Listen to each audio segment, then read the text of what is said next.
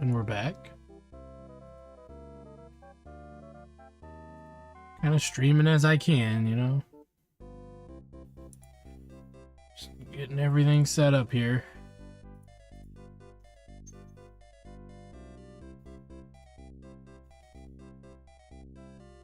Where we continue where we left off.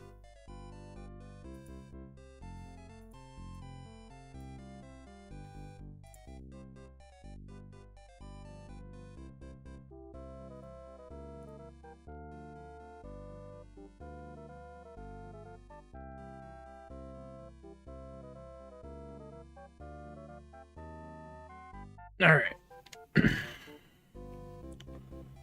And we're back. I'm your host, the RPG guy, and when we left off, we were making our way east. The land of the dragons. Here we are again, and this time you won't be so lucky. I hope you brought more angel wings this time, Addington. Looks like you're up for another ass whooping by yours truly. Big words from Diane, aren't they? And this is our second battle where we're fully promoted. Where I guess the way he programmed it, you don't just start back at level 1 again, you just keep going from level 20 on. So that's fine. It probably makes the math a little easier, to be frank. Or to be fair. So, yeah.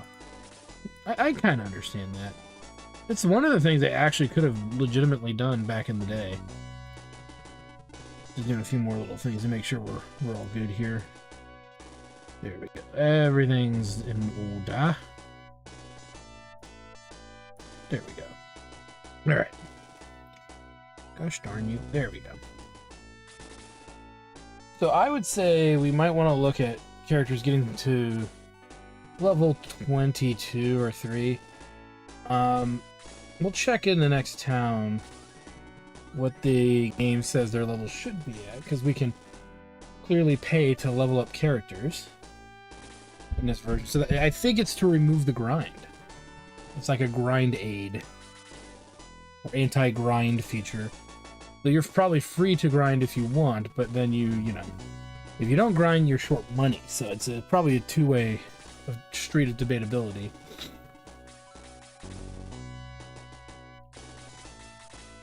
I want to be somewhat slow moving here because they've got a lot of range to hit us with. It's like 2 melee fighters and nothing but range. And range be bad. So, making sure that we figure out how we're going to get the ranged enemies to approach us without too much overkill.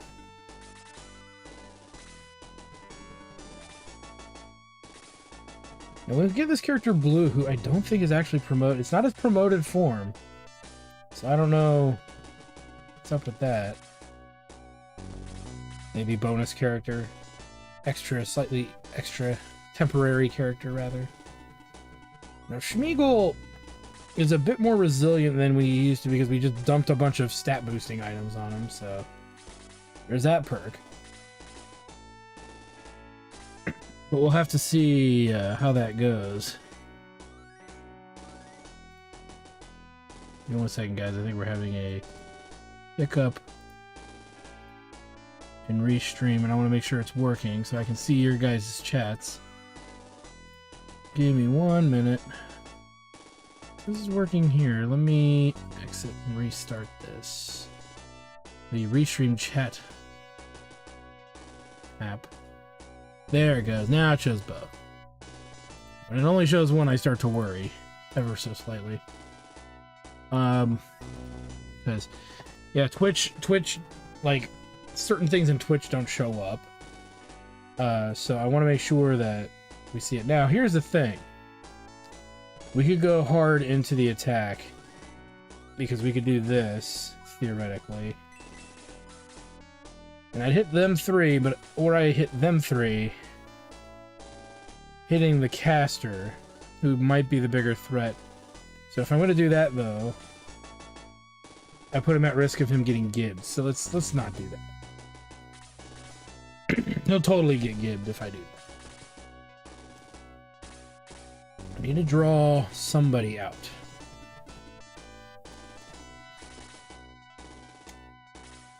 Okay, that Dark Sorcerer is strangely on the move. There's some movement. Alright. And strangely enough, it might be working in our favor. Just gotta make sure to heal them right away. Because the magic damage in this is not to joke around. I am up really late.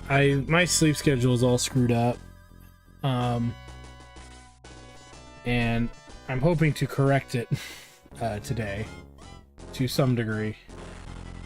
At least a little bit. We'll see. But yeah, we're definitely up very, very late.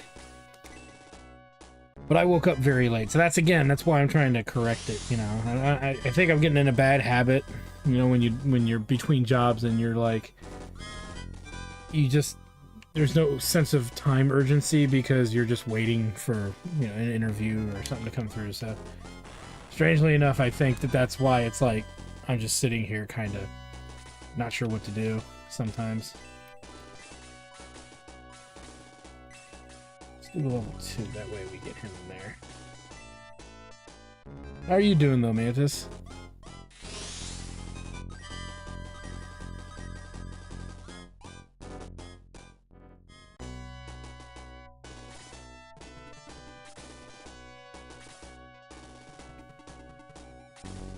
No, I didn't mean to attack him. I wanted to attack the caster. God damn it. Still pretty good though. Yeah. So at least it's not, you know, I'm not alone. You know, I've been burnt out. You know, Maze, our dog, has been having little pee fits, and it might be because we're giving her too many handouts that are salty. So we've had to pull back hard on the treat giving that we've been giving her. And she's not having it. She's not too happy about that. But it needs to be done. So she's here pouting because she's not eaten almost anything today. She drank water though, which is good. We just need to get her to start eating her food again. Which the vet says when she's actually hungry enough, she will go down there and eat her dog food. It's just hard, you know. You're a pet parent, and you don't like the fact that your dog's not eating a lot, you know? Oh, you moved to the East Coast last week. Whereabouts? If you don't mind. Because that's, you know, just out of curiosity. Oh god, Emerald Golems. Oh god.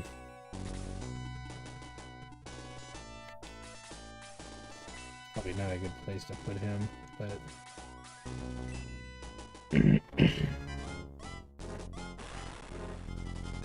Richmond, Virginia. Nice. What caused the move, if I may ask? I would assume new job. Ooh, God, we had a lance.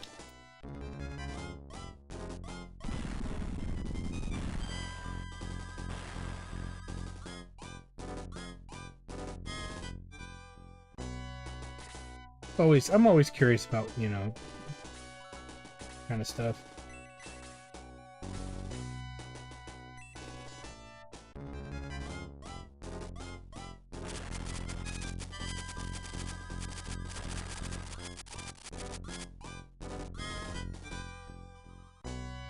I'd assume probably a new job or work, maybe.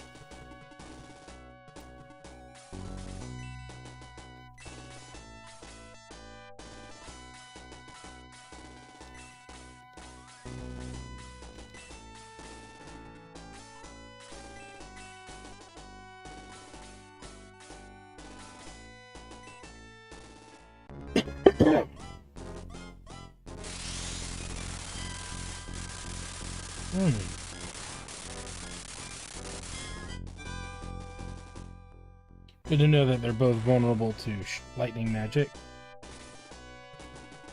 Spark.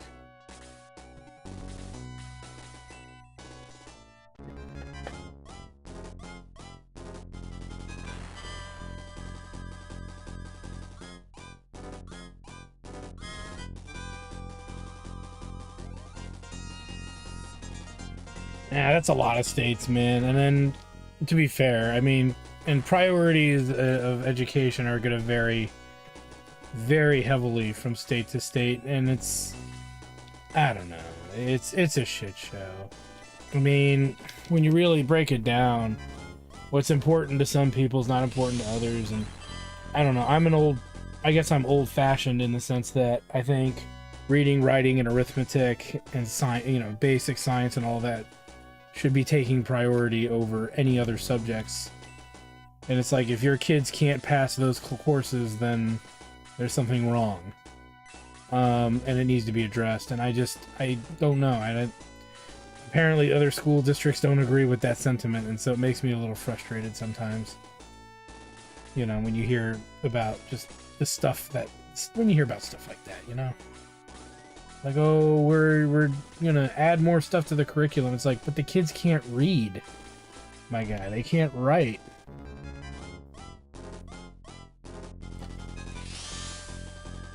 Yeah, that's not good.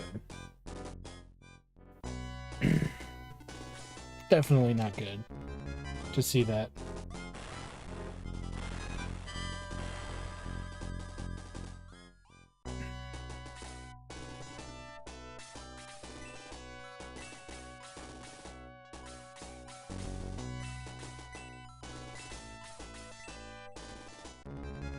I'm sure that's disheartening as a parent to see that as well.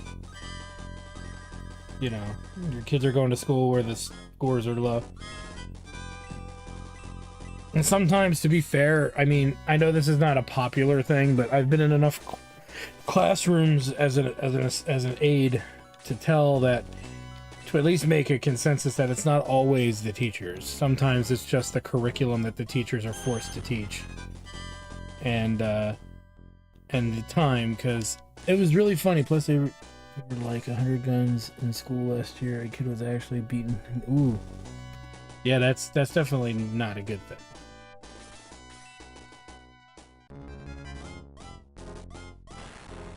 There is a whole movement of thing going on where there's this lack of respect for authority, and there was a thing, it wasn't in Virginia, it was somewhere else on the East Coast though, where they were showing teachers getting like beaten by the teenage kids, middle school and up, like because like the teacher took their phone away, or you know, gave them a bad grade because they chose not to do any of the work. And it's very controversial, but it's kind of like, and I think that the schools have become too, and this is, I think, a national problem. The schools have become too kindness and feelings versus strict enforcement. And I don't mean like enforcement of like rules, but the safety of the other students and the teachers and everything. And it's, you know, the teachers can't teach anymore. At least for out here in California, it's like their hands are tied. They don't actually teach like you would think they would. You know, and then I've seen some of the most heinous parent-teacher conferences in recent history, where it's like the kid is clearly screwing around in the classroom and doesn't do any work, and somehow that's the teacher's fault, and the parents are like, well, you don't motivate my child to do anything. It's like, shut the hell up. What the hell's wrong with you? You don't motivate my child to do any work, so thus it is your fault. It's like, no, your child chooses not to participate in the assignments and in the class. And you as the parent are not reinforcing that they should, clearly, because you're yelling at the teacher and blaming the teacher. I mean, that might be a bit hyperbolic, you know, because I'm sure that's not every situation, but, you know, it is. The helicopter parenting, I think, has done significant damage to the education system. And in the same presence, there's also the tenure with bad teachers issue as well. So I sympathize with that too, because I had my first two science teachers in high school were both fired the year after I had them, and they were brand new. So I do sympathize, I really do, but I have noticed there are more, I would say, more bad students than there are bad teachers. And that's just gonna be factual, because or not factual, that's more probable because there's more students than teachers in general. So the odds are just likely to be that on top of the fact that that's just happening. But it's you know, I worry about having kids anymore and what to do with school. I'd be afraid to homeschool them. I don't know. I mean, I'd be afraid to homeschool them. I probably won't be able to afford to send them to a private school, so that's not gonna happen. So, you know, it is something that I do think about. So, sorry to go on about that, but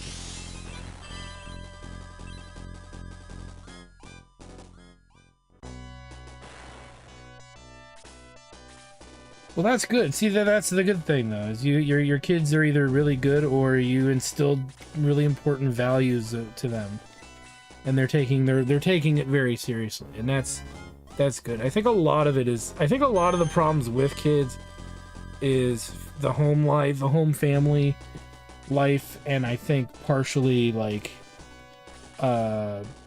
expectations and exposures. You know, there's a famous thing I tell people, and it's not a popular thing to say, but we don't always get to choose our parents, and we don't always get to choose our situations in life, and it's not necessarily all the kid's fault. You know, it's sometimes just the environment that they're in. So, snow's pretty cool though. If I can get a job somewhere else, I'd probably be willing to move. And I like the idea of living in a place where there's snow. Thought about living in a state with mountains, so I can stand naked at the end of a cliff and yodel at the top of my lungs while peeing off the side. You have to have goals in life. They don't have to be admirable.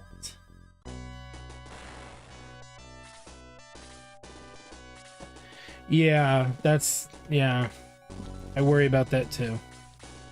The homeschooling seems to leave them socially deficient, and also I think sometimes it's like priority deficient too. They don't know how to, like, the idea of doing something by oneself, I think, becomes trickier in their mind, because, you know, they've always had somebody literally there to help them do it, and so in turn, or in contrast, it's trickier. He's full. So yeah, I do think that there's some issues that go with that, for sure.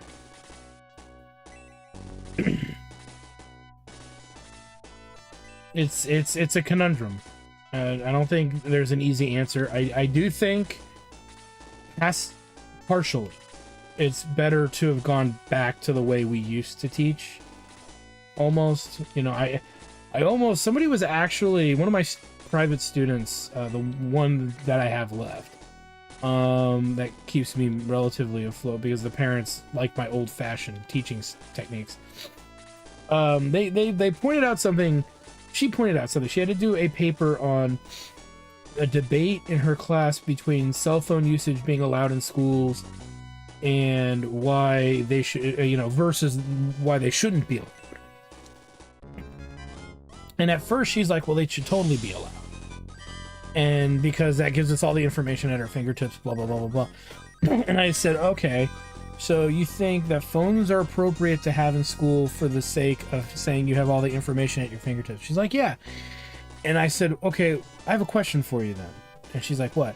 I said, what about Chromebooks? And she's like, which are like these cheap $200 laptops that pretty much all they do is hook up to the internet. And you can write things in like Google Docs and stuff. I said, what about the Google Chromebooks? And she's like, what? And I said, do you still have those in every classroom? And she's like, yeah. And I said, so what's the difference between the Google Chromebook and a phone? And she looked at me like a deer in the headlights. Like she just, after 30 seconds, she had an epiphany. Like, wait, what? Oh.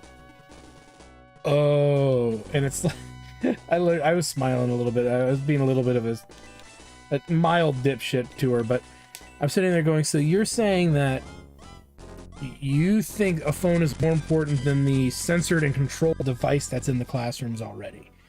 Censored meaning that usually it's, you know, the Chromebooks are monitored by the staff, you know, they lock students out of places and sites they're not supposed to be going to, and they can keep, you know, the school keeps a track record of what they're actually looking at, you know. And then she's like, okay. And then so she was looking at the two arguments she had in her assignment, and she was like, well, the only argument here is the saying that they have the knowledge at their fingertips argument. And I'm like, yeah, but you already have that. So where do we go from there? She's just like, I don't know. And I said, well, somebody's clearly wrong and somebody's clearly right. And that's, I think, what your teacher's trying to get you to find out. And so she does the paper with that in mind. Ooh, I can't really get a good hit. So let's go to the mage and take out the mage. The sorcerer. She takes the paper. She's the only kid in her entire class to actually side against it. Against the phones. And she got some, she's told me later she got some dirty looks. But she ended up being the only kid in the class to get an A. So it worked out. And the reason she got an A was because that was the point of the argument.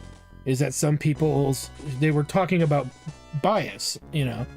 And yeah, all the kids in the class want access to their phones in the classroom versus using the device that's already in the classroom that does exactly what the claim is that it's supposed to do.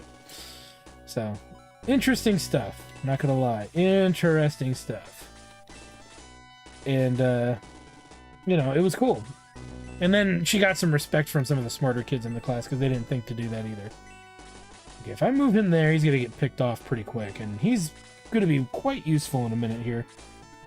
I'd rather not run into that issue.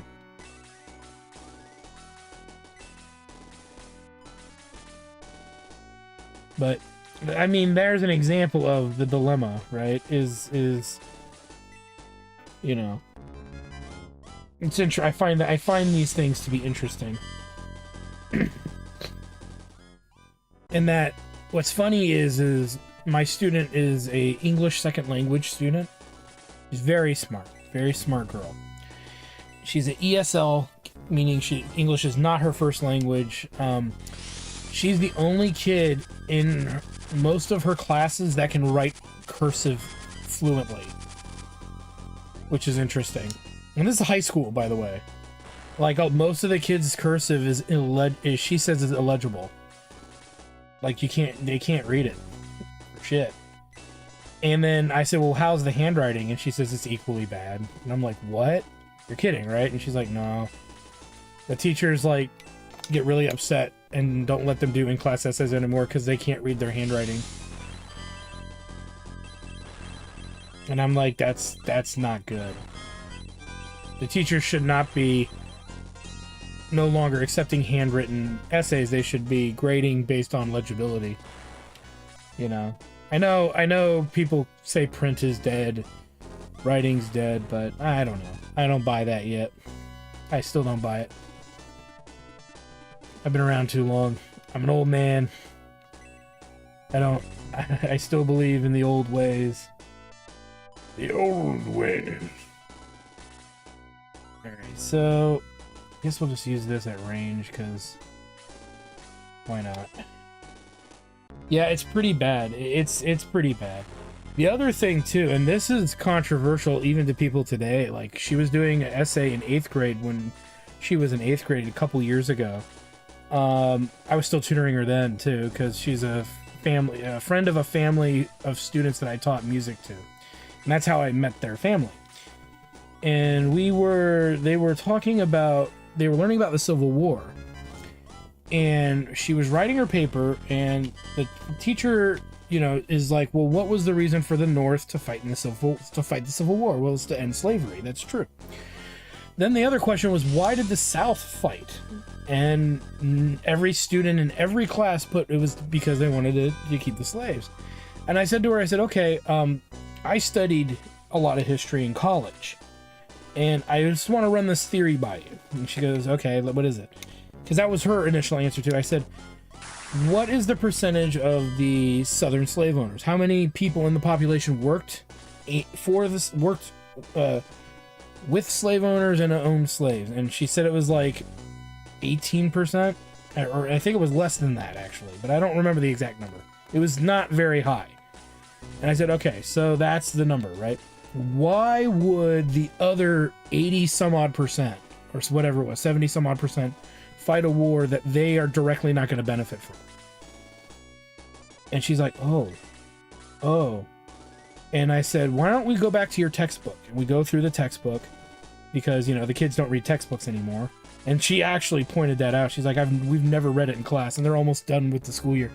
And we find it. We find what it was. It was the idea that the northern states' voting power outnumbered the southern states, and that they could change the laws, any law that they found to be, you know, not, you know, good, or at least they could change any law they wanted that the South may want to do of keep. And yes, slavery was one of those laws, right? It was one of those things that they were using as an example. Oh, if they can change the law so we can't have this, imagine what they could take away next, because we're just outnumbered. And so she turns that in. She gives her speech in front of the class, and she gets some dirty looks from the kids again, because kids are just fucking opinionated as hell for some reason. And the teacher gives her an A.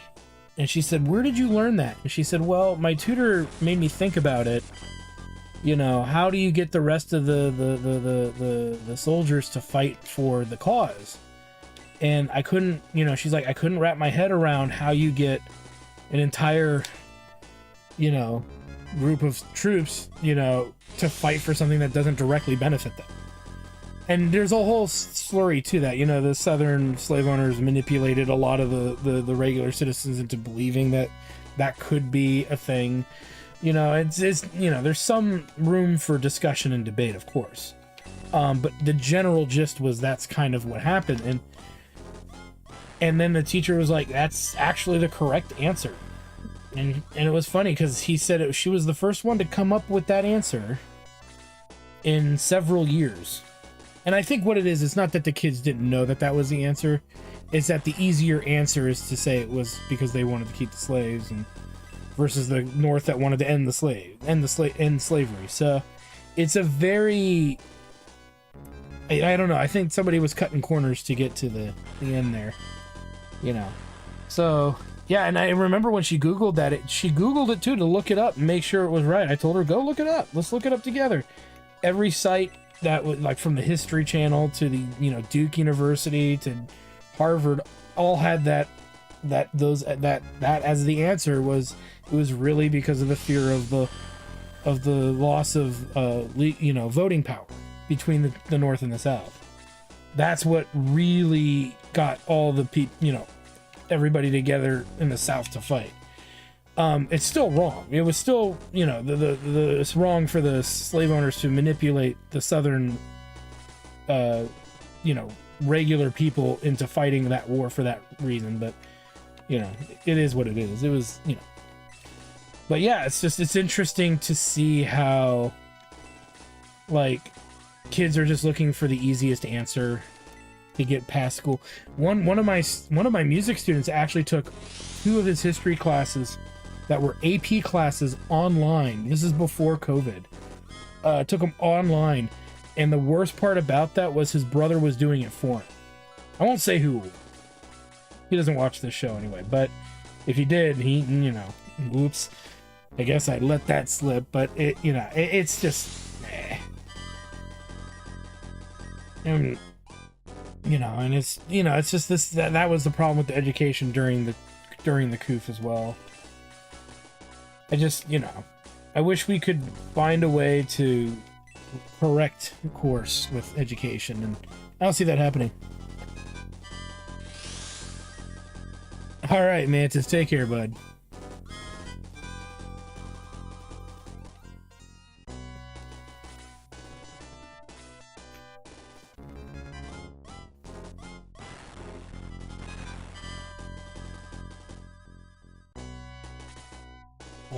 This battle actually has been going relatively smoothly. I don't know why he did that. There's not really a reason to. I know that that some people look at that history lesson as a point of contention, but it is funny that it's in the textbooks that the kids have now, and it does say that, and the kids just don't read the textbooks anymore. It's weird. The school buys them new textbooks all the time, every 5 to 10 years maybe, and then they never actually open them or use them. I'm sure there's some teachers that think I'm being hyperbolic about some of that. You'll never beat Kim, but we did beat you, and Kane will be sure to join you shortly. Nice. Schmeagle, you must stop Kane before he finds the manual of the seal. Onward. Alright, so anyway, I know, I probably shouldn't ramble about history because everybody's got an opinion on it. Try to keep an open mind. I try to keep an open mind as much as I can. As much as my patience will allow is probably the more correct answer. I think what we'll do is we'll switch out the falchion.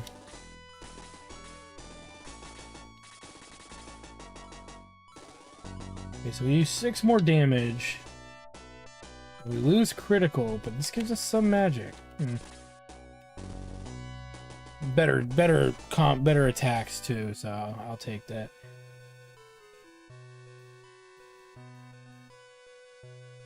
Oh wow, look at this. The Dragon Town is very different. Real quiet around here. Kane's probably hiding, the coward. But I love history. I grew up watching the History Channel. It was one of the few bonding things my dad and I did, because he tried to get me to watch like Star Trek when I was 4, and I had no fucking clue what was going on. It felt so boring to me. I mean, I look in hindsight now, and it's like it was a pretty decent show, but you know, it wasn't for me. Ooh, we have the heat axe.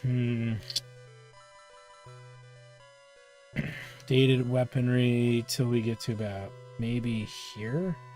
Okay, let's do a couple things really quick.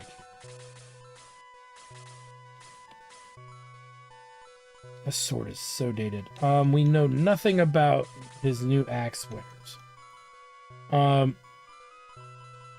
Put the healing rain on Gong for now. We can actually move some of that off characters because I want to save it for like the last fight. I think would be the most appropriate time to whip them boys out. Put that falchion in storage so we can just sell it. Anybody else holding something that they don't really need to be holding? Yeah.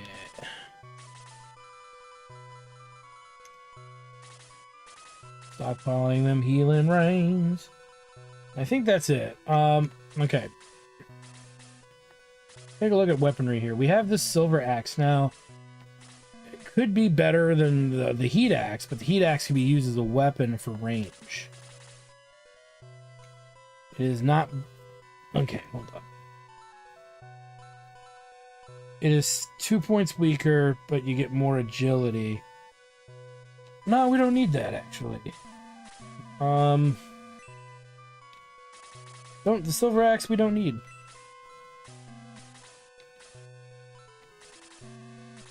I don't think there's anybody else that uses axes, so...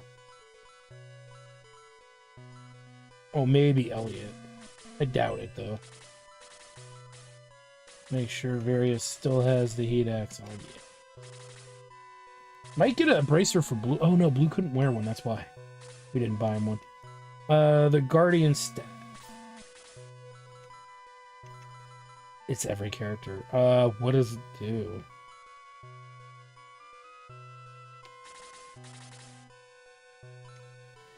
So it lowers magic. So this is definitely not a staff for our non-healers.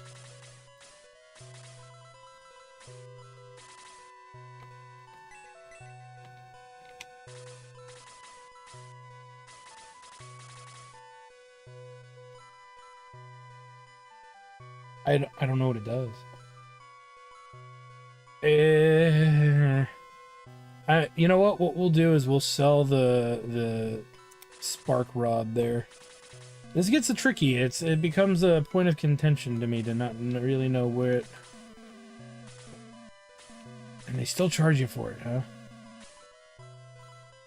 Peacemaker. Okay, we don't need any of this stuff. Okay. I don't know what the Guardian Staff does, but it lowers offensive magic. I don't know what it's going to do for Boken either. So we're really just, I think, going to leave it on Erican for now. Until we know what it does. Do we have chrome lights? Yes. Okay, I think we're good. Who are you? You say there's treasure in the sealed off area of the shrine, but I've never seen it.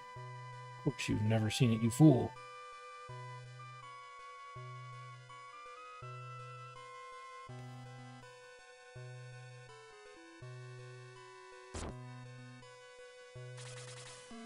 Sacred dragons are on the verge of becoming extinct. Oh, that's not good. Oh, wow. Oh, so we stopped seeing the books now. History of Dragons Part 1. Though strong, we also have weak points. History of Dragons Part 2. Our numbers decrease. Soon we will be no more. They keep using dragon meat to continue to produce the McRib. Dragon's mission to protect the manual of the seal from evil.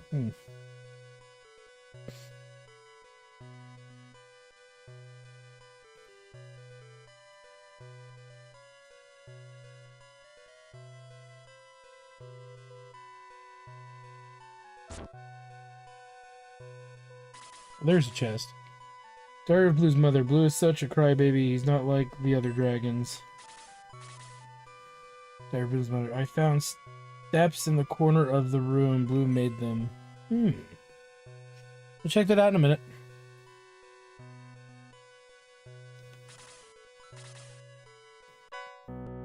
Power wine. I also want to check behind that building there. We didn't really check it. There's no chest, okay.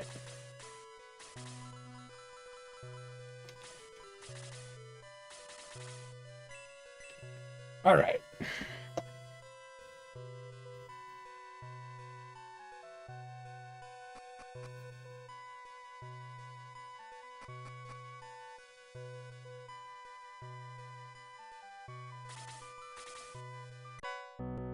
Power ring. Now, is that equivalent to what we already have? Attack ring, power ring.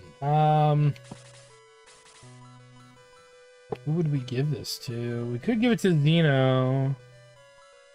Varius is a good candidate, but Zeno would have to lose the mobility ring.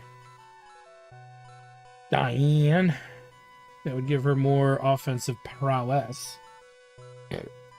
I'm afraid to give it to Blue. Because he just joined, and I get the impression he's not going to be with us long. It's possible he might not be with us long. Give it to Diane against my better judgment. That way we have the ranged attacker that hits it quite a bit harder. A little sturdier. As well. I'll get behind that.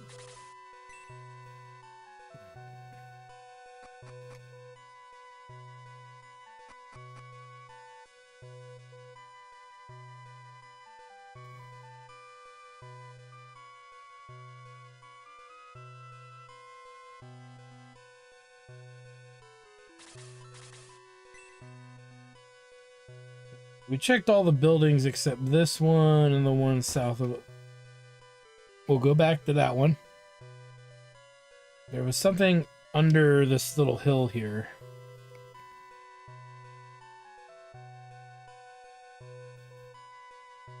Or was it okay. It was just that. Alright, so there's no doors or anything. Alright.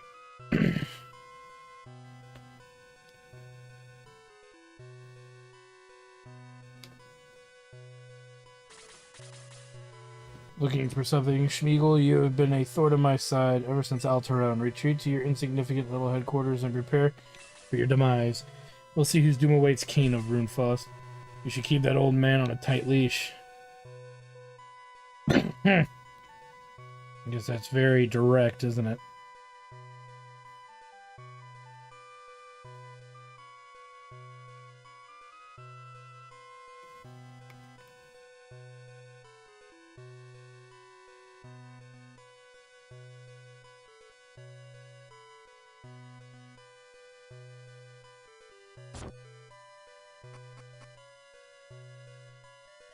A chest. Power scepter.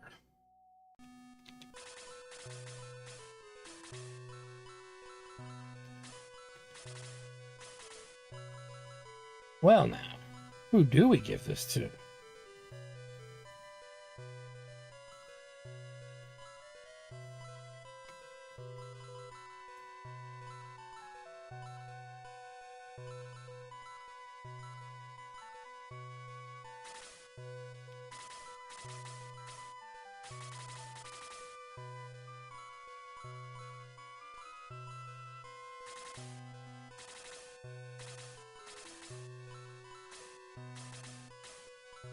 Drop the Tundra Staff. I never use it.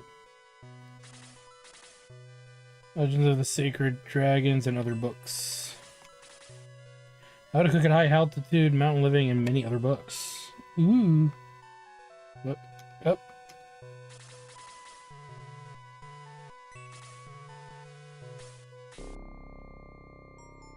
Not that this works. I keep forgetting that the only way to save is the quick save.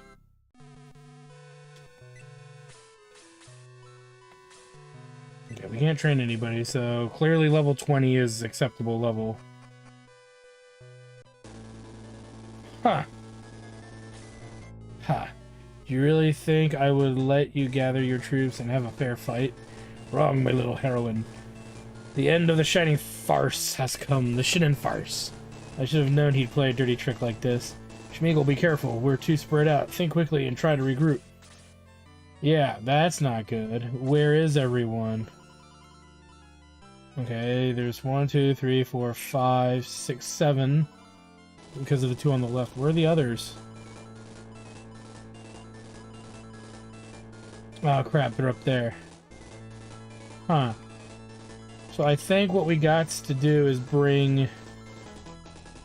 This could be worked on, maybe. We got 3 frontliners. 1 healer. These 2... have to make an effort to help the ones up here, I think. I think these will be fine. There's only 4 enemies here, so if we're gonna move anybody, I think we should move Schmiegel that direction.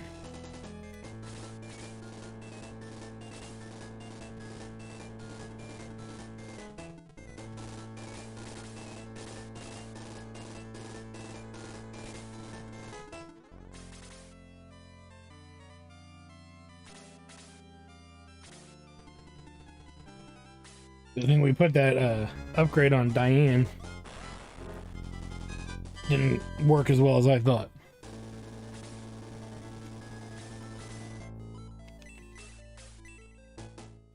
Suck on this bitch. Nice. Uh-oh. Definitely probably the right thing to do then. Let's get the sorcerer out of here.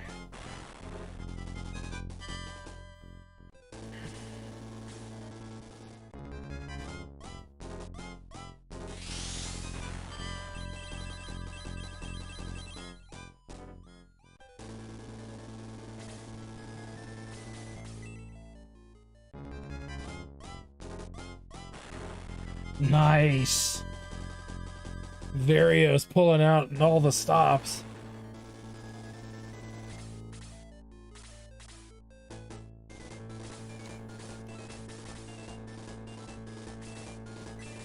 We don't have a free round to fuck with that, so...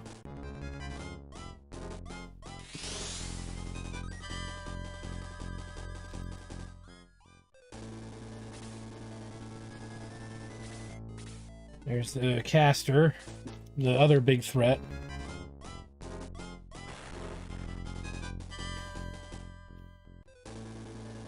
We need to get another character to have a turn. Oh no, Lobo, look out. Oh, big dodge.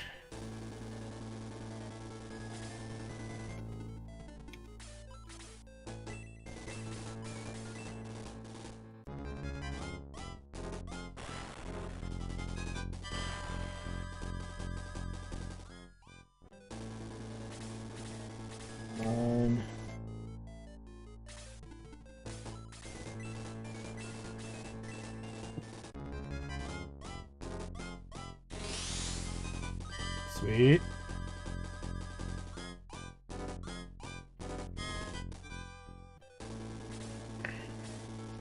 At least he should survive a little longer.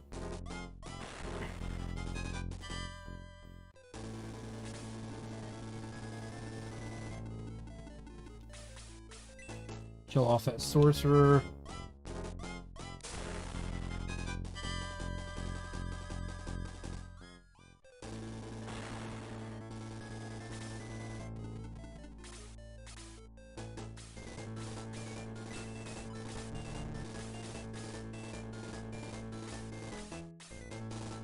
What we can do there. Man, Diane, stop missing. You're killing me.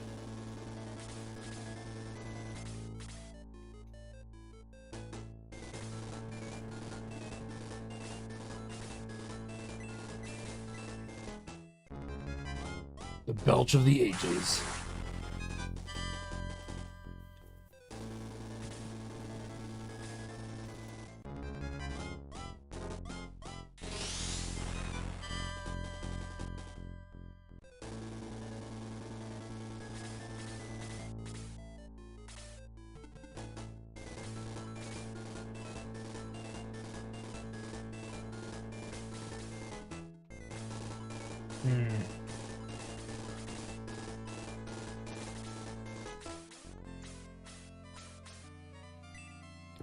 Gotta kill that warlock.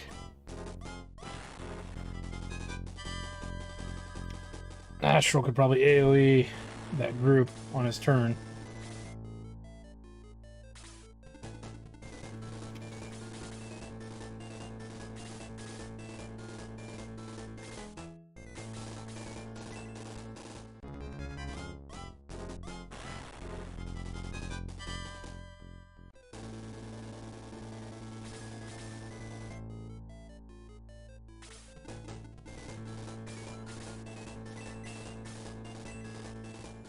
Be able to take the two of them out.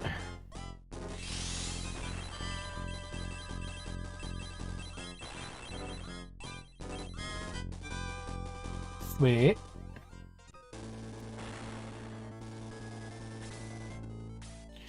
I don't think she's gonna survive this.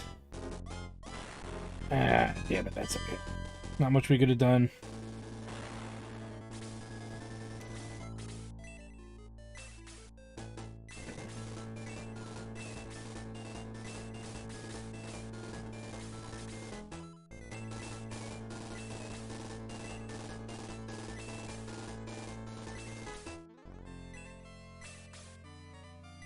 Only way to reach them all is to do that.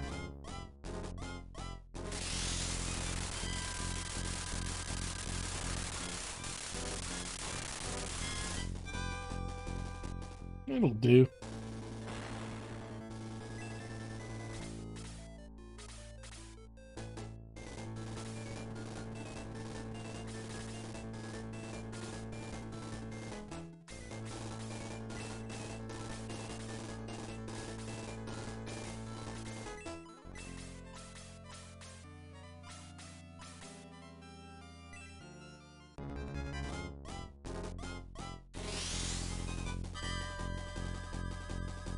I could use level 1. I don't know why I'm overusing my MP.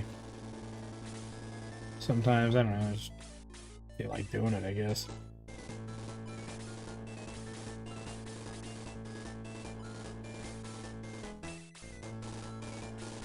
Didn't like Spark.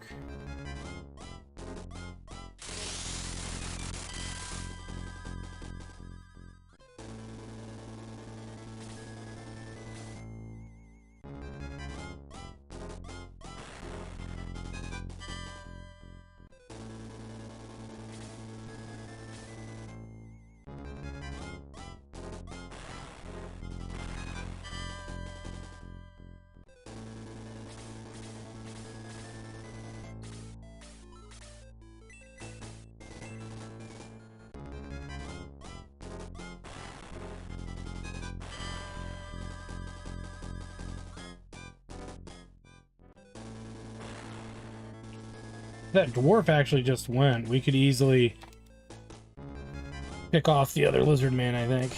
Might be the better deal.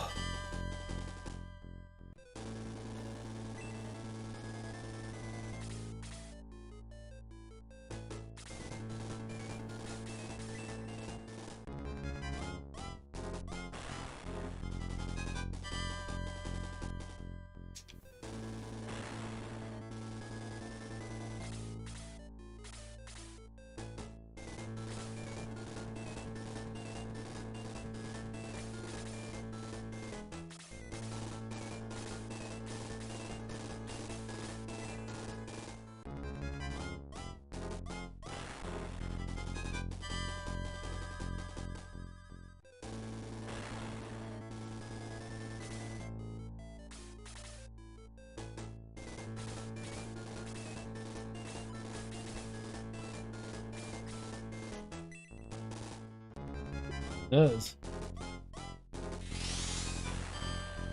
Nice.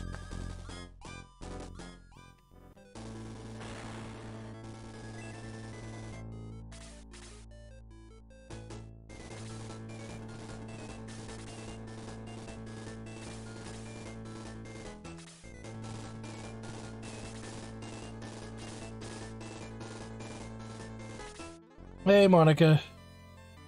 I didn't sleep. It's been a rough week. I've been kind of down in the dumps a little bit and just trying to fix my sleeping schedule as well. I haven't been sleeping regularly. Yeah, I am up early.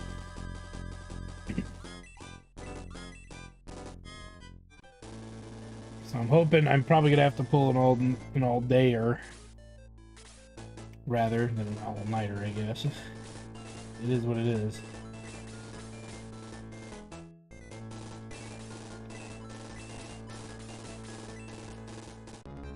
Yeah, it's okay. It is what it is. You know, if I have to take a nap or something, I'll take a nap later. I'm hoping I'm not gonna have to do that, but sometimes you just don't know until you know.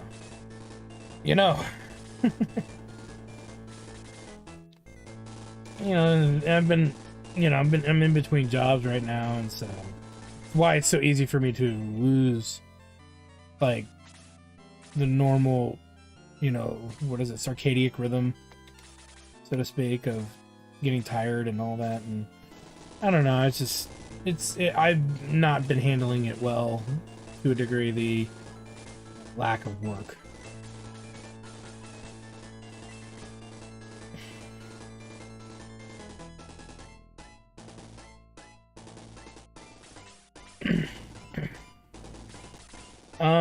Yeah, I tried CB stuff years ago, back when it was, we're in the state I live in, it's legal now, but I will admit I had experimented with the CBD nom-noms.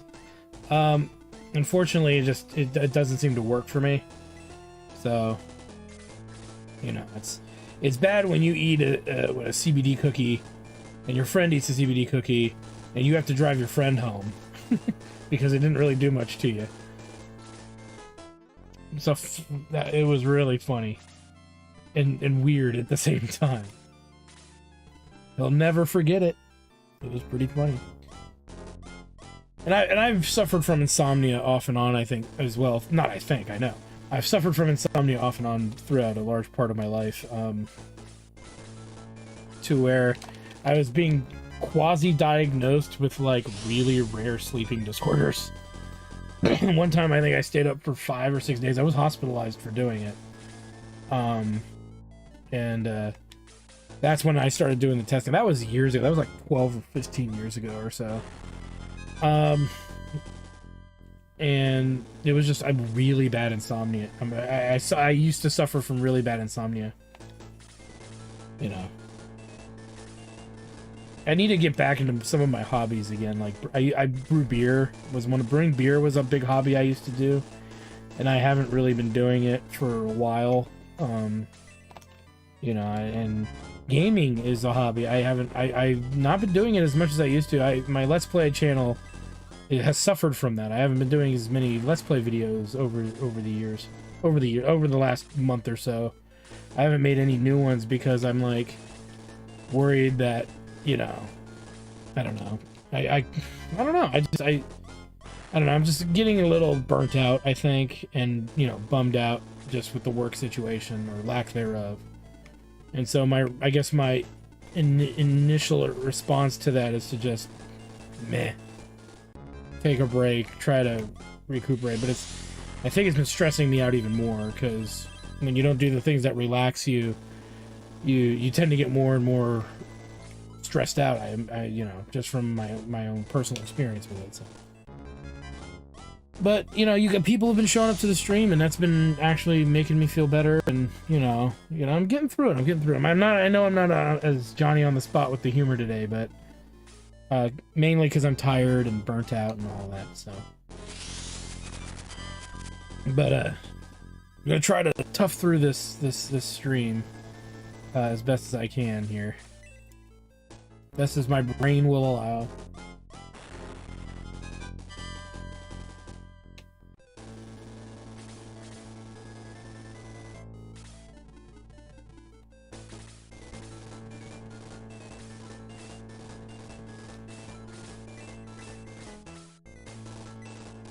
But how have you been doing? How are you doing?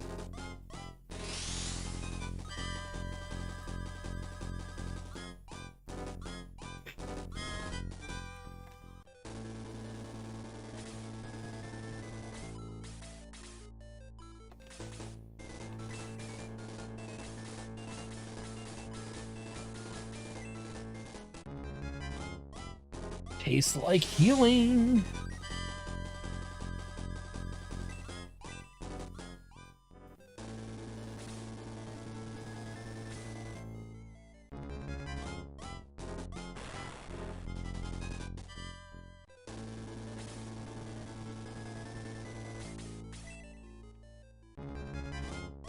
Not having any wizards. Oh my god, Elliot, you're killing me, Smalls.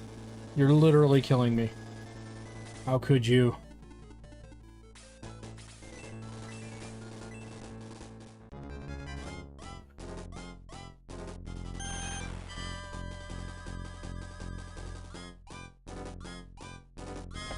Hey, that's the whole thing, man. You know, if it works for you, do it. You know, I'm totally not like anti, you know, ganja. I haven't heard people call it that in a long time.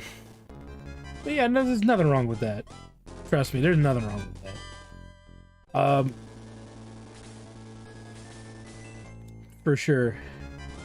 Well, that's what I'm doing now. I'm trying to relax with a more relaxed stream. I'm not trying to bounce off the walls like I usually do. I'm sure. That's what, you know, I don't know. I'm just streaming, you know?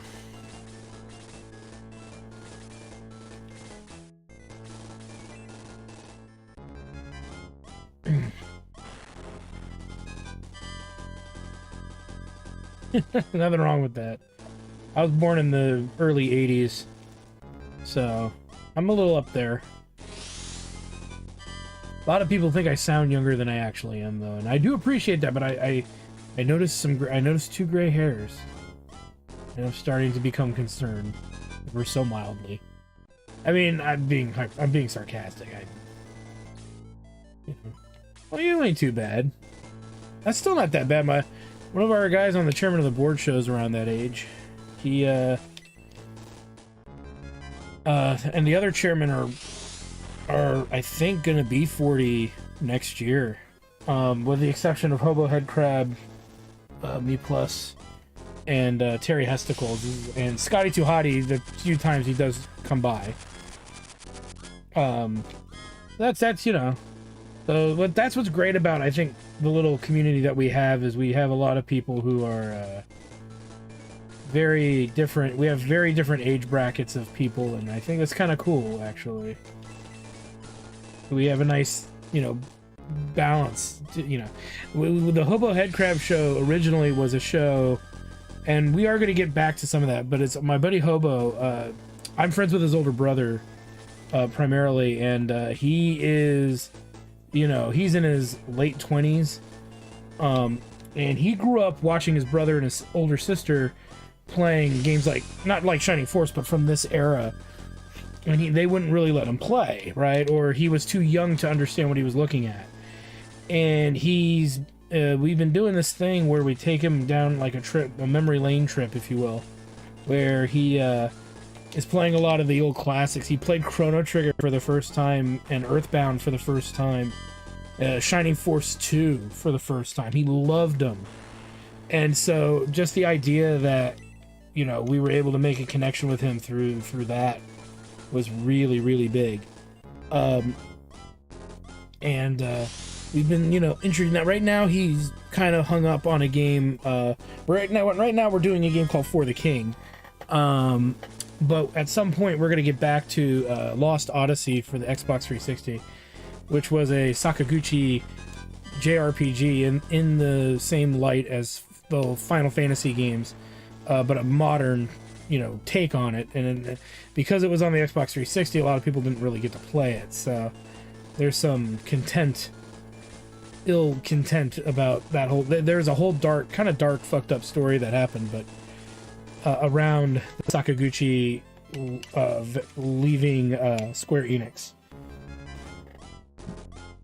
Well, I've played Shining Force 3 scenarios 1, 2, and 3. I actually plan on making a Let's Play of those. I'm trying to do all of the Camelot, Team Max, Sega Software Planning, Shining games in Let's Play form. I've done Shining Force 1, Shining Force CD, which is Gaiden 1, 2. I've done Final Conflict. I've done Shining Force 2. I've done Shining the Holy Ark.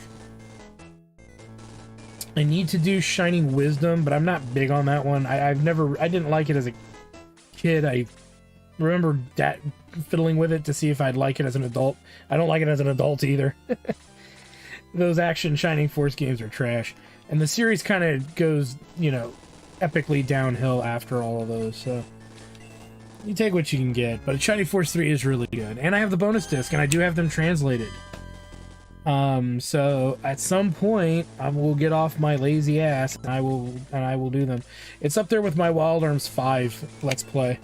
It's on the back burner. The Wild Arms 4 is so terrible in a way that it just sucked the life out of me to want to play the 5th one, because the 5th one is in the same format as Wild Arms 4. But they tried, you know, it's a game.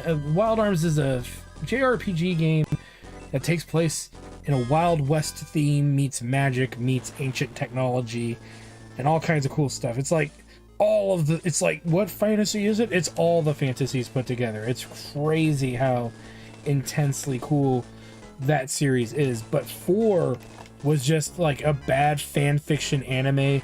There was almost no Western theming in it at all. A lot of the core values of the original Wild Arms games aren't even present there. The big one for me too was they changed the battle system, and I know they wanted to do that to differentiate themselves from Final Fantasy and Dragon Warrior and all that.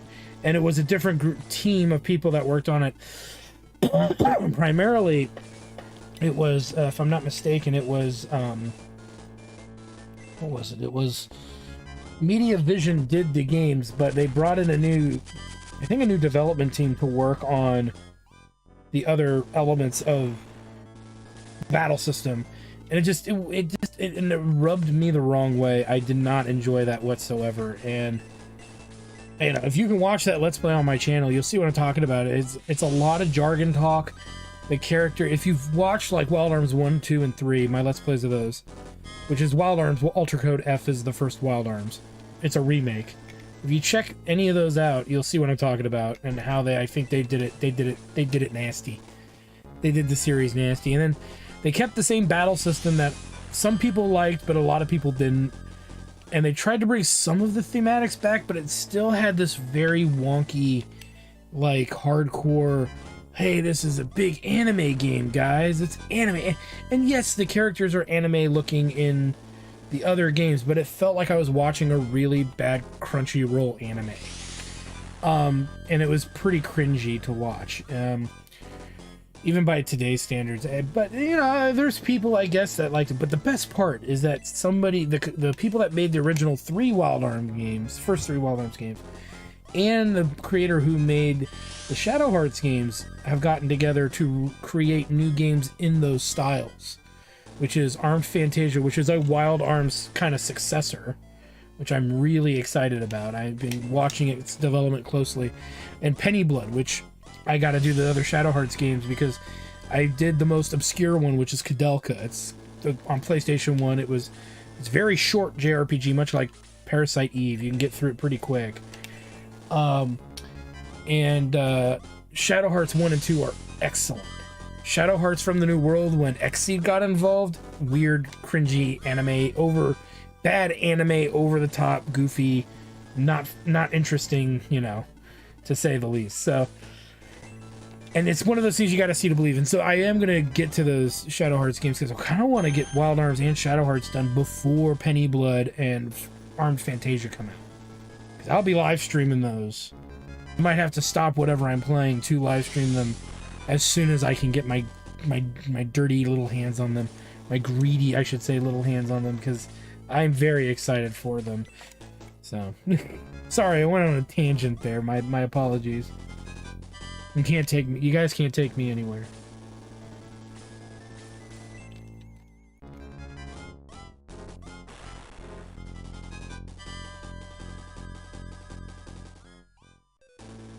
That's fair. That's fair. That's the one thing that made the old Shining game, not old Shining.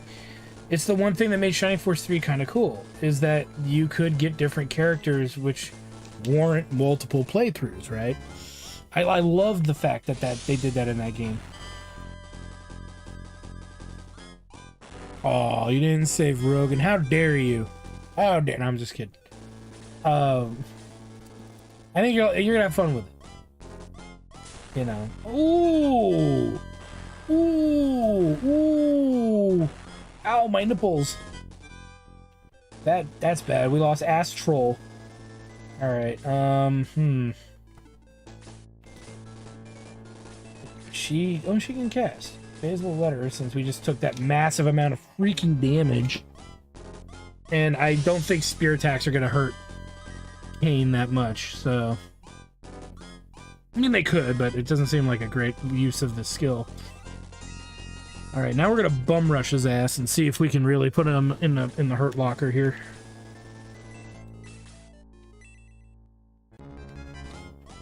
Yeah. Well, no, you know what? I have a soft spot for Shining Force 1 Arthur. I mean, he is statistically the best knight in the game. He's the most heinous one to use because of the leveling function that you have to subject yourself to get him there. Okay, I sympathize for everybody who experienced that for the first time. But he actually is a pretty good character. And I want to say I made him a staple in my parties not long after, my first time ever playing the game. The first time I played the game, I want to say I did use him. And I realized really late in the game that he's actually pretty good. Yeah, they fixed that, because even in Shining Force 2, the archers aren't that good. The range classes. The bronze gunner thing is kind of cool. May's actually a really cool, centaur bow user. And that actually, I think, worked really well. But there were moments I remember in Shining Force 1 and 2 respectively where I just didn't really feel that I needed archers. I mean, Lyle's kind of useful. I actually, you know what? This is going to be a point of contentment, I'm sure. I actually used Hans recently when I was doing my Shining Force study work. I don't know if you've seen those, but I do leveling study and statistical study. Hans, and I need to do an update video because I have all new data of me playing through Shining Force 1 like 10 or 15 times. Somewhere between 10 and 15 times, rather. Ooh, Blade Fury. Nice. But what I learned with Hans is that he almost all the time was more statistically viable than Lyle and Diane, and there was a reason for that. And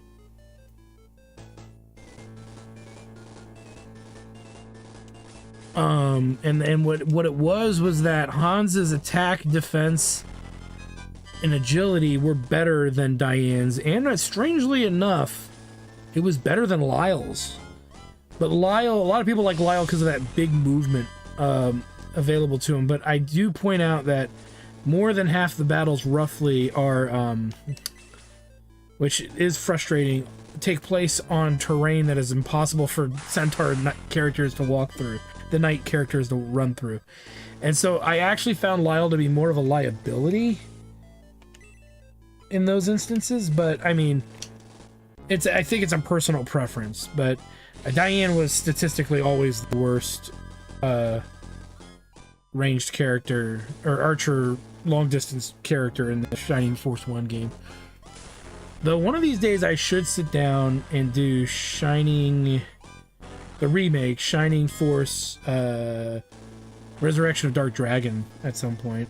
When, I don't know, but I should do it. Try to make the... You put a third gladiator. That could be neat. Well, I know after this hack I'm gonna probably not fiddle with any...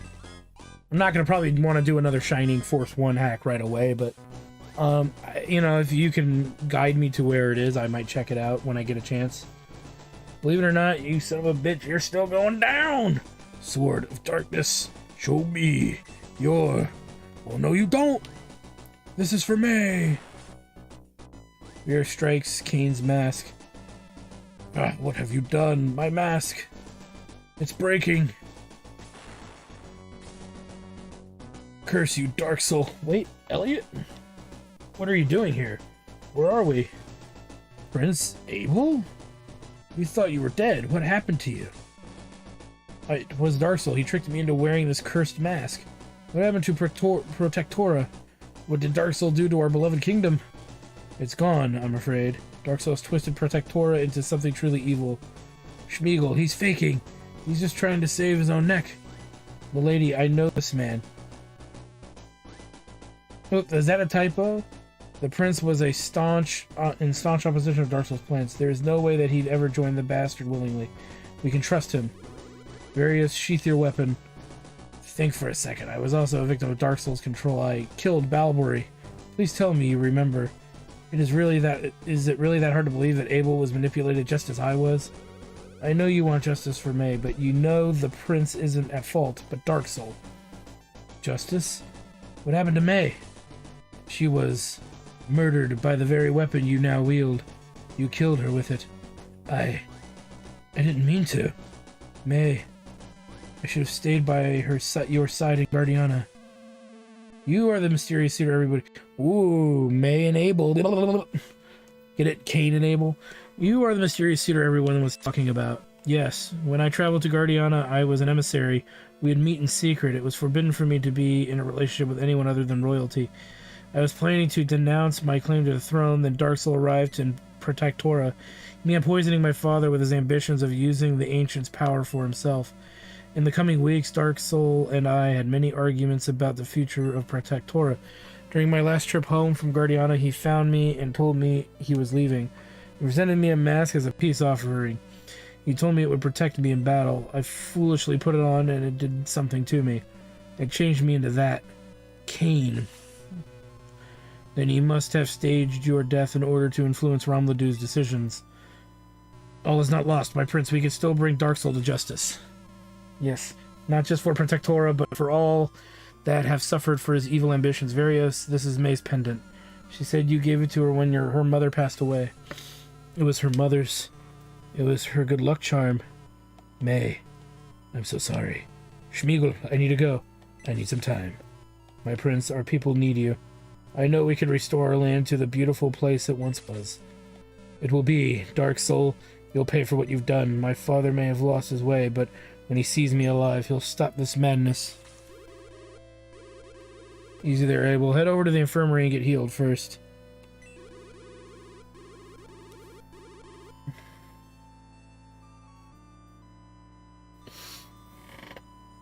We will still have the manual to secure. We do have a Discord. Give me a second here. I'm not super great at giving out the link to it. Meeps is usually much much more skilled at that. Give me a minute here.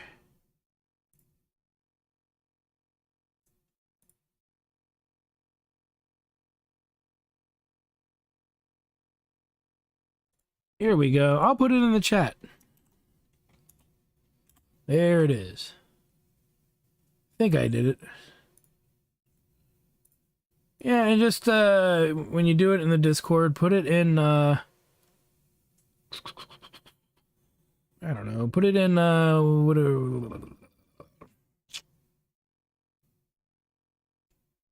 you can go ahead and put it in general. The general section there.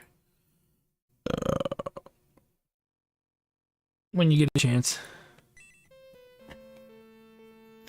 Abel uses aggress, and he joined the Shinnin farce. I'll tend to Abel. Let's take another look at this village.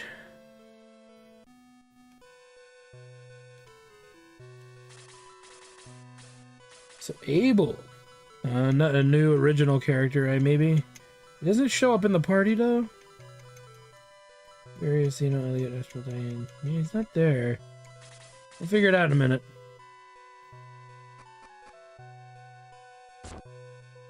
And I got a lot of other tactical games I gotta get to. I know a big one is that I need to sit down really hard and work on Fire Emblems as a Let's Play at some point. That series is wonky. Where do I even start with that one?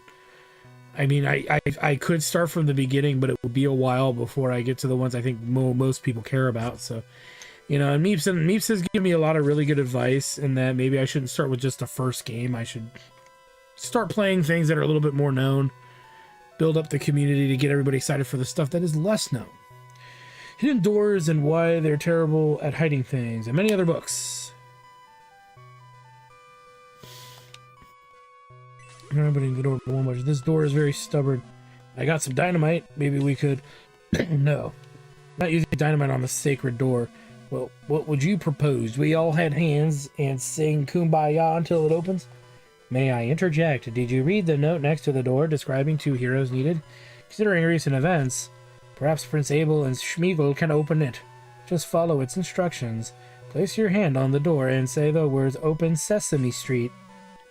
It's worth a shot, shall we? Let's do it. Open Sesame Street. You hear an ominous voice. 2 heroes, I have waited for you for such a long time, whatever. Well, look at that. I was kind of hoping for the singing. And thank goodness it didn't happen. I've heard you sing. Follow me, Schmiegel. I do like the banter. Not gonna lie. We get a missed javelin. And a white ring. Is that our second white ring? Alright, let's take care of this here. It is not.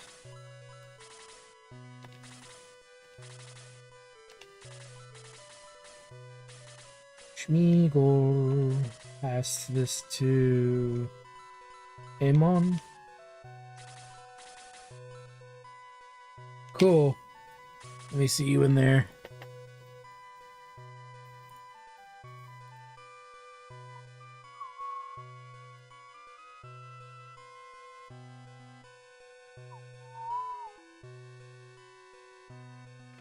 I don't see you in there yet.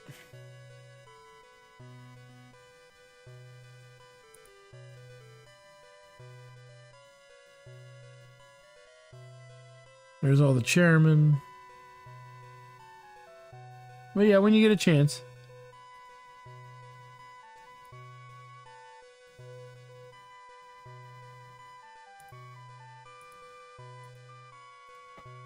Well, you can put the link for it in there, because sometimes with stuff I like to fiddle with it first.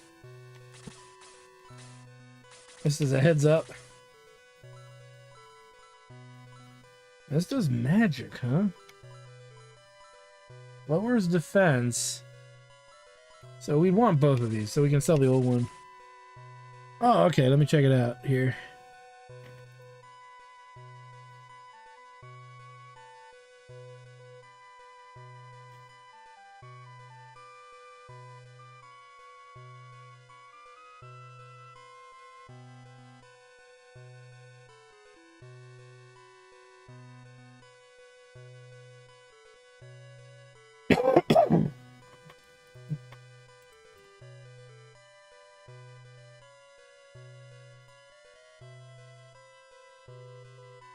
All right, cool. Yeah, just float a link in there, and I'll check it out when I get a chance.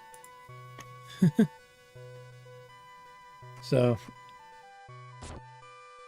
I'm not gonna run out and play it right away. Prince Abo, feeling more like yourself a pity, murderer, dark soul, you'll pay for what you did to my May. Me? Blah. I wasn't the one that struck her down, now was I?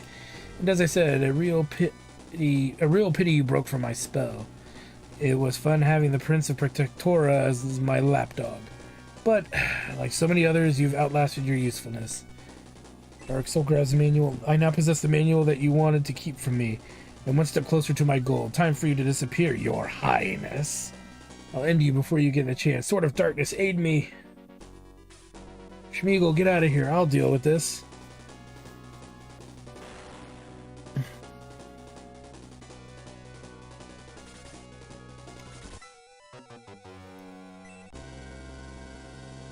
That didn't seem to go well. Probably cursed all high heaven. But it be strong. We're not going to equip it, though. Oh, that's right, the white ring. Just forgot about that.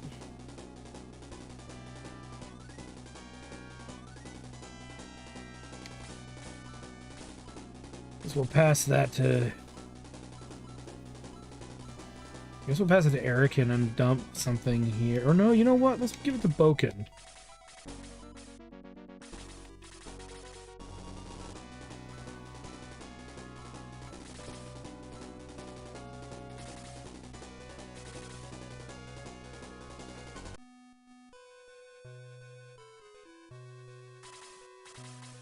We heard the commotion. What happened? Did you get the manual? Sadly, no. It's gone, along with Dark Soul and the Prince. I have the Sword of Darkness. It was left behind in the scrimmage. Dark Soul always seemed to be one step ahead of us at all times. At least we have one piece of the puzzle back with us. We fear for the Prince. As am I. We should figure out our next move. Let's head back to Rudo. The sisters must be worried sick. This can't get any worse. Oh, yes it can. Blue, I've come to help. Kryn, how? It's too dangerous here. How did you even get here? Walked here. I was worried about you. What? By yourself? Are you crazy? You could have been killed. We talked about this before I left with Schmeagle. Why don't you ever listen to me? I'm sorry, Blue. I just wanted to do what? Were you looking to die? I didn't protect Rudo. And you just for you to be so reckless as to follow us here. With everything that's been going on, I expect better from you, Kryn. Go to headquarters and wait for me there. You're in so much trouble, little lady. But no buts. Now, move it. Don't you think you're being just a little too hard on her? Maybe. But... oh, look what we have here. Stop. Whatever. Blue, help. Squirming. Blue, help. Kryn. Why do I get the feeling something bad is about to happen to Blue? Because we noticed that he's not leveled up. Or, like, promoted. At least want to take this off of him. I have a feeling shenanigans are afoot. Stinky feet.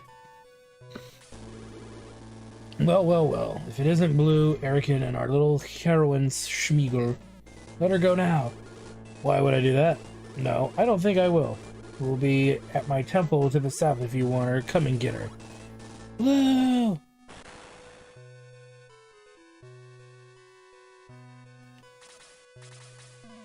She's a despicable woman. We need to get Kryn back. You're damn right. I'm not going to wait for Mishila to do something horrible to Kryn. I'm leaving. I will find Mishila's temple and get Kryn back. She just messed with the wrong dragon. We'll do no such thing, Blue. Excuse me? Mishila is using Kryn as bait. She wants us to follow her. Finding the temple isn't the problem. This smells of a trap. You going there alone is what she wants. She wants you dead, Blue. We'll go there together. And we'll save Kryn and the other adults. I can't argue with that logic. I can see why you're in charge of this shit and farce. I didn't ask for this, but I do my best. Anyway, we're bound to meet resistance on the way. Of course. Outdoor fights that drag on. That's the one thing about Shining Force 1 that is a big weakness, I think, to its own hindrance to its own good. The only issue now here is I want to keep the Sword of Darkness on Schmeagle, but that means we got to do something with her gear. So if I do What do we lose? We don't lose. We lose 1 movement and 6 agility. I think we have to bite the bullet on that one.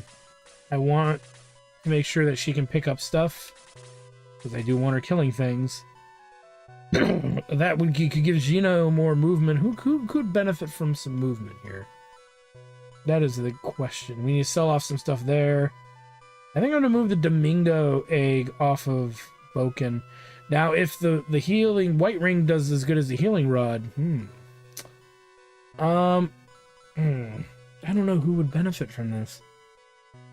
Amon probably is a good bet. There's just not a lot of room on our characters here. I don't think Xeno can wear it. But you know what? We're gonna put it over there for now. Imagine the little robot buddy with some boots on. Nope, he can't wear it. So I'm gonna leave him there for now, because maybe, you know, something will open up later. But for now, we still haven't tested those out. We need to sell, that's the spear, so we don't need the power spear anymore. Don't really need this.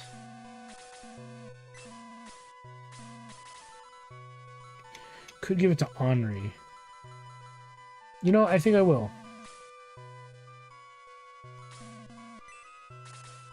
May as well give it to her. Her magic doesn't have as much of the range as Astral's does. Okay. Ooh, but we have to remove... I think that's fine.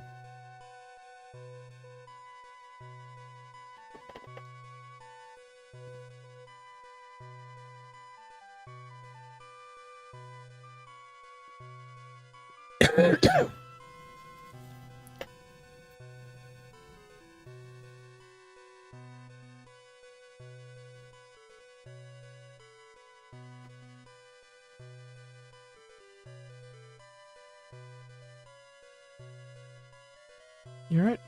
Hey, you want to come downstairs for a second? Sure. Guys, give me one minute. I will be down. I'll be right back.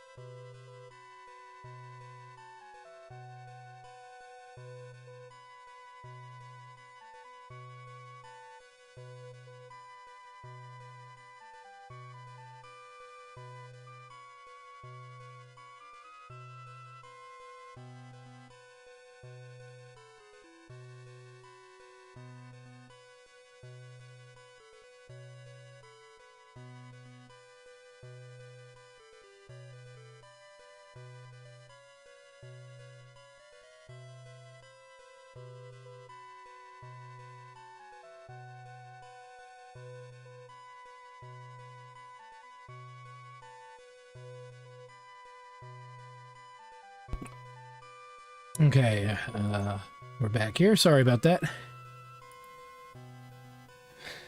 Just taking care of something. Maybe a zip file would be better. Personally. I would recommend a zip file.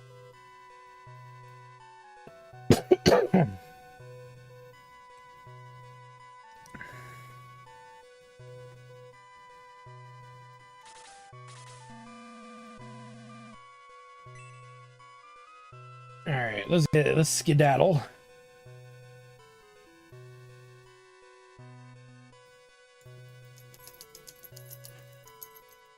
Just in case, because it may not be fully or easily downloadable. What you probably should do, Monica, is look into putting it up on the Shining Force Central website too, because there's other people who'd be very interested in any kind of mods, regardless of who made them. Come to save Kryn and the villagers, I presume. Come to my demon temple if you dare. I'll even leave the light on for you. Wait a minute. Is she claiming she works for the Red Roof Inn?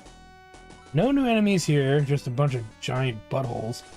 What do we got down here? Some flying buttholes.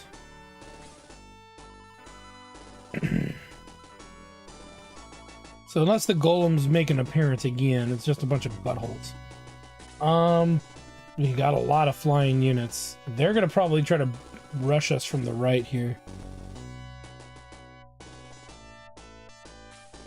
I mean, as long as the game is playable, I mean, that's a good start. If I may ask, the third gladiator, I'm assuming he's gonna come promoted based on the way you describe him as being a gladiator. Is he a character in Shining Force 1 that you don't normally recruit, or is he an original character? Or is that character an original character?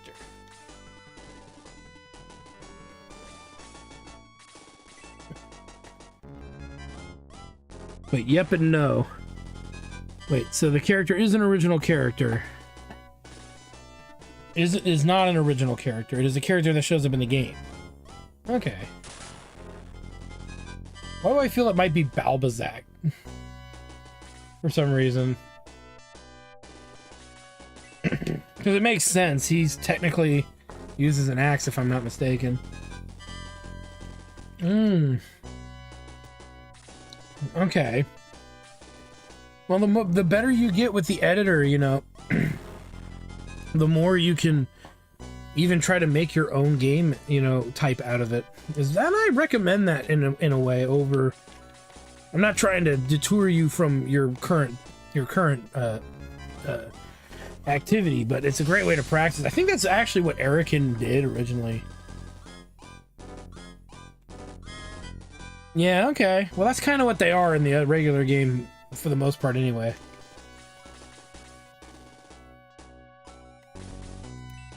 Let's see, what does this do?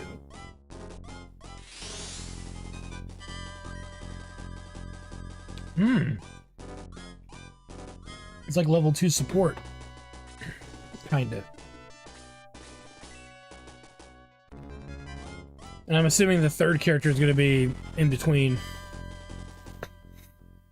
But it sounds like you have a rather solid idea of what you want to do, so. Crap baskets. Okay, so they rushed us from all sides here.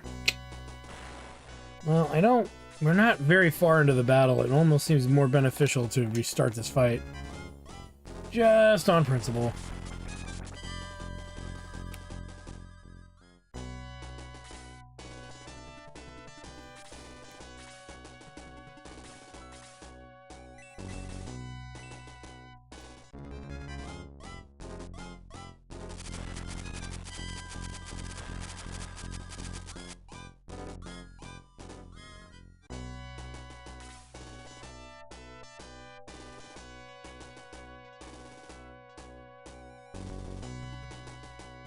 Edmund, this is Edmund not being a reference to Edmund and, what was it, Edmund and Shining Force 3?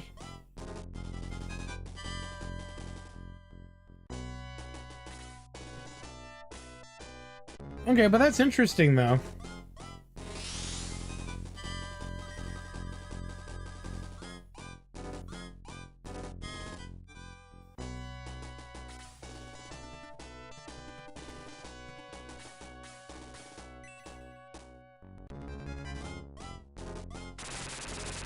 Okay.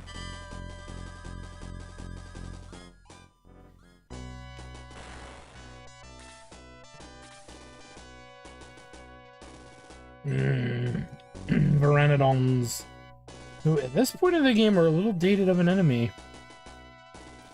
Probably as a deterrent for flying over the water, but yeah.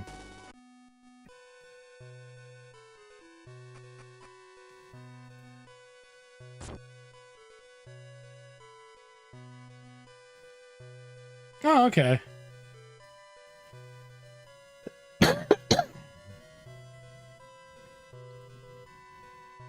Well, that's pretty cool. Not gonna lie.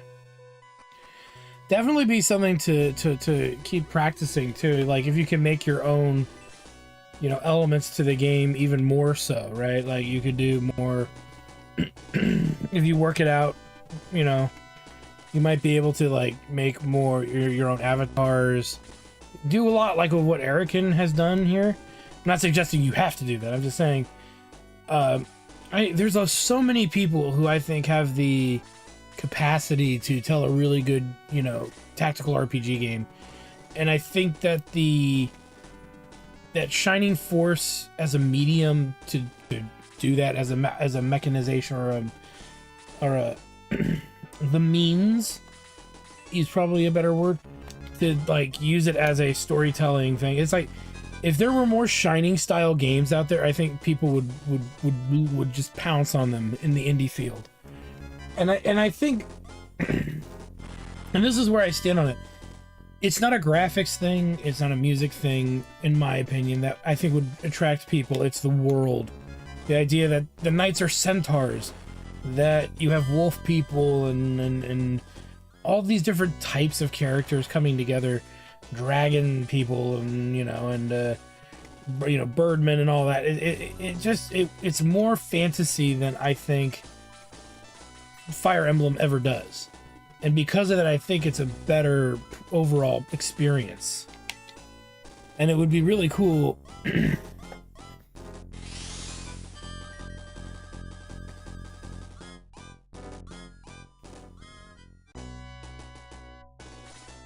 oh, that's cool. The only thing that's a little tricky, I think, that would be a bit tricky, is finding a way. How do I word it? Finding a way to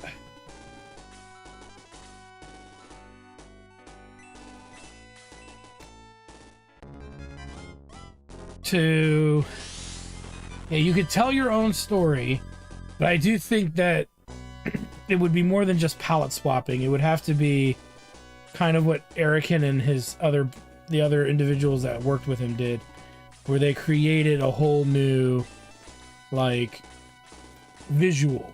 Now, Erican did borrow, like, these are from Shining Force 2, and some of the other enemy types are from other Shining games. That's true, but there's a lot of original ones here, too. And I'm wondering if that would be, like, the penultimate, like, experience. But it's easy for me to say that, you know? It's one thing for me to be like, oh, yeah, you know, and then for someone to go and do it is a whole nother, you know, it's a lot of work. I really wish there was like a Shining RPG maker or something where, you know, I always wanted to make my own RPG games, but I'm good at story writing, I'm good at characters and all that. I'm good at mechanics. I'm not good at programming and art. I'm good at music. But I figure if I'm doing a whole bunch of stuff that's more in the creative, I could back off on music unless, you know, I couldn't find someone to do it.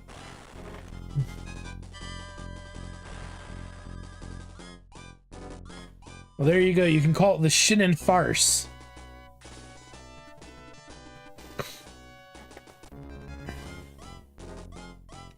Well, that would be fun. That would probably make a good mod.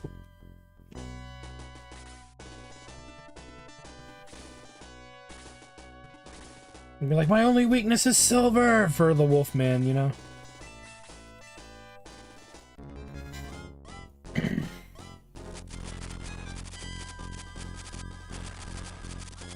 I may be small, but I carry a big stick, and I use it too.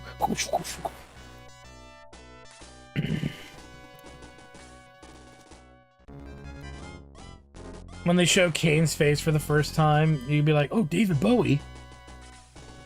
David Bowie, no!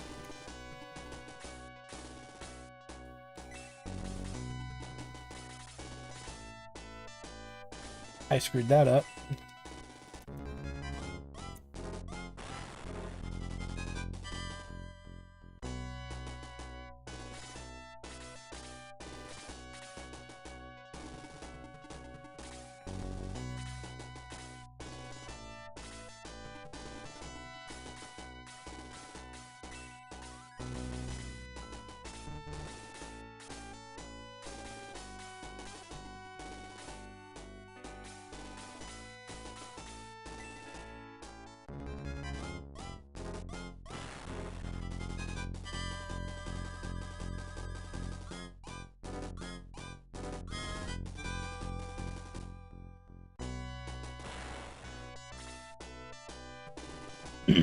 It could be they killed my best guy, or it could be something even goofier like, Various, go and avenge, blah, blah, blah, blah, blah. And then immediately, like, Kane comes back and goes, oops, hold on, stab. Then teleports away, maybe. And be like, well, there goes my best guy. What to do? I have nobody left. And then it could be like the Max being like, I'm still here. I have nobody left to avenge Various and our kingdom. No, it could be Nova doing it, right? We have nobody left. And it's constantly going back to, I'm standing right here, bro. Really? You're really doing this to me now, bro? You're killing me, Smalls. You're killing me. Yeah, I don't know if that would work, but I would find that personally quite funny. No good place to put Astral without him being at significant risk. Getting gibbed.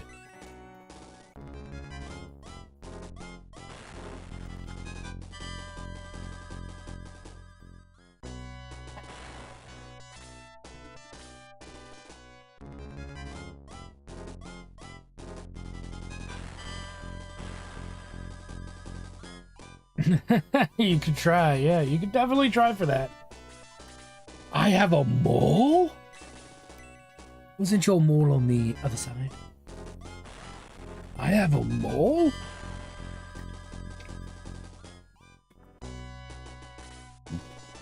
Hurt them, hurt them, hurt them! Be interesting for sure.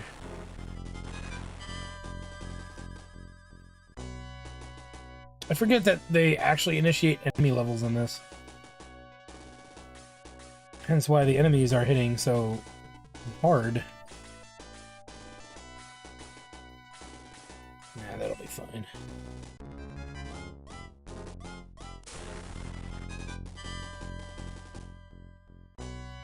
Try to get like do a sprite version of Richard Lewis's face, and boom, there you go. He could be the new King face, and then everybody will be on board for that.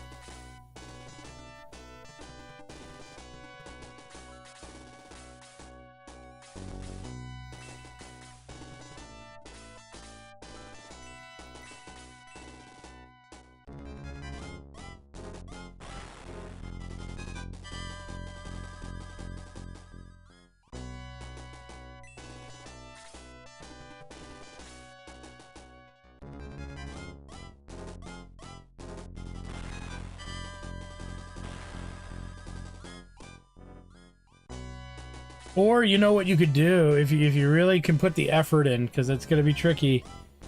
I have, oh god damn it, Diane died again. This is not good. She's gonna start falling behind. I don't make a better effort to keep her ass alive. You could make all of Arthur's magic laundry based.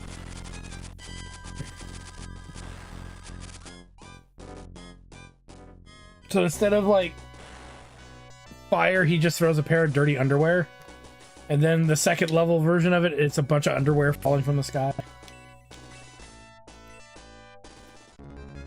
Could work.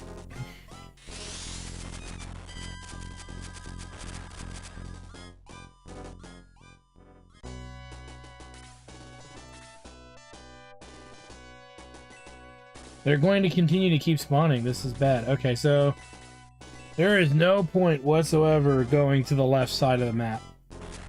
It's just going to be constant enemies respawning over and over again. I don't like that.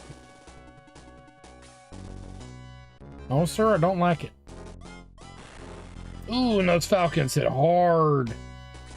Okay, Humana.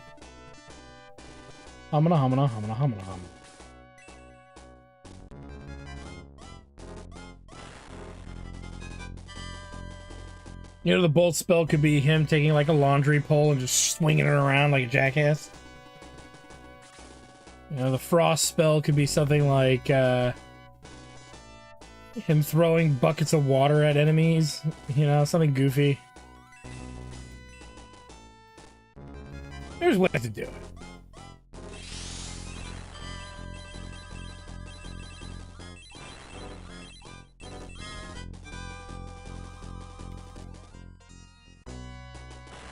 Okay, so yeah, if the Vernodons are gonna keep spawning, you know, this is gonna be a long, drawn out, unnecessarily drawn out fight.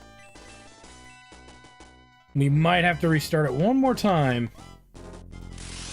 Now knowing that they're just gonna keep coming, there's no point in dealing with the casters and everything on the left side of the map. We should just work our way right, picking them off as we get further away from the Vernodons. Is what I'm thinking. But I'm not committed to having to restart yet or anything. I have a feeling there might be a chance we want to redo it. Just to be safe, but I'm not going to commit to it yet. Think we can recover.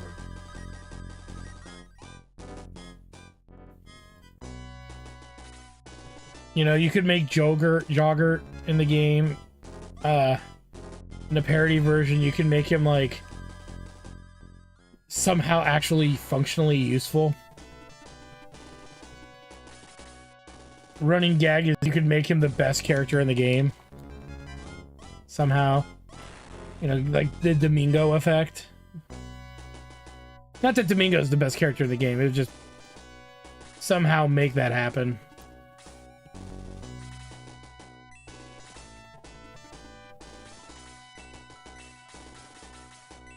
Make him like this wise, sagematic character.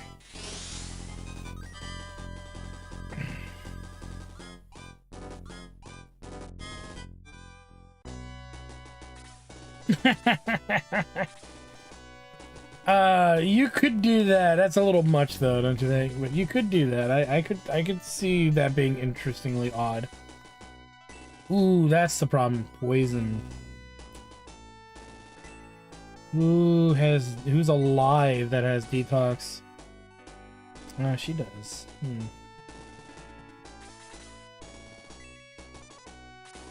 Nope. Well, she gonna be dead. Or what you could do is like every level he gains 9 stats, or whatever. And I don't know. I don't know. It definitely is gonna be funny if you can get it to work. You'd be like, what the hell?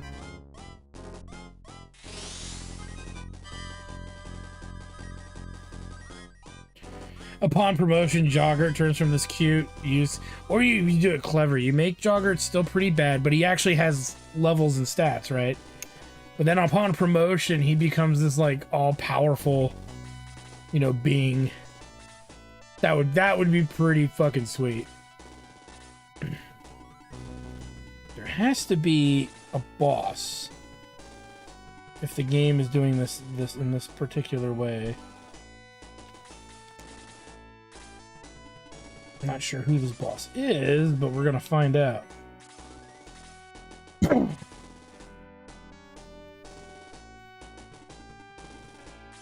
True.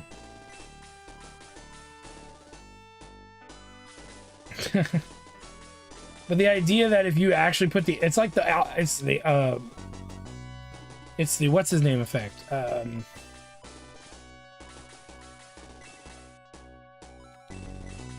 It would be the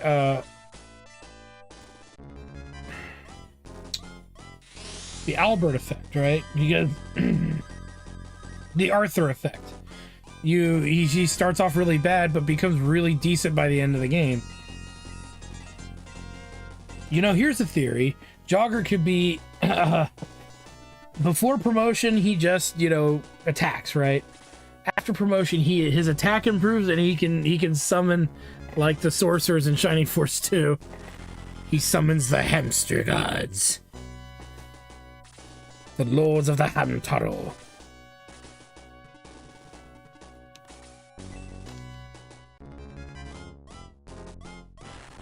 Or give him like little hamster like magic. Like he gets all the status effects. Sleep, poison, if you want to put that in there. Sleep, confuse.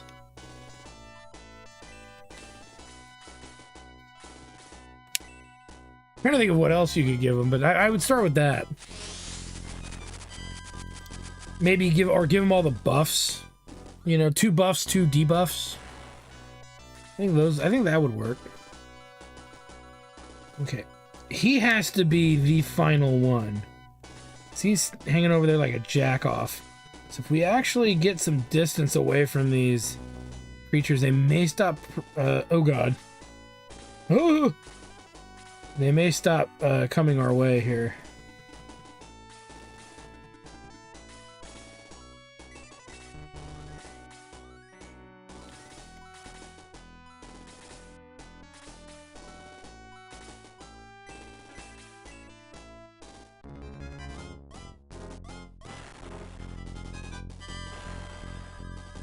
Maybe that abyss thing is the boss, though.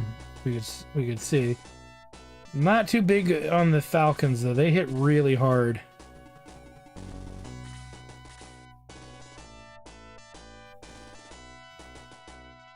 Ooh, and Claude, you know, yeah, but you gotta limit it to whatever works. But yeah, that would be interesting too. All those would be great. Or instead of Domingo, Amigo, because then he would have a healing one, right? Make the first healing summon.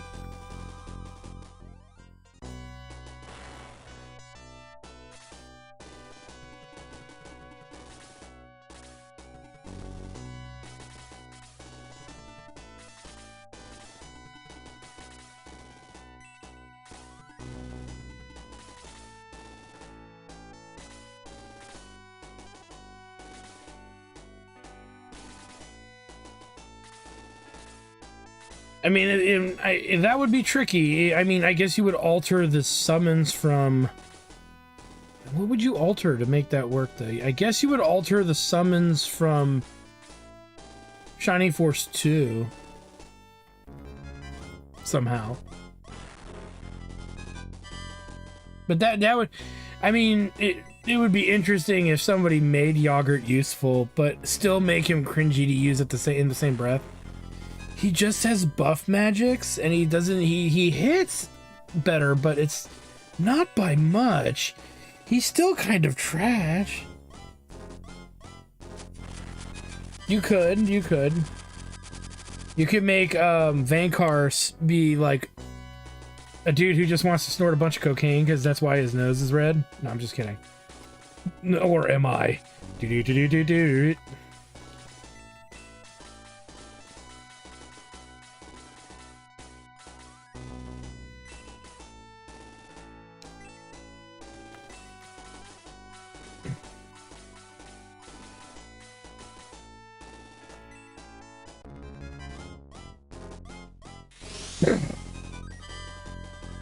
You can make Pele a soccer playing.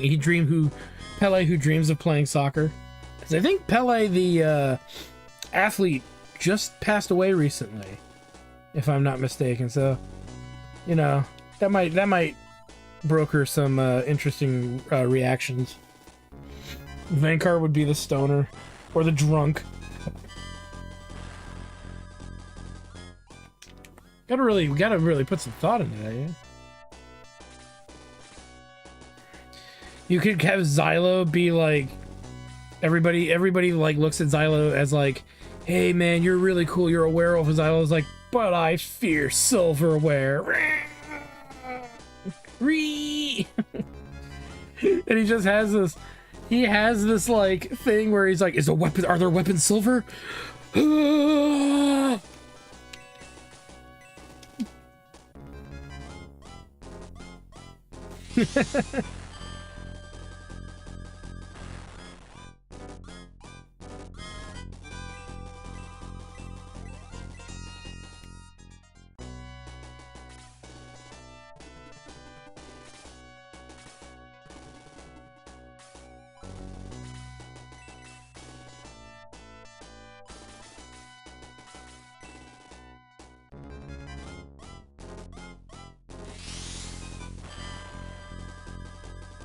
You can make Los a secret pervert who keeps thinking of what it would be like to like breed with centaurs.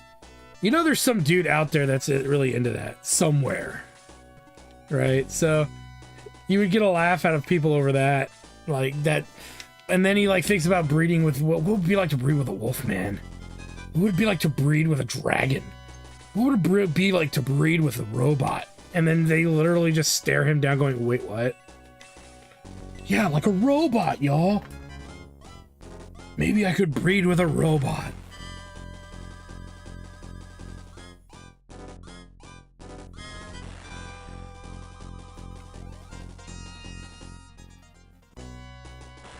He would immediately ask if Adam's body is made of silver.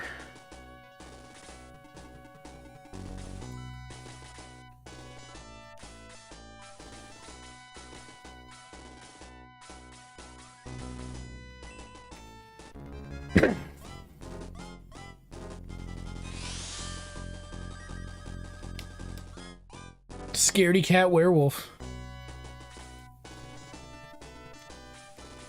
You can make Henri a valley girl. So like, you know, I was going to, you know, like just do this magic school thing, and then Papa would have, you know, like take care of me, but you know, now he's dead, and oh well, you know, being queen's not fun. We don't get to go shopping, we don't get to, you know, we don't get to hang out and chat on the phone all day or on the interwebs. You know, I'm trying to work on my blog, but now I have to do that to avenge him. Ugh.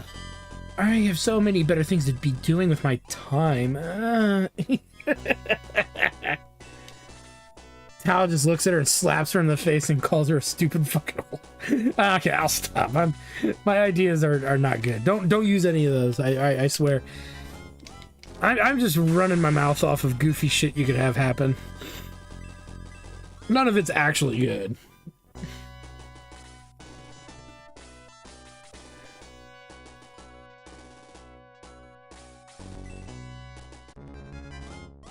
Or you have Tal, Henri, and Aleph be like the Valley Girl squad. Like, oh my god, you're like a wolf lady. Just like, oh my goodness. Just like Xylo. Are you a big scaredy cat of silver though? Ooh, you're not. Wow, Xylo, you're starting to look a little weak. Xylo's like, shut the fuck up.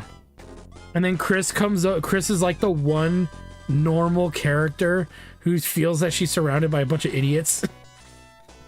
I'm surrounded by perverts, thieves, and weird losers. Help!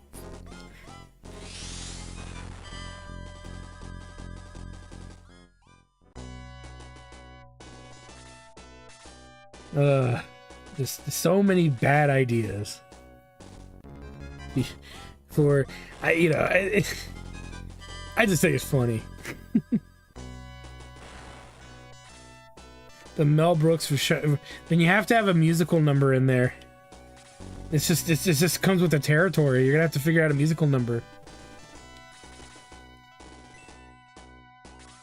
Wouldn't have a clue where you'd put it either, to be honest with you. You can just put it in the most inappropriate spot possible.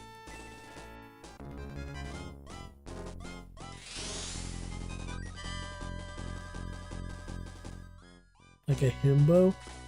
You mean a hobo? Not familiar with the term, I'm sorry.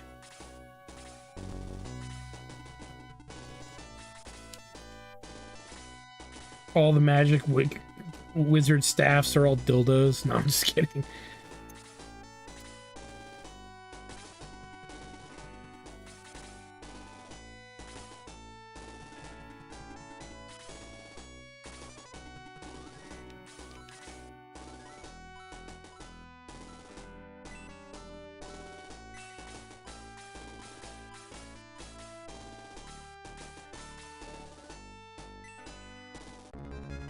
Oh, okay. Yeah, you can do that. I never actually watched Parks and Rec, but I think I get what you're saying. Maybe the dumb jock, even.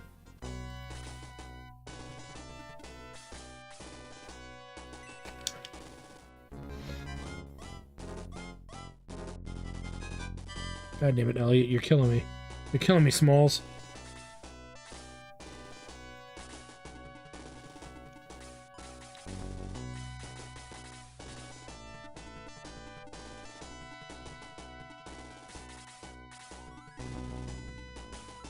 You know, we need him in case we gotta fight that thing in the water.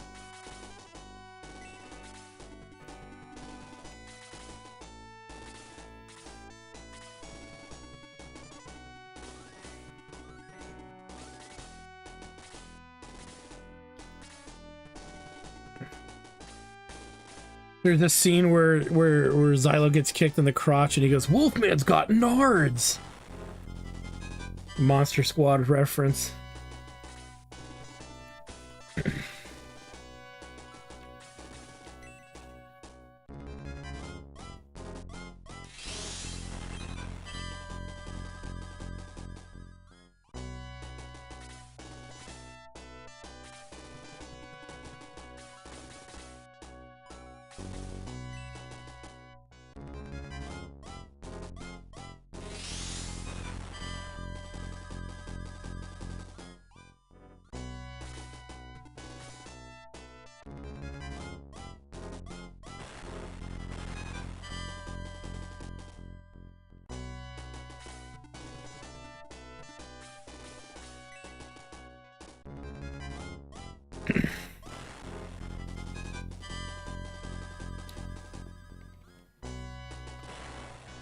Okay, so this battle is not yet done. Either we gotta get to the end thing there. Let me see here. We gotta kill this bitch. So it has an item called the Light of Hope. But it hits like a giant asshole.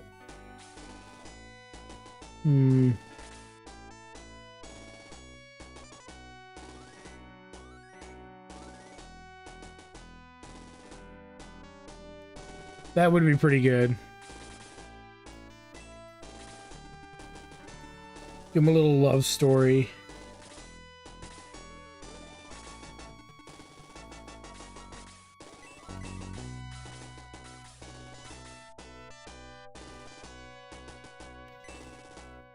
I can see that working. Gong. You can make Gong a edgy rapper. Let me see ya gong, gong, gong, gong, gong, gong, gong.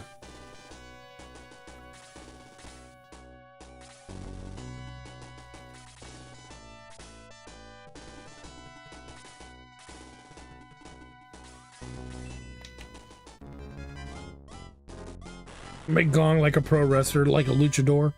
That would be pretty funny. Put a mask on him.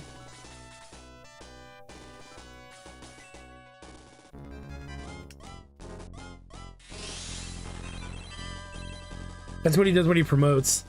He goes from monk to luchador.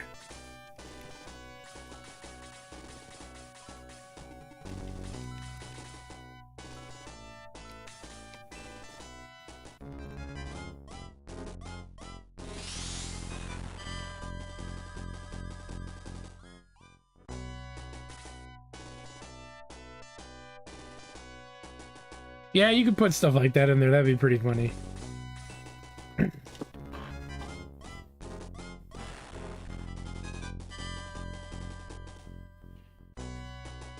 Now, see, I'm not familiar with Shining Force 2 mods other than Battle Royale, unfortunately.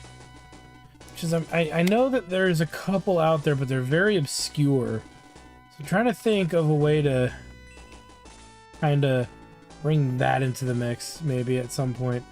Because I really, I would, you know, I'm enjoying this so much, I would almost love to see a Shining Force 2 mod that has a different story.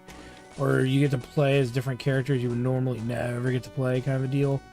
I just don't really know if that would actually come to fruition.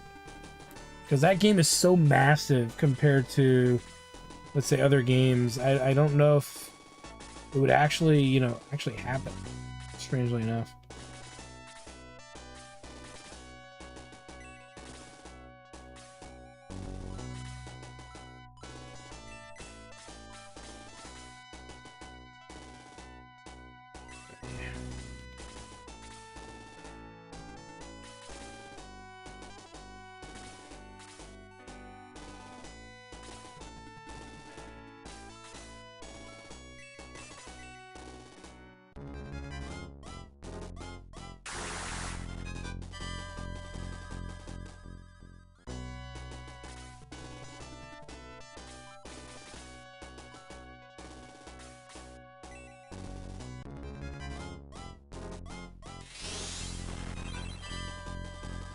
That was crap.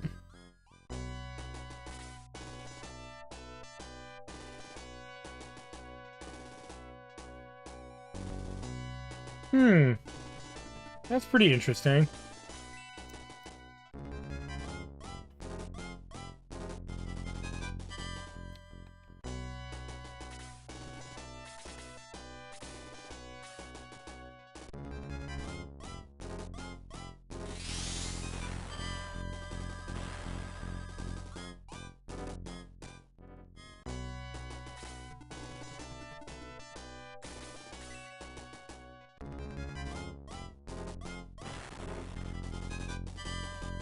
That's nice.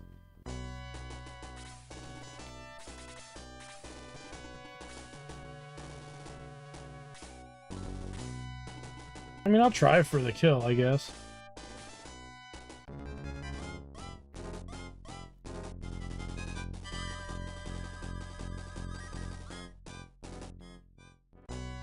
So was that a waste because now I can't get that item? Oh no, it still has it.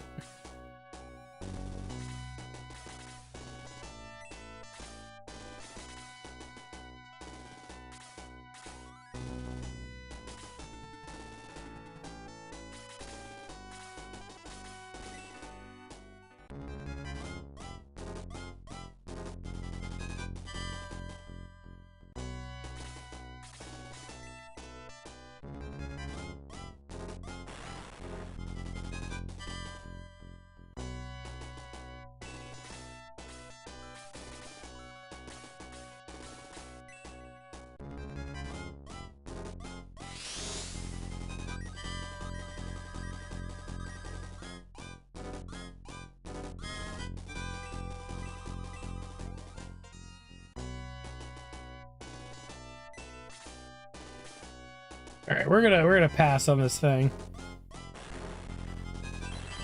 It doesn't seem like I can do much to actually hurt it with the party I have, so.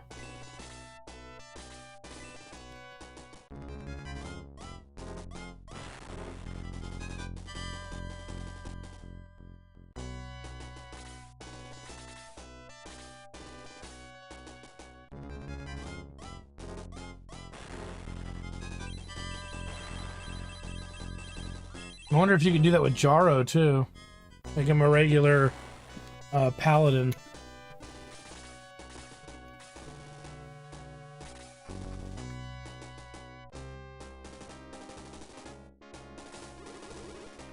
Welcome to my home. I wish I could have hosted you under better circumstances. Are you kidding me? This looks awful. Help! Prepare to meet your doom. What the hell is that? He's you, but better. You have no idea how hard it was creating a dragon with what I had to work with. It may have taken a few test subjects to get it right, but it was worth it. What test subjects? Where are the villagers? You are so perceptive, Varios. You see my minions, they are the villagers. If you destroyed my puppets in Rindo, I knew I would need something better. I asked myself, what would be better than puppets? I had a great idea. Make clones of some of the best fighters ever. Even your precious Balbury, Amon. You did cadavers. Rudo was so close by, they became the perfect candidates. You monster! You dare desecrate my husband's father. Hmm? My husband's father?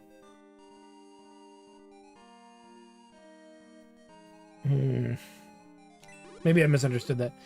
They are my masterpieces, and in due time I'll add you to my collection. I will destroy you with my most prized possession of all, the Sword of Light. Ooh. We are short characters. Schmeagol, what do? We can't just kill them. These villagers have undergone extensive physical and mental changes. They're no longer the same villagers we have come to save. We should push forward. We may not be able to save the villagers, but we could still save Prin in charge. Alright, let's take a look at what's out here, because there's some crazy stuff out here.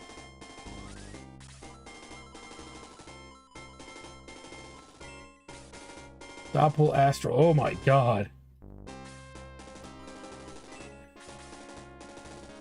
There's stuff that'll fuel your nightmares.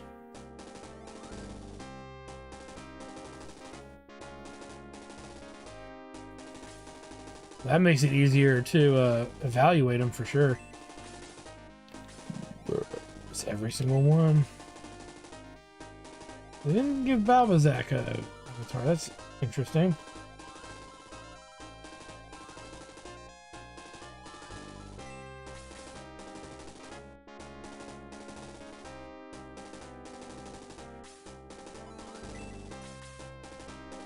This is meant to be a very nasty fight. Well, two things. We are short characters, and we have no MP. And I'm wondering if this might be an oversight where they want us to repeat multiple battles. Because how are we supposed to handle this without recovery? But we'll aggress and see what happens. I don't see... There's characters missing, of course. Okay.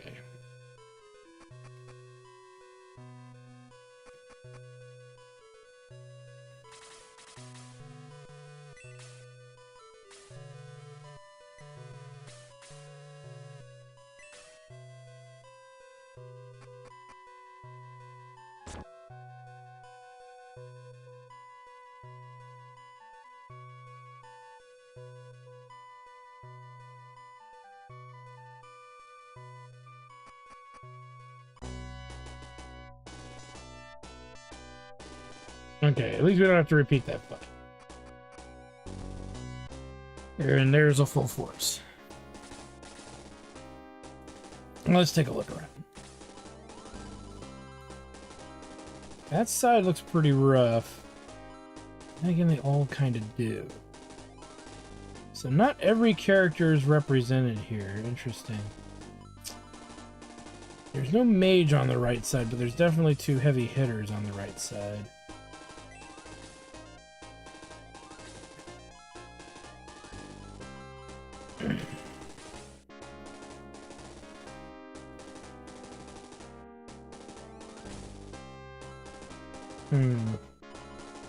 Casters are bad, so maybe we'll go to the left side first. Right now it is blue.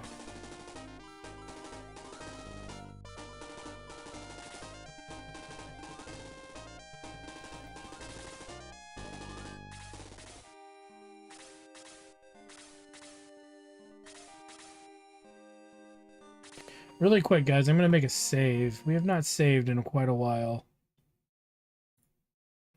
So give me 1 second. Because you can't save using a regular save file.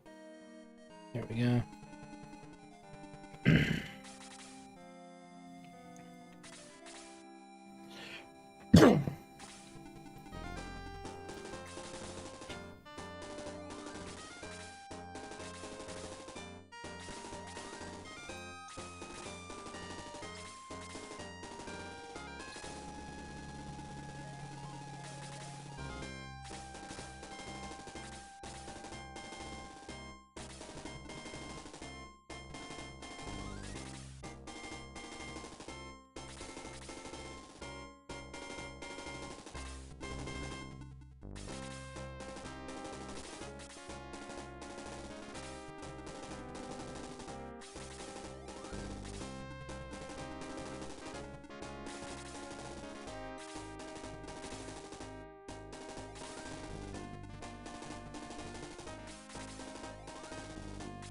Hmm.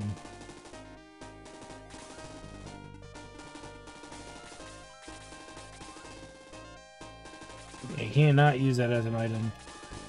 Should have got that repaired. Oh well. If we have to aggress, we'll get it repaired. I need to level Diane up hard somehow. This might be a battle where she really starts to pull her weight, because there's a lot of gaps that she alone can shoot across. The enemy, other than them having Astral and that one archer, may not be able to do.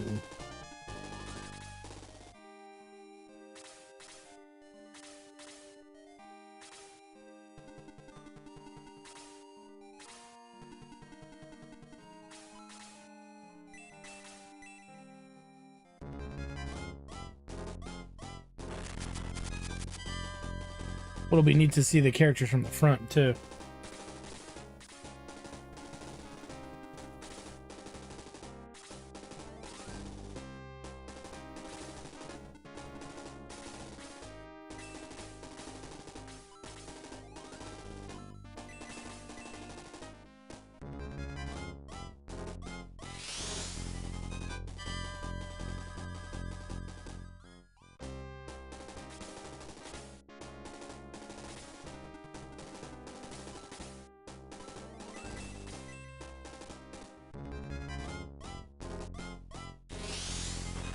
Nice.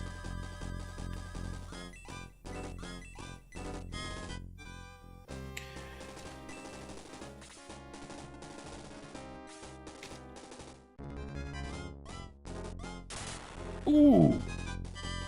Ooh, hopefully we can get him a heal.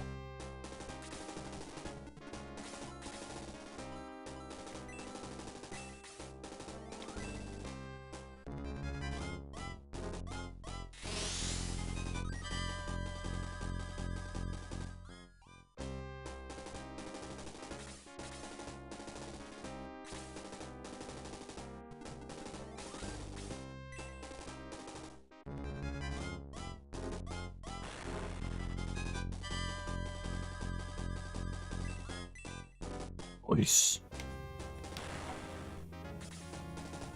Okay, we'll deal with him accordingly. Ooh, he's gonna hit Astral.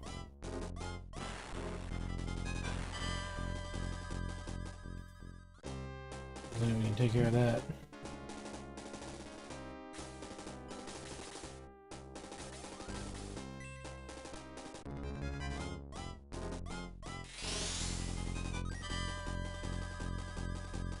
Nice.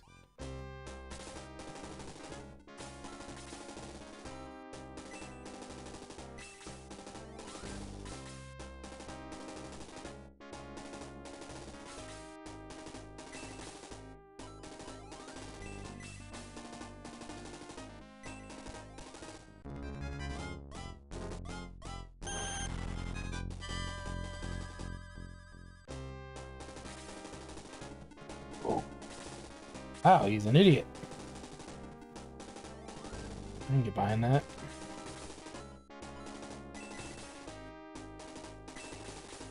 Let's see.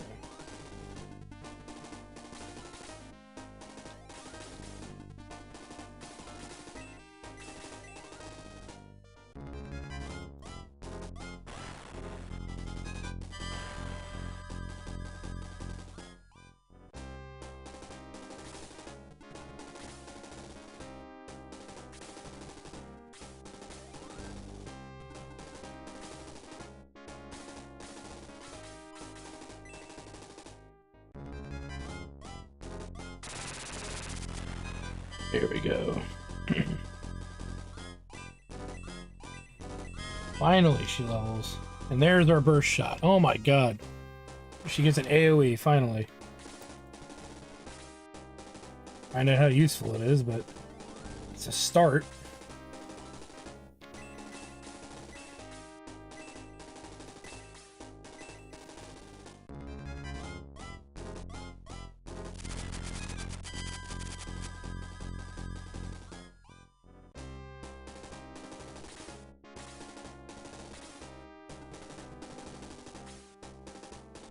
That's right, he doesn't have the AO. Oh my god, that beard. That glorious beard. I think we're handling it in a pretty good way for the moment.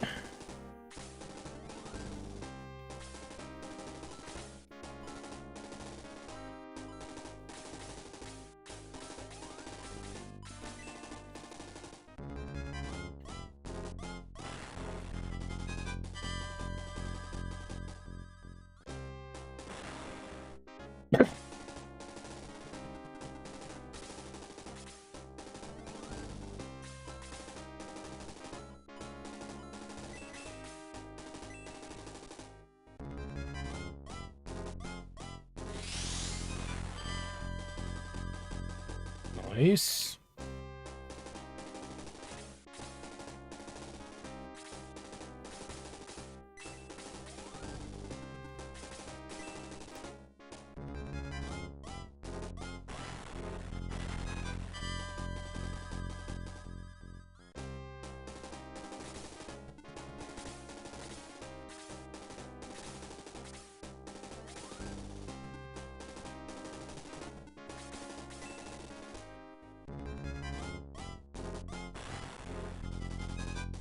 Okay, that was a bad idea.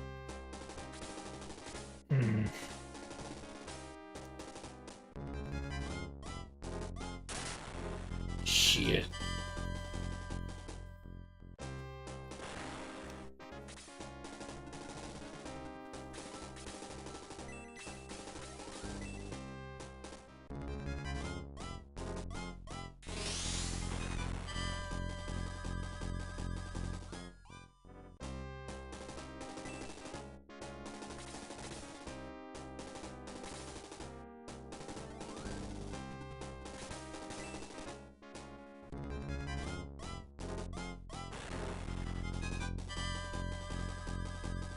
Okay.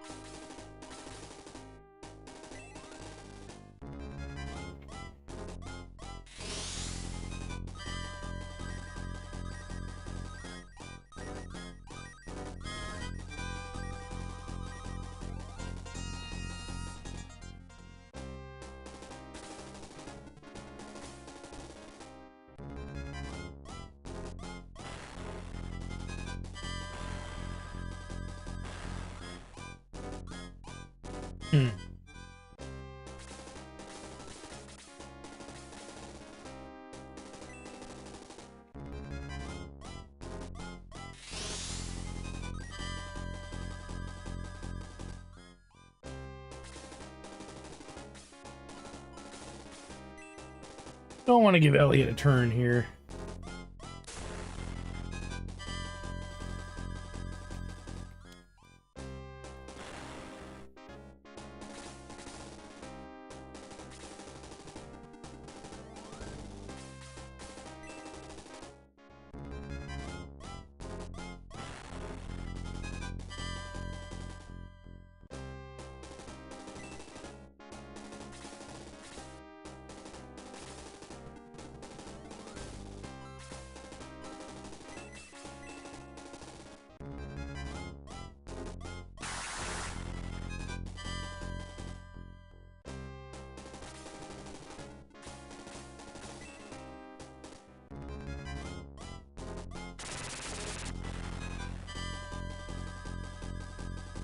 Excellent.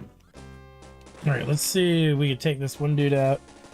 Try to grab the chest, I think, on the left side first. See how that goes. What do we do that?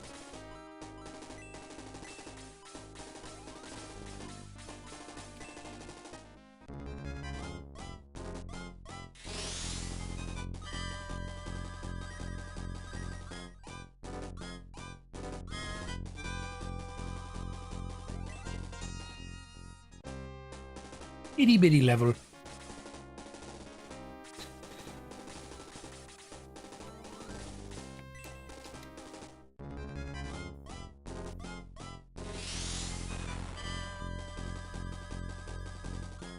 All right, we'll regroup. We better shift everybody to the left side of the map here. Does he even have any room in his inventory for an item? He does.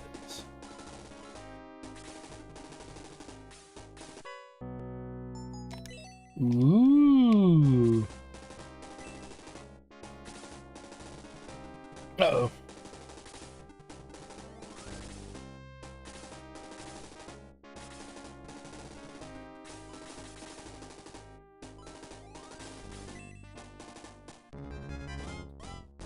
Hey, hey, Final Fantasy sucks. Good morning, good morning, top of the morning to, what is it?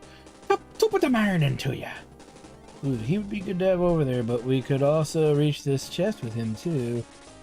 No, let's deal with Addington by subtracting Addington from the equation.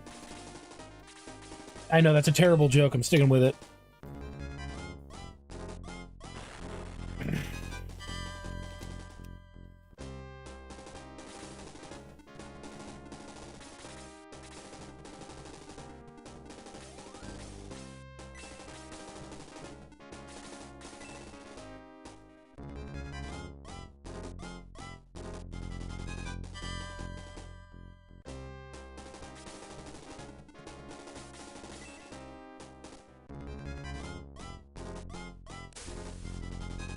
Dude, Addington is busting out the Matrix.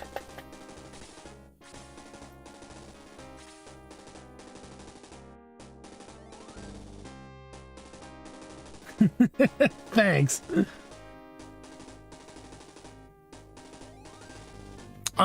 We tend to, yeah. Our D&D sessions are unique. Would be the word I use.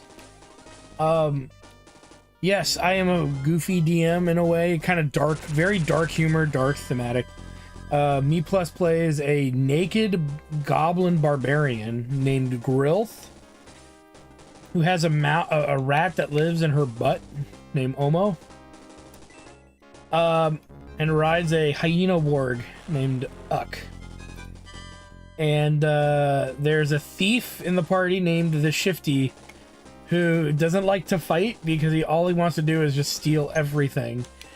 And at the first battle, major battle he gets in, that's like significant, he runs from the monster, activates a trap, gets stuck in a spinning bone death ball, but barely gets out alive. It's absolutely hilarious.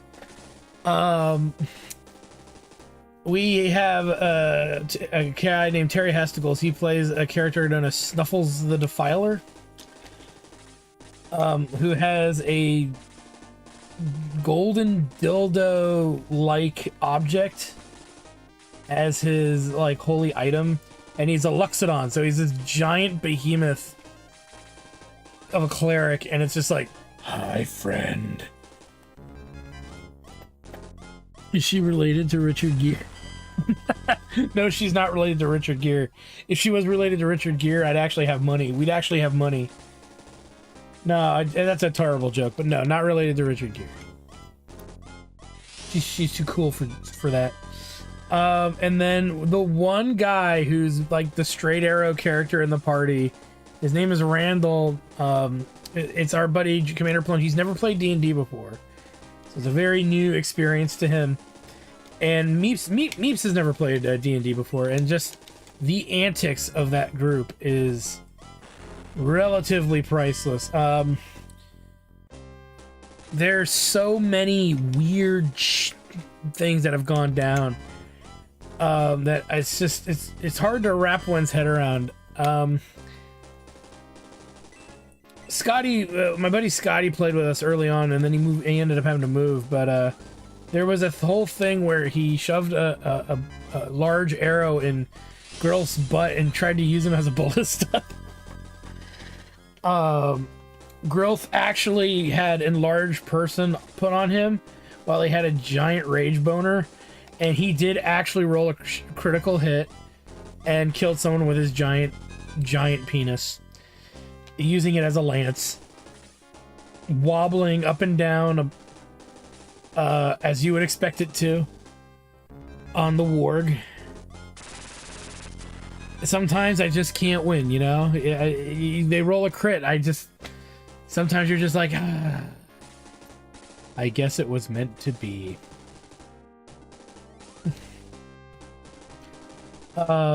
So yeah, there's definitely been some crazy antics on that show. How it's like many of the characters are are like reluctant heroes.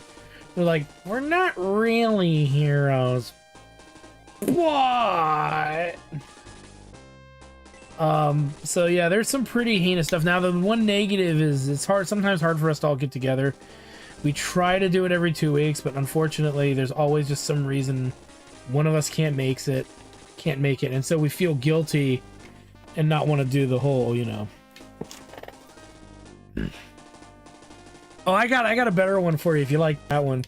Probably one of the most unique incidents to happen, I would have to say, is there was a scene that played out where the character, a cursed axe that I'm not going to use, because I don't like cursed weapons, regardless of the benefits.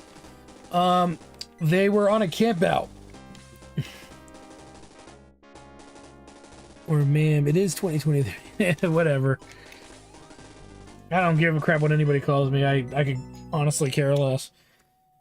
Call me Lord Cornwallis Dinglehopper Cum Swallower the Third. If you forget the third part, I will be personally offended.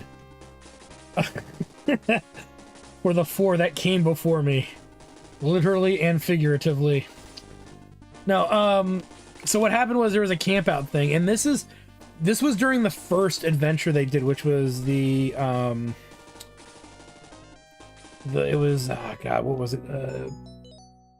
I have the book right over there. Horde of the Dragon Queen. And so we're doing Horde of the Dragon Queen, and it just, they're on like they're in a caravan traveling from one part of the world to the other, and one of the events that happens at random is they meet some travelers on the side of the road, these 2 women who are doppelgangers, right? And in D&D, doppelgangers, they want to eat the man flesh. And I'm not just talking about the sausage sack. So the sausage and sack. So anyway, what ends up happening is our buddy Terry Hesticles, he was the guy who plays Snuffles the Defiler, but before that he was playing a gnome called Thunk the Drunk, and we created a mechanic where if Thunk successfully passed a really hard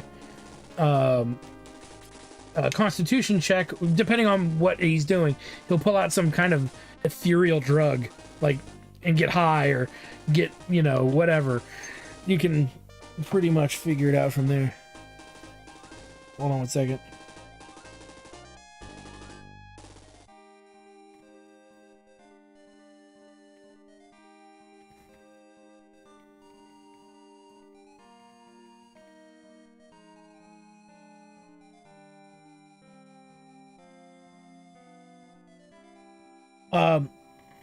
Just don't call me late for dinner or I'm throwing hands. Oh my god. Okay, so jokes aside, so where were they? Hold on.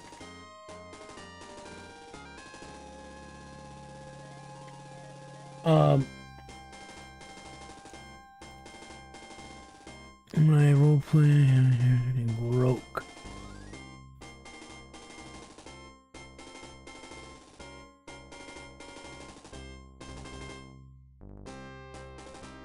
That's pretty funny. So anyway, this is what happened. So Thunk the Drunk goes and sees these hot, voluptuous, you know, women who are secretly doppelgangers that are trying to kill him, right?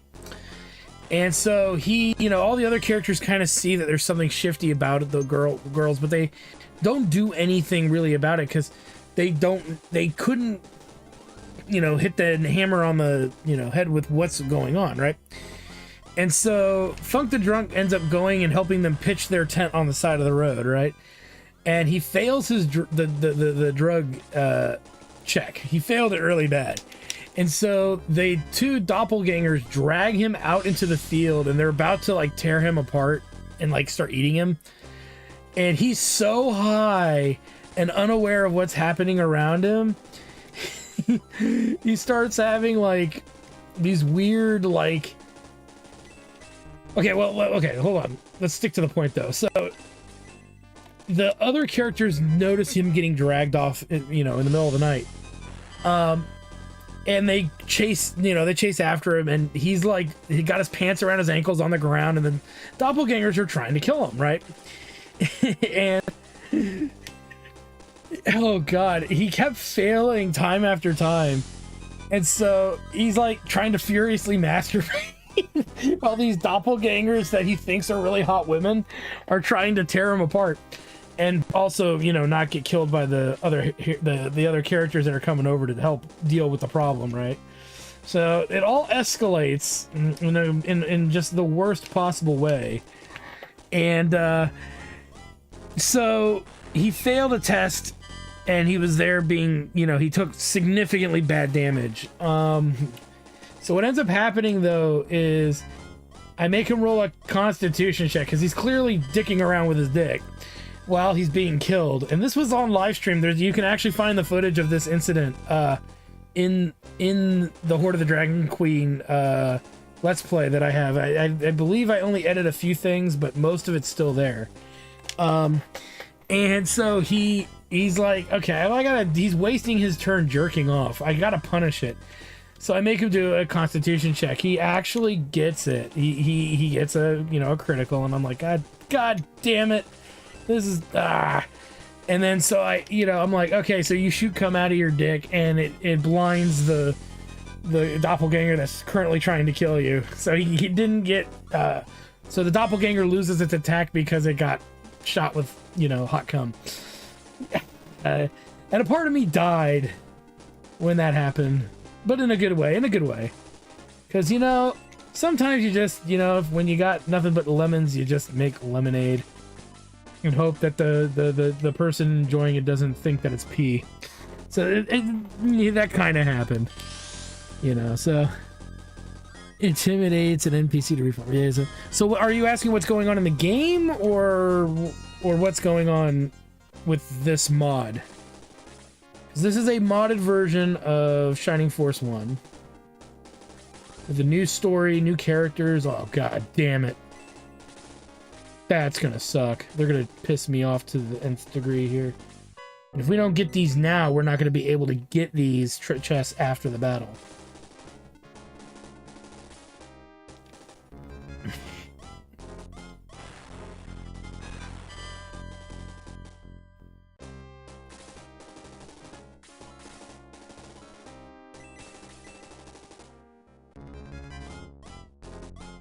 So, and I've played funny characters often. My famous one is this old stinky wizard, and I use my epic Gandalf voice, and I do have what some people have referred to as an epic Gandalf voice. I don't think it's epic at all. It's just a voice that sounds vaguely like Gandalf, and I do say stupid shit as in that voice, which is mildly entertaining.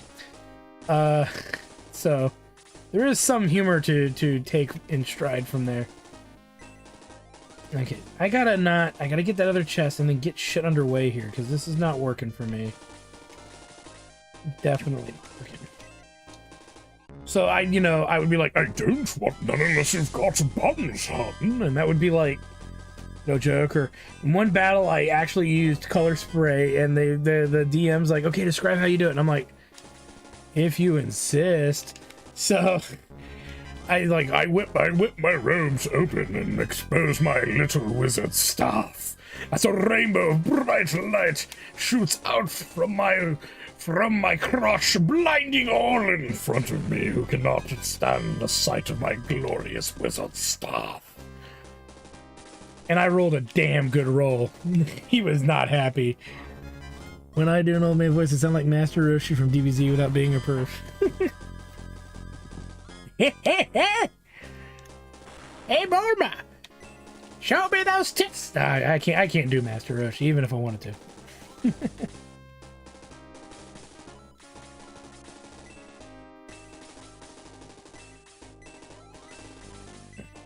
Alright, we need to make a move here.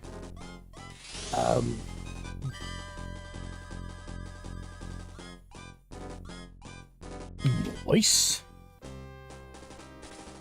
Dragon, what the fuck, man? Dragon Ball Giddy! Those are the infamous Master Roshi episodes. The Roshi Files. On the next time on Dragon Ball Giggity, Roshi goes to court. That child's not mine. It looks like Krillin. You see Roshi painting 3 dots on the baby's head just to try to, you know, get out of it.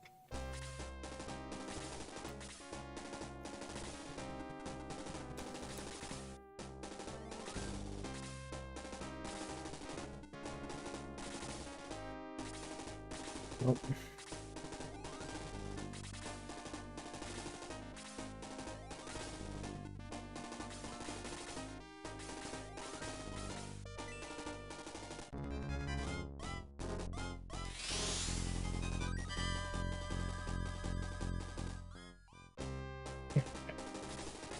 Well, it could be worse. I could do my Gollum and my Schmeagol Gollum impression. Yes, for stupid hobbitses, leave it to us. But worm and wriggling. Just make the most weirdest radio porn to disturb every Tolkien fan for all of eternity. Ha ha ha ha. My milkshake's going to the odds of the old the door. It teaches you what to do. Ah. Do, do, do. I thank you, and I do what I can.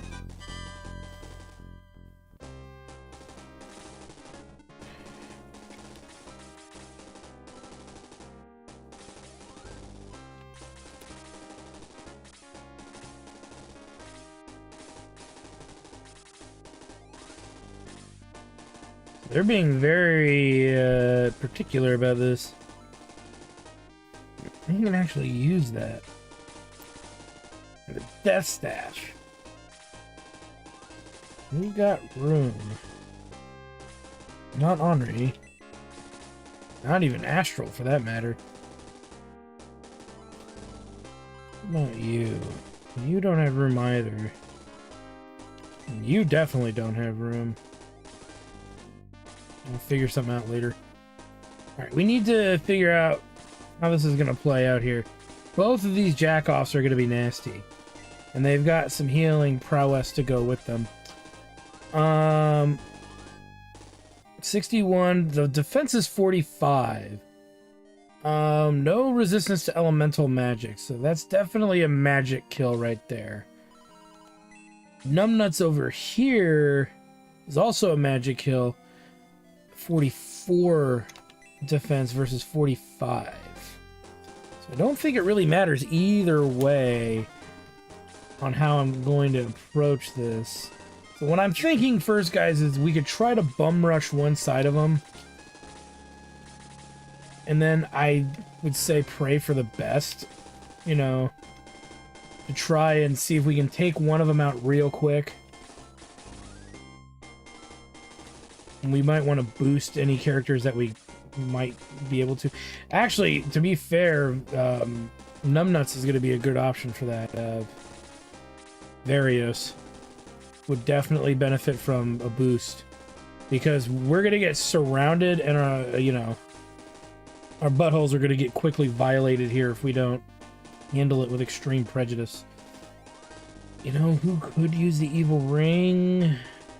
Is Diane. No. We'll just leave it there.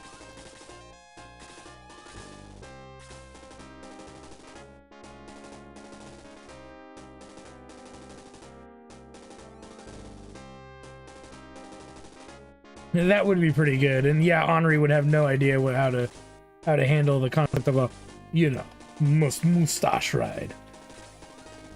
Especially if you added the joke, every third weekend of the month, it's free. Yeah.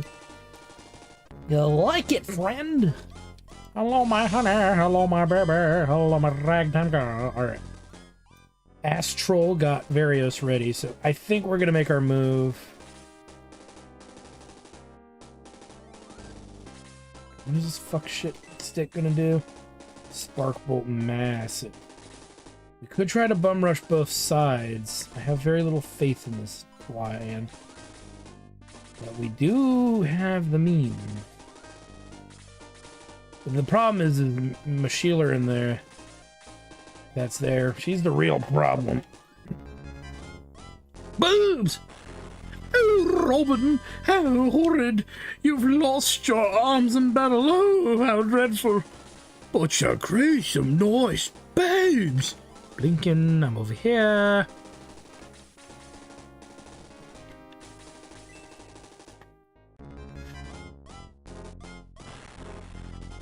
We need to get Elliot something that makes him a little stronger, because he ain't pulling his weight as well.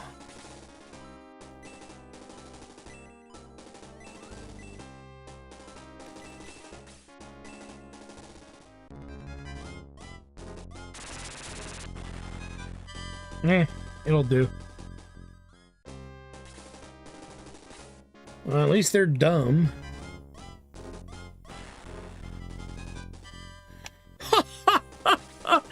Well, Robin and his men, they kicked our ass, or whatever it was that he said, I forgot.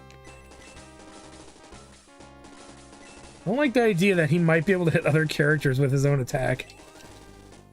Okay, we gotta take one of them out quick. What the hell? Did we just get robbed, Monsoon?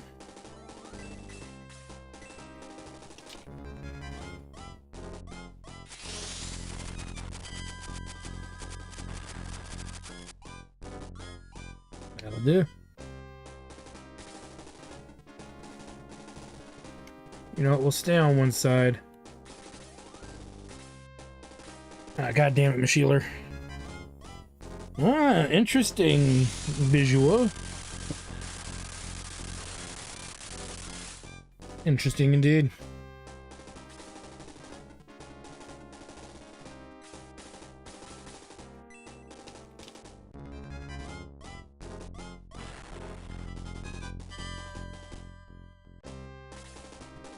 Oh crap. Well, that's gonna be all my heavy hitters killed, probably. No, Various, no! You were actually my most useful one. I might have to use the Healing Rain, actually. Would probably hit that a bit.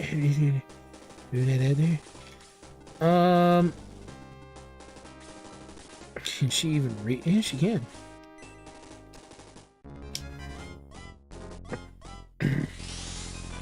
There we go.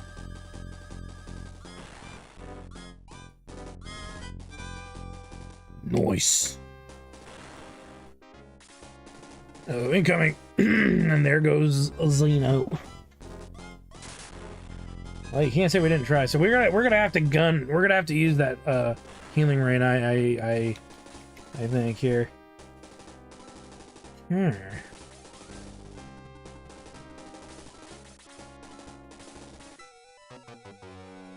Oh, I've been coist. I should have known better. Well, hot damn.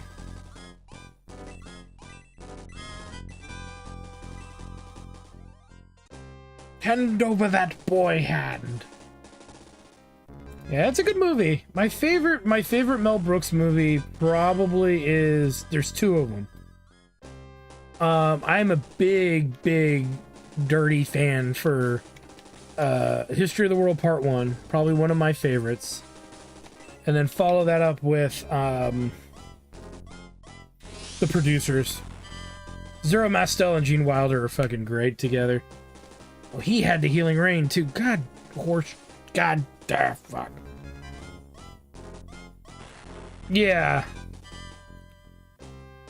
Yeah, Spaceballs is definitely one of the big fan favorites for sure. I know I'm in a minority when I talk about liking History of the World Part 1 and what was the other one? I've already forgotten. High Anxiety is also pretty good too. That's one that a lot of people forget he made. Like, wait, what? High Anxiety? Never heard of that one.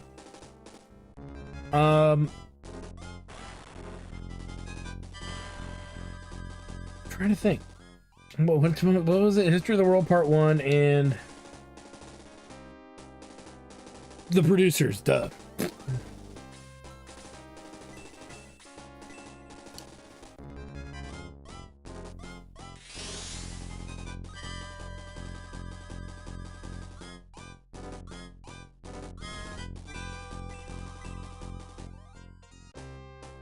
Yeah, it's not very good.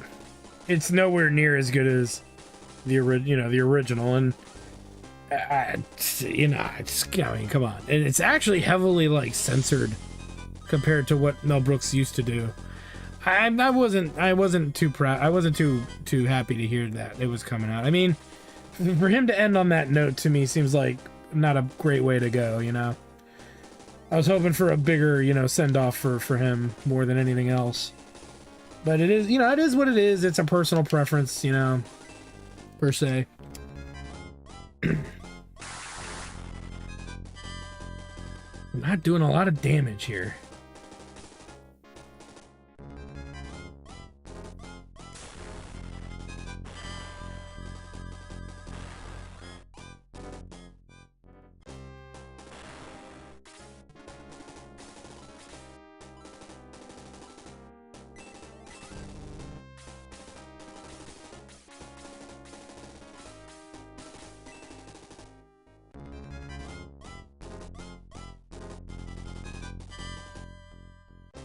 I don't think I'm actually gonna win this. I have to figure out a better way to win this fight. I think my first strategical change is not to have so many characters grouped up, number one. Number two, find a way to lure the enemies to me. Because, yeah, Sheila's...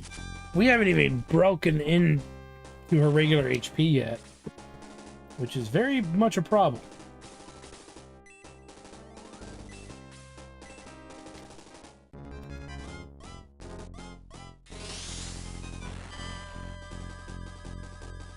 I think a part of my mistake was not focusing on the other enemies here. If you play Ace Attorney, I feel you would be... Yeah, I've actually never played the Ace Attorney games. I do have them, though. I have a particularly odd library of games that they sit around and I never get around to playing them. Which I do feel some mild amount of shame for, but it is something that kind of awkwardly has happened over the years. I just never get around to playing them for some reason. And so that is definitely one that has come to my attention. That and I know Meeps wants me to play Professor Layton, the Professor Layton games. Because she knows me to be pretty good at puzzle games. Okay, either, you know what? Fuck this. Hard, hit him fast, shove this bolt right up their ass.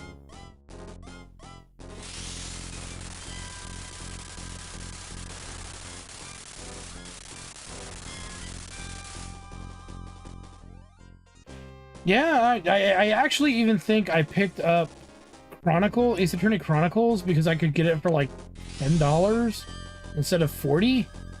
I still don't know if I'm gonna like them, but I like a good mystery game. I just did Deadly Premonition not that long ago, because it's it's got the memes and all the goofiness that kind of goes with it, and I actually enjoyed it. I'm glad I can say I'm really glad that I played it. It's one of those so good it's bad games, or so bad it's good rather.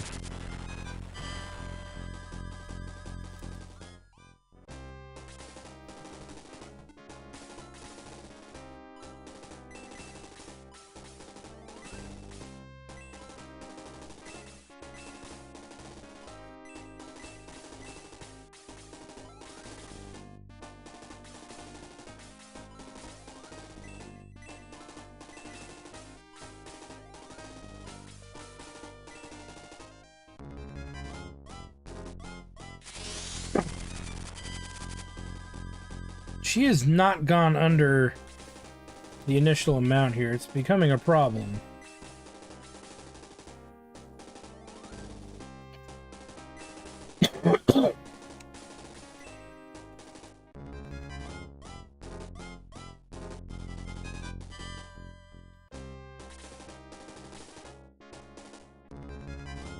Okay, they're both dead.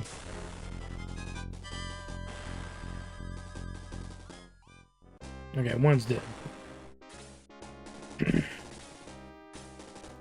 And her turn is coming up insanely fast, which is not helping.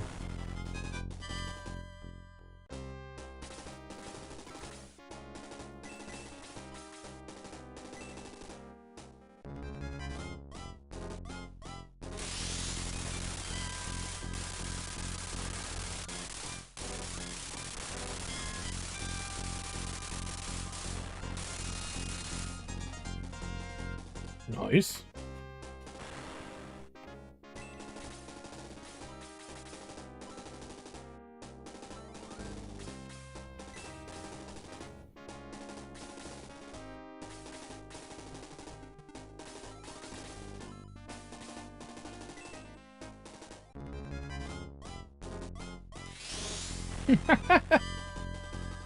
That would be interesting.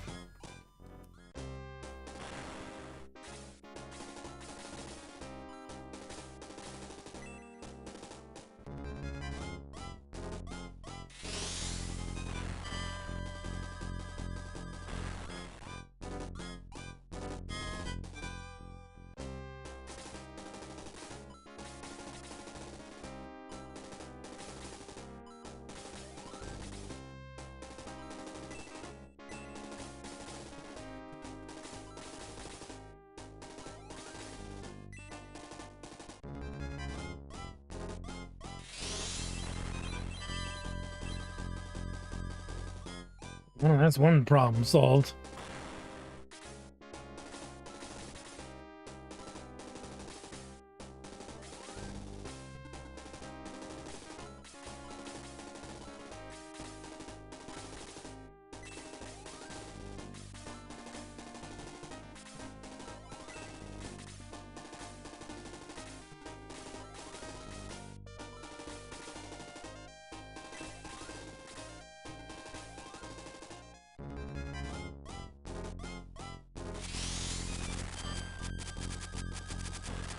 There's no way I can win this.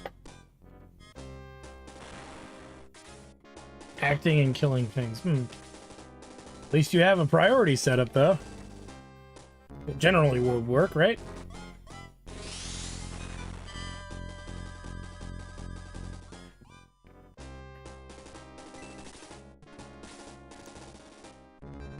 Grok. Like a grok. As strong as he could be, like a grok. Kinda burns when he pees.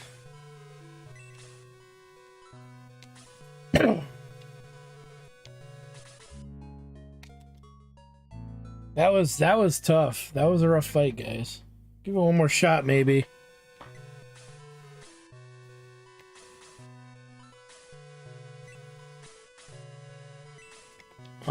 But I want to check some stuff out.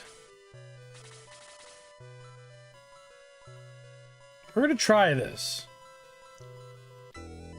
See what the cursed weapons actually do, because maybe they're just, you know, mild inconveniences, but we'll see.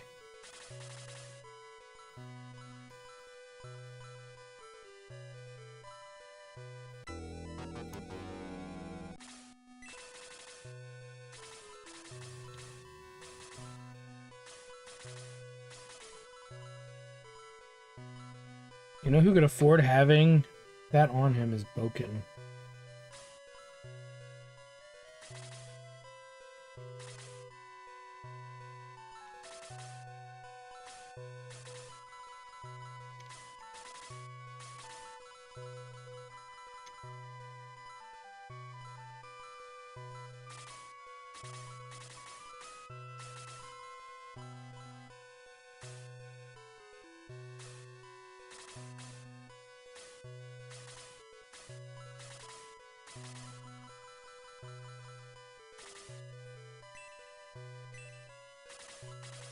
See, what else did we find? That ring.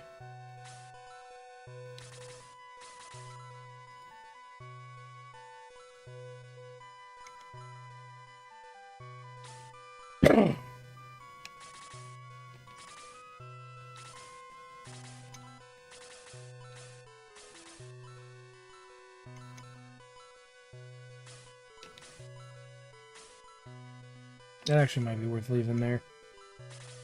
Alright. Let's go repair that one thing.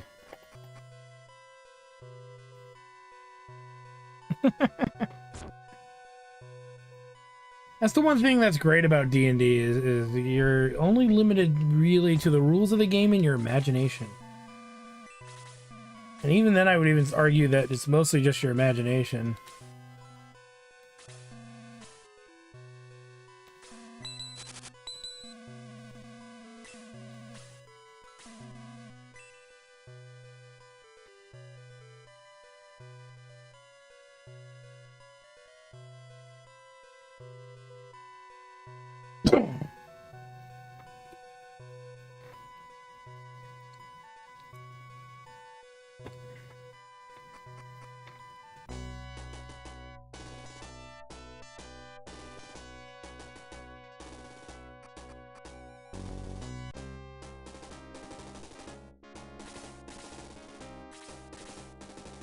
We're gonna try this again and try to keep everybody with us here.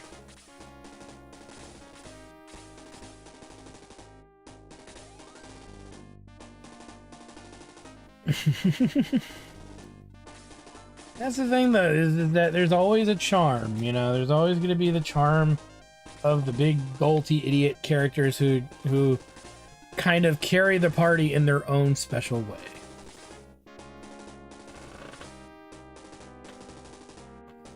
My puppy is being very, very cute right now. She's laying on her back with the blanket over her, and her little paws and head are sticking out, so she's sleeping like a person. She does this once in a while. Like, she'll do this almost every other day. We'll see her doing it, and it's the cutest freaking thing I've ever seen. And I don't know if she's doing it because it's what she sees Mama and Papa doing, but it is adorable. I think if we fundraise enough money, we'll get a maze cam going. So a lot of people have asked about getting a maze cam. I'm down for that.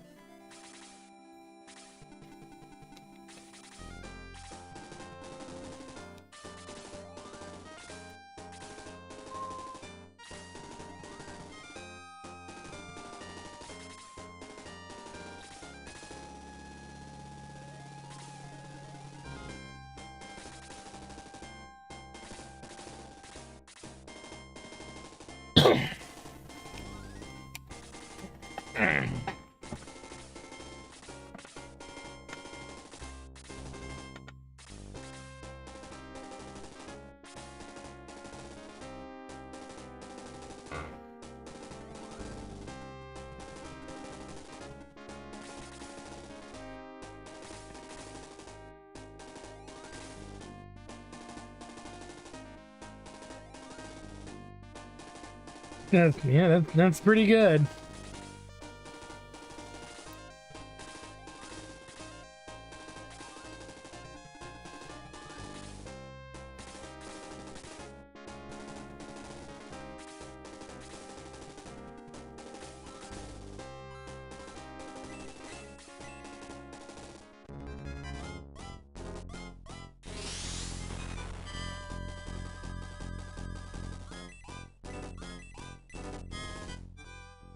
I want to take these enemies down as quickly as possible, I think. But we need to do it carefully so not to lose any frontline fighters, because we're going to need them once we get up to deal with the nastier enemies here.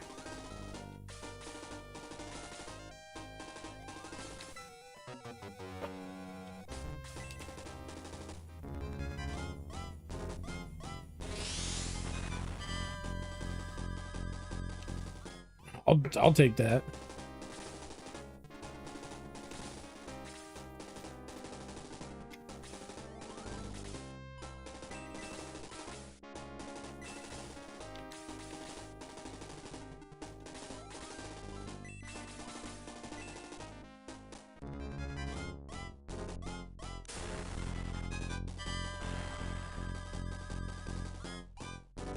Nice.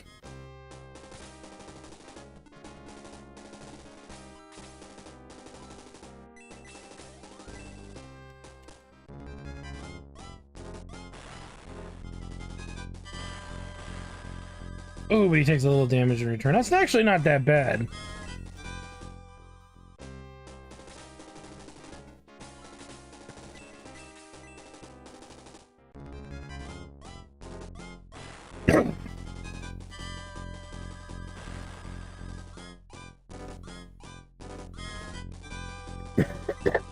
That'll be the running joke. He almost always had it. Almost always.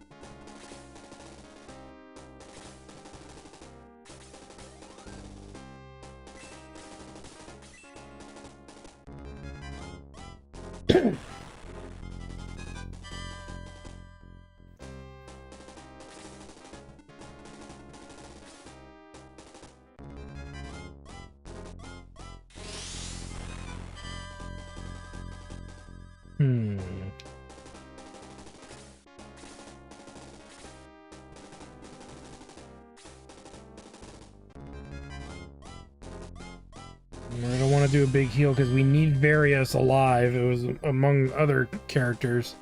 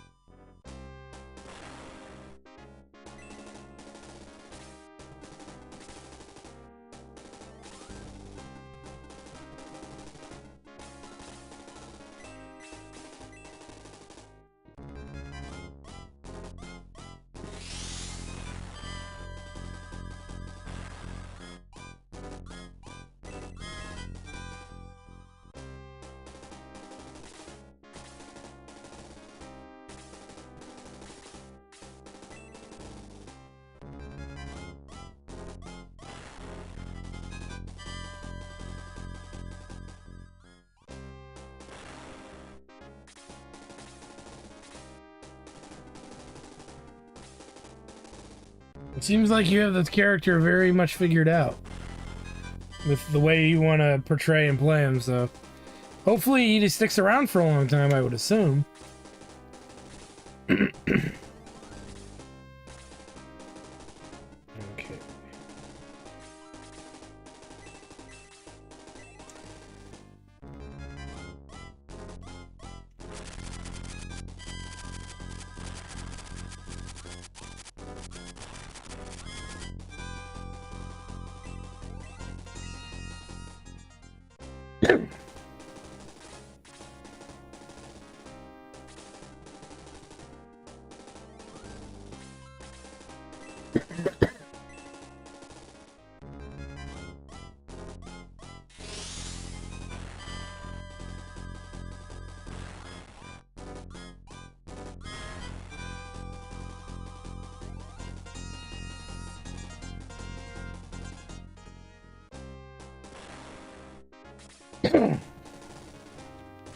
God damn, I can't shake this cough.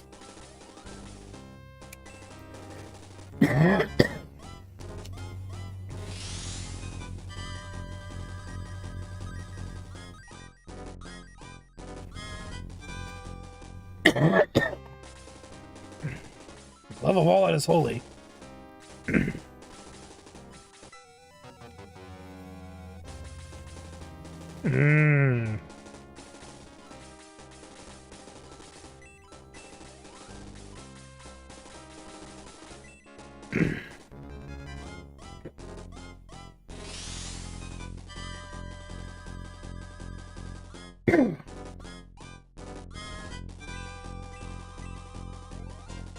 Nice. Level 4 fairy will be great.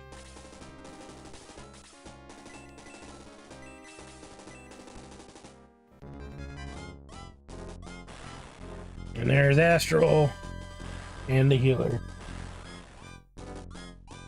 Problem solved.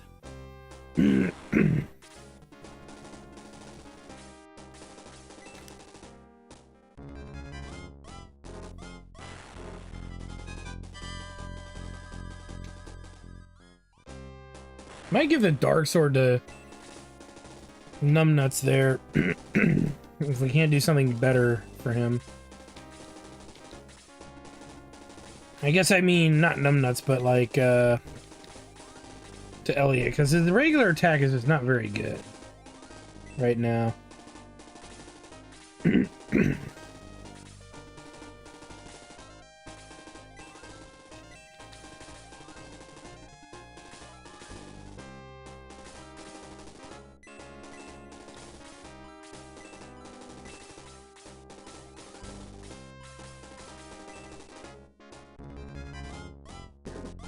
Trying to get.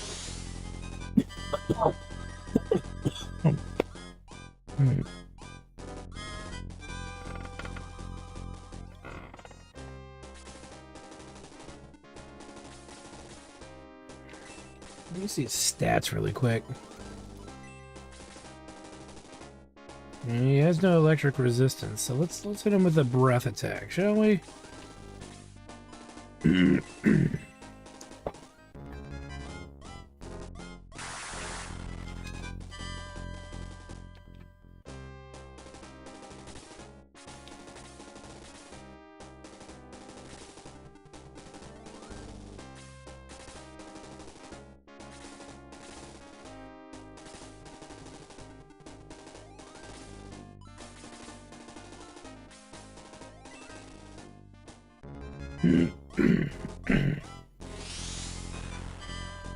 Alright, he's down. I gotta do ball sack momentarily here. And deal with the birdmen that'll come down and fuck with us too. So we'll see how that plays out.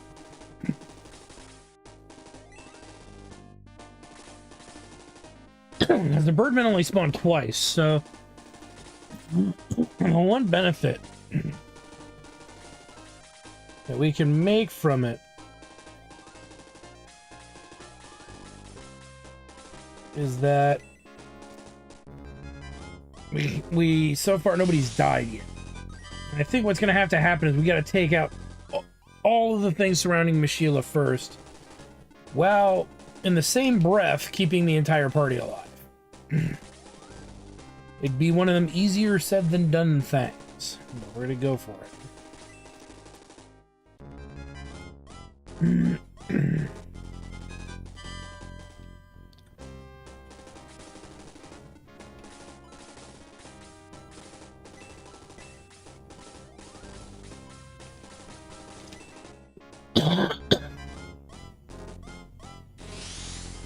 That's the option, or gun for Mishila, but only have a couple rounds to do it. I'm not going to be that guy that quick saves and constantly keeps reloading quick saves. That's kind of cheating. We're trying to beat this legit, you know. And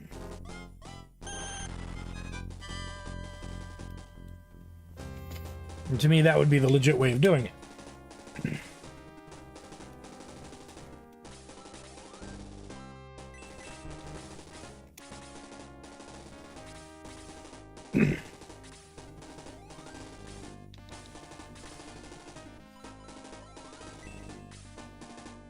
Electric resistance, so let's hit it with a breath.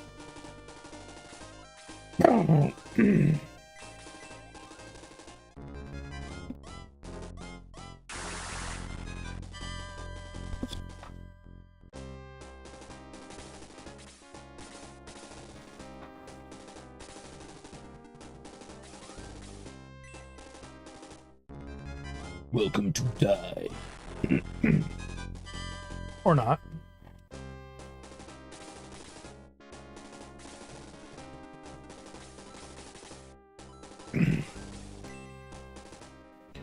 And that should kill him. I need to take a Mucinex or something. Give me 1 second, guys. Behind here.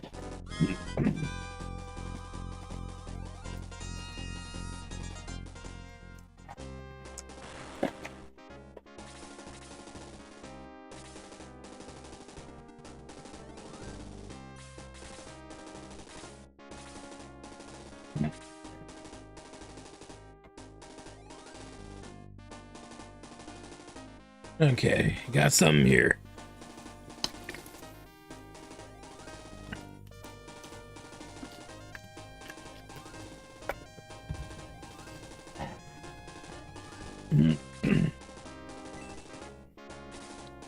Okay.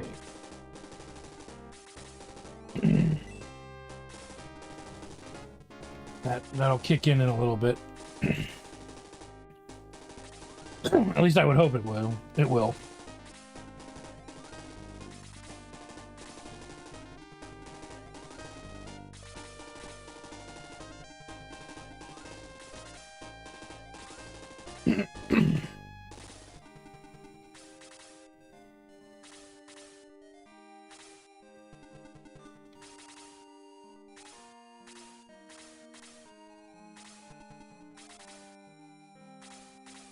Well, not coming down, huh? Okay, we're gonna have to lure it. Because they came down before, so I don't know why they won't do it now. Maybe because it can't reach exactly from where it is. But we'll use Elliot for that, because he takes damage a bit better.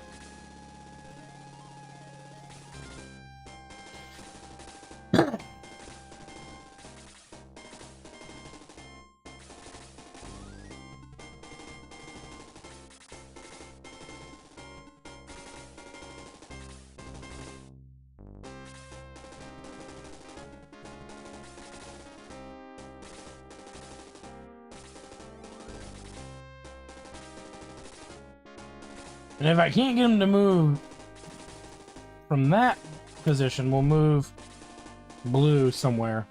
See if we can lure him that way. Yeah, okay. We gotta put somebody out, I think. Into the abyssal area.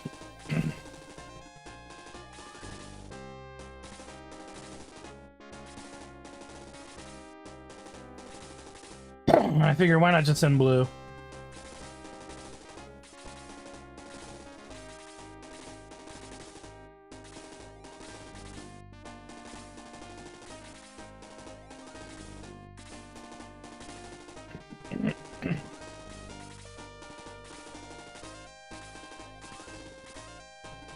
There we go. All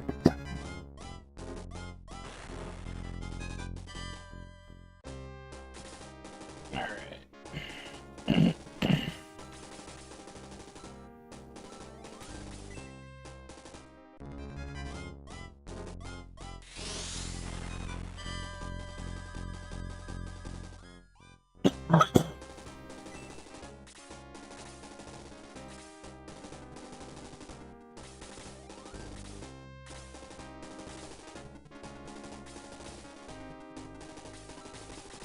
We'll use that.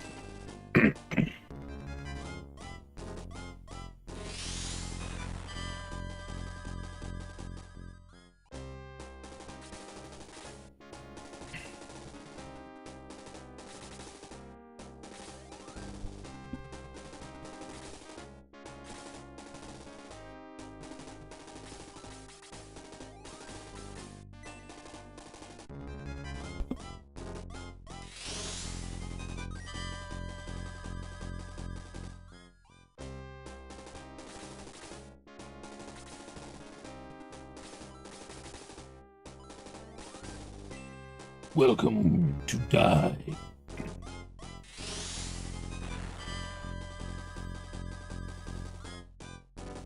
Nice. Give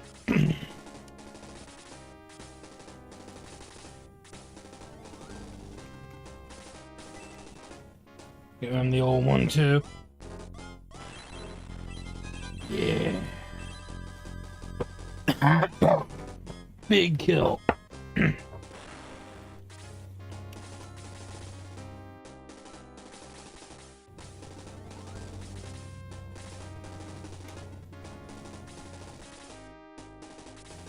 Now,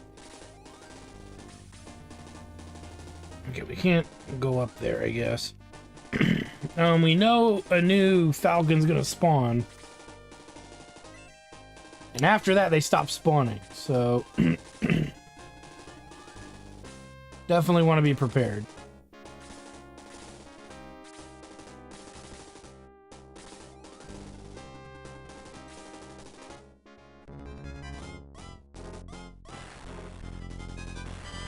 Which, ouch, that stung. We can heal from that pretty easily. So I'm not too worried about that.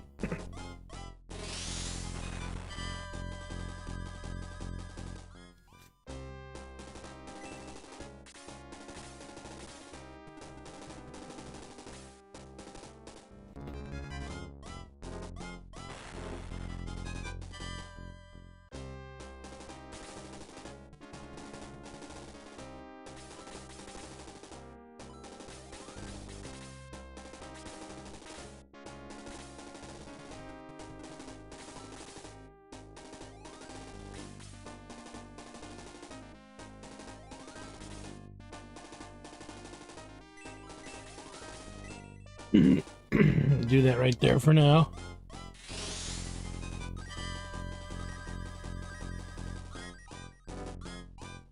Have to throw out another heal too at some point.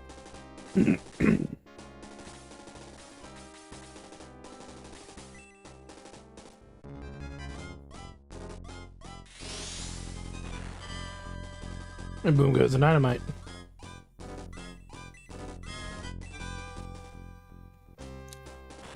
Okay. Let's kill off this falcon if we can. And kind of get everybody healed back up. Didn't quite get the kill.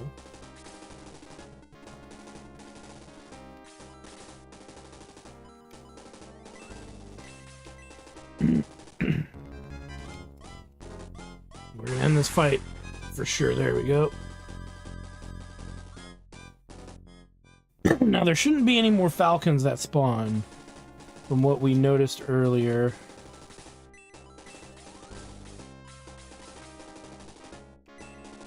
So let's heal everyone up as best as we can.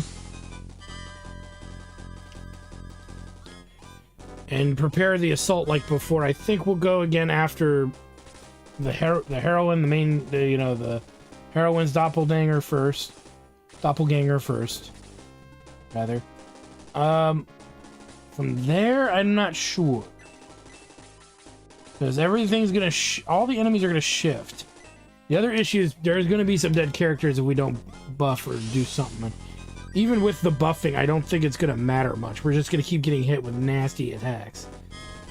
Whether we put magic resistance up or not, it's just gonna be lots and lots of AoE damage. That will be very difficult to mitigate. The only way I think we could do it, honestly, is to mitigate any of that is to really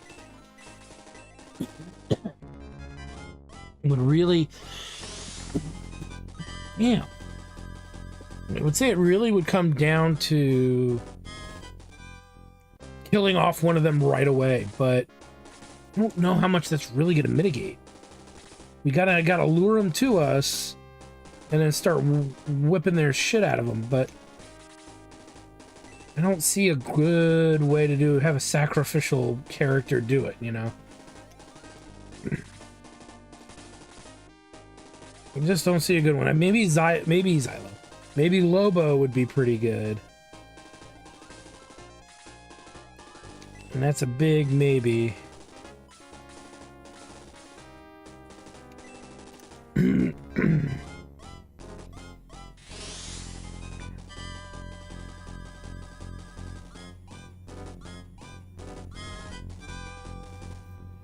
But we'll have to see.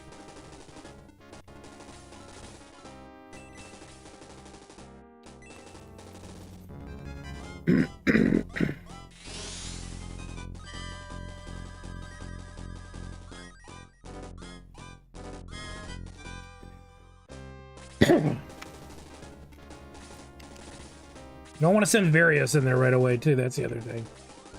Sending him right away, he's going to get knocked out immediately. And that would be really counterintuitive to the whole attempt. See if we can get him all the way full health, too. I know he only has 5 health missing, but that could be the difference between 2 rounds of Varius kicking the shit out of stuff and 1. So I'll take what I can get.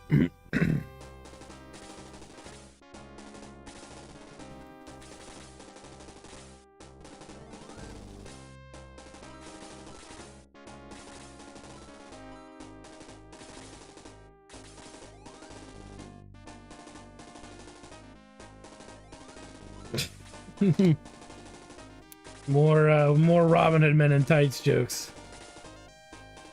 Pretty good. Isn't that one of Dave Chappelle's first movies too?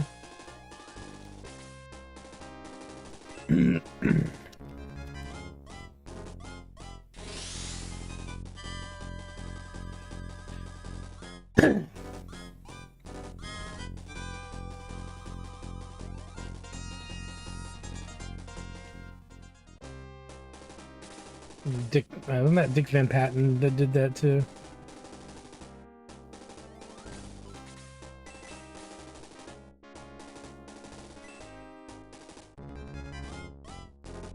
A lot of people I remember, were trying to argue with me that it was Half Baked, but I'm like, no, I think Half Baked came out later than Robin Hood Men in Tights. And for some reason, you know, some people just are too lazy to look it up.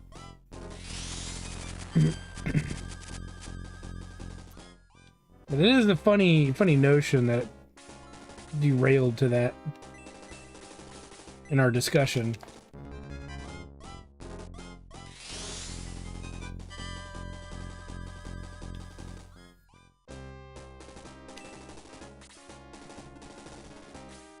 And to think that that was before South Park, Chef in South Park too.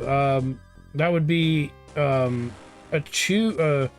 a sneeze, you know, is, what was he? He was played by the guy who played Chef in South Park. What's his name?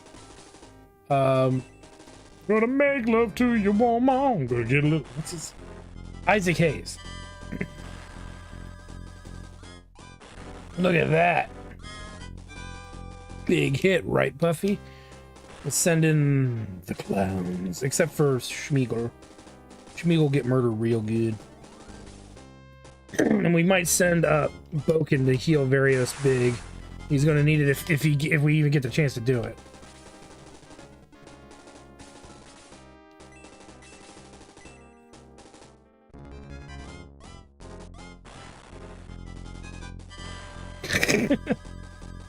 God, you gotta love the fact that Bob Saget's majority of his career, he's just this misunderstood entity of, I was always played the nice father on TV, but in real life I'm a big weird asshole.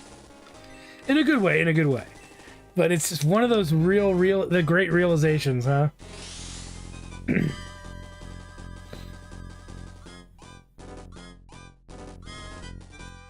Now that doesn't mean he's gonna live. We gotta kill these other assholes that are up here. Hopefully that doesn't hit my own characters.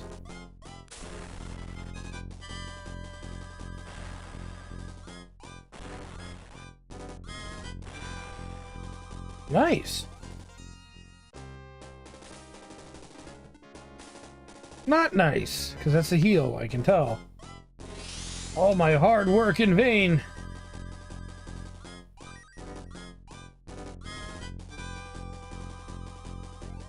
Yeah, I actually have an old comic. His name is Big Ed.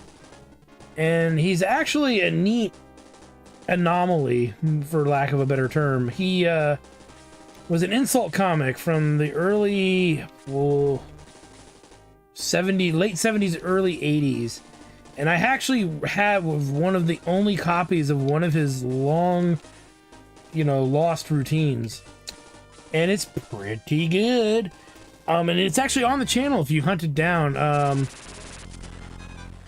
And it's literally this big fat dude who wears a giant muumuu, who's bald, and it starts kind of slow. He seems a little like it's gonna go like he's gonna go really nice and not be like a heinous psycho, but no, he deteriorates quickly. And he just starts going fucking nuts. And he just ribs everybody in the audience in just the worst and most epic ways. And they love him for it, and it's great. And it's that kind of comedy is just missing nowadays. And I'm really glad I actually was able to preserve it, because it is a cool bit of comedy history to still have some of that, there. Let's see here.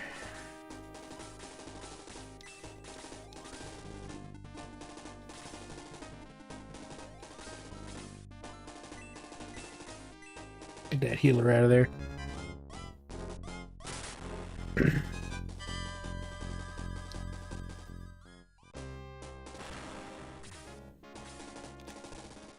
Here comes the pain, and I don't know if we're gonna... I don't know how many characters are actually gonna survive a lot of this. But we did put up magic defense. I don't think I put it on Barrios. I don't know if that's gonna help us all that much. Oh, they're hanging in there.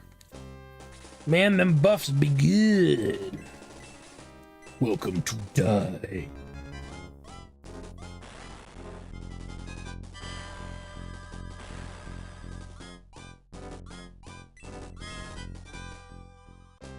Nice. Oh, I don't know if he's gonna survive this though. Oh, he's still in it. But Mashila probably gonna get another turn before. You know what? We're doing it. I'd rather use it now and regret. Oh, it's only... Oh, shit. Okay. Not as good. I worry about that now. My plans are ruined, I think.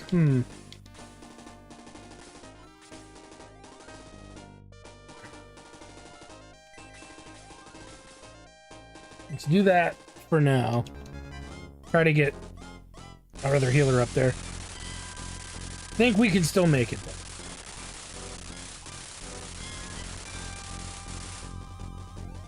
I forgot blue was... the evil blue was still there.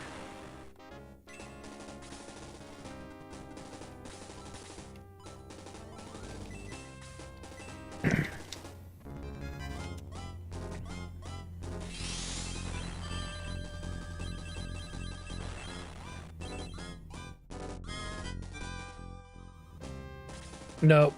No. God damn it. The others should survive, though, but that sucks.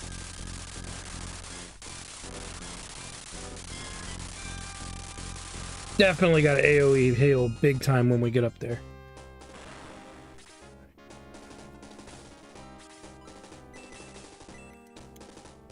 Suck on this, draggy!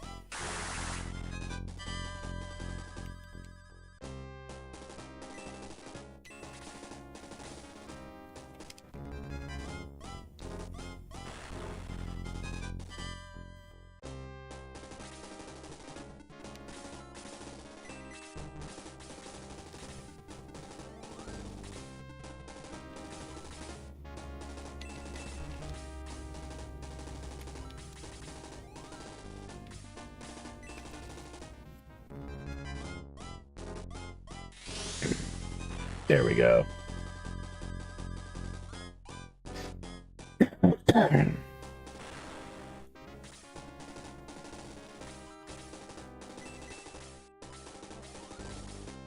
Definitely got to heal there.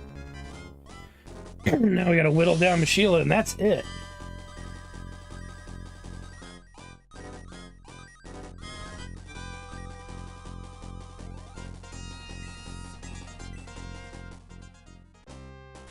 Which is going to be one of those easier said than done.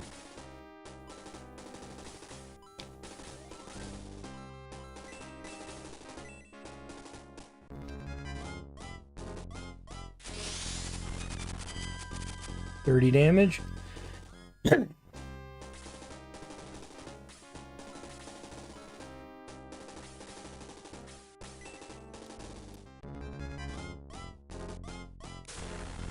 Ugh.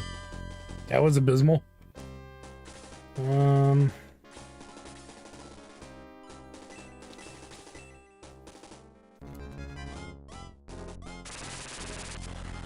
Okay, we finally broke the question mark barrier. What's the resistance on Mashila here? Electrical resistance, okay. And moderate defense. So we'll still probably go with the bolt attack. Or no, I can do that. Might get lucky.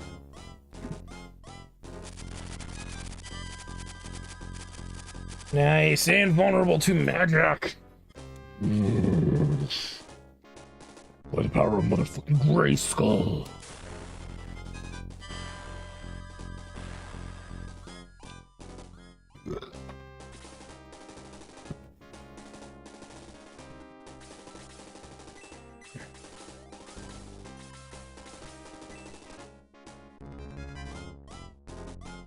He's vulnerable to magic and piercing. Make some room for the ones that do that.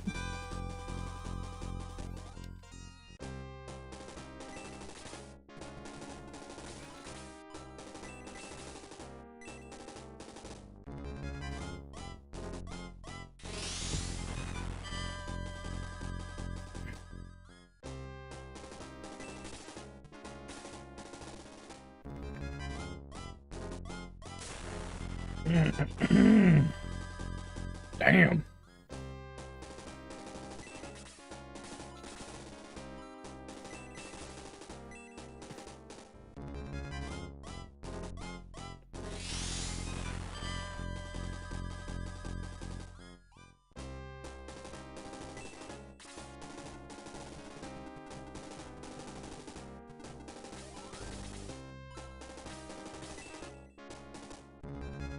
Welcome to die.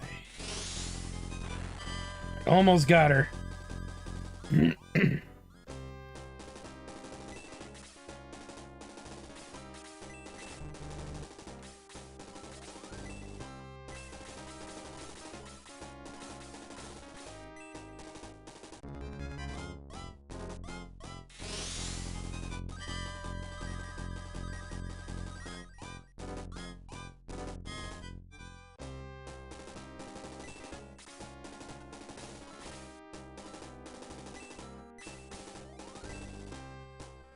Come on, Boken. You got this, bro. Yeah.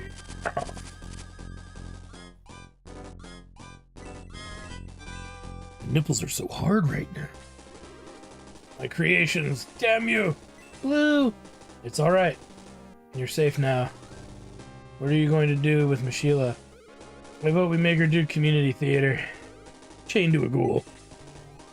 Mashila, you will answer for what you've done to the people of Rudo. I'll make this quick, which is more than what you deserve, you witch. Rest in hell. No, I won't stand for this. If I die, I'm taking that brat with me. In the last restraint, Mashila casts lightning at Kryn. Kryn screams. Blue attempts to block the lightning strike.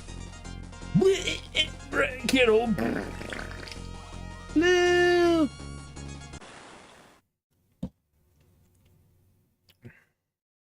Damn. Blue. No, no. Kryn starts to shake, holding her tears at bay. You're safe. That's all that matters to me. Erican, low. Gone, can you help him? We're trying, Smeagol. Not something is blocking our magic. It's as if his life essence is being drained. What in the world? Smeagol, promise me. Take care of the children. Keep them safe. You have my word. Kryn, keep reading your books. You're going to be a fine scholar one day. Blue, no!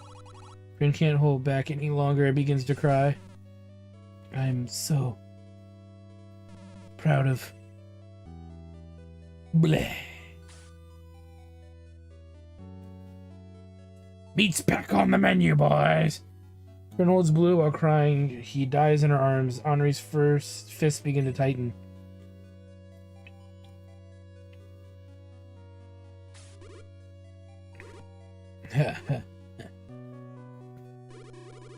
I always get the last laugh, fools. It was no mere lightning strike, it was more potent to soul. Your hobbit and half-giant will never be able to revive him ever again. Honestly, you stepping in front of it was the goal, little heroine. Damn. However, wins are wins. The sacred dragons are no more. Darksoul will be pleased. Henri's rage boils over and she can no longer contain herself. She summons a massive ice boulder that crushes Mashila. Die, you witch! No longer protected from magic or piercing strikes. With Blue gone, the age of the sacred dragons comes to a tragic close. Keeping her word, Smeagol gathers the children of Rudo and heads to Sasebo. Durant decided to stay behind and settle in Rudo. He plans to rebuild his ship one day.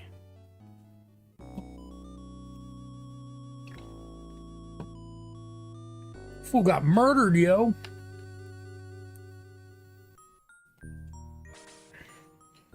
Relics of the past. The Shinin force quickly reached Sasebo, hoping that they had come in time.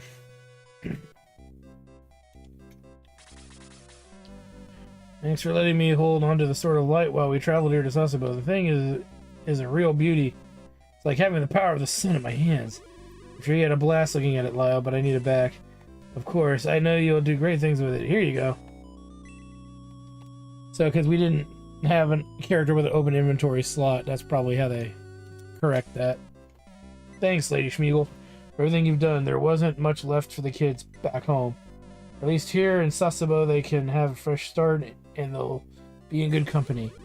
There will come a time where Rudo won't be so tragic, and they can return. But what about you, Lyle? What will you do?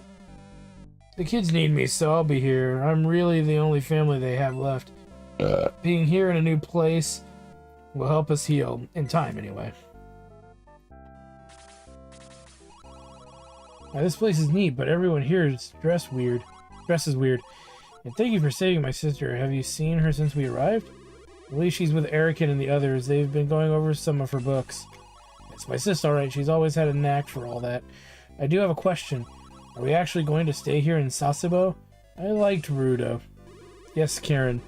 You and your friends will be safe here. One day in time, you may begin to see this place as home. I see. Well, it takes some getting used to. Even the food is really different. But yeah, thanks for everything. Dude. Aww. I ain't going to no dumb schmitty school. School zone, quiet please. This is impossible. Oh my god. They're everywhere. Arithmetic, how to write real good, and many more books.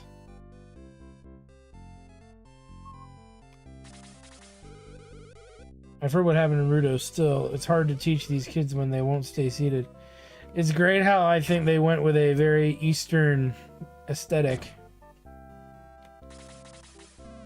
Oh, look, it's a reference from Shining Force CD.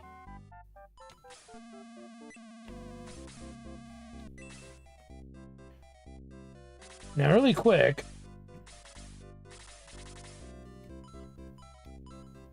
We can put that on her. So we do need to remove the curses.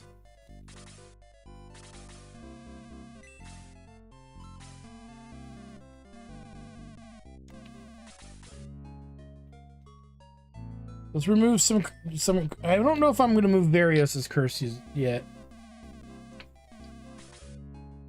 And then I just did like a jackass.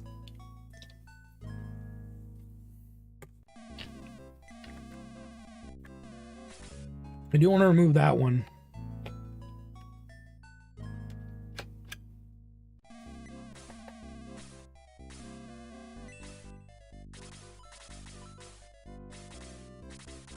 Then we'll do that.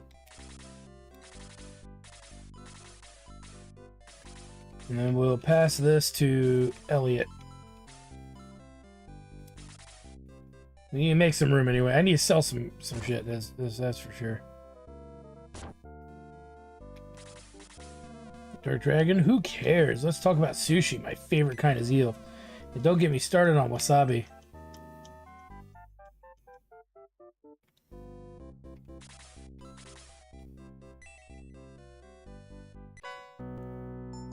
Ooh, we discovered the Master Ring, huh?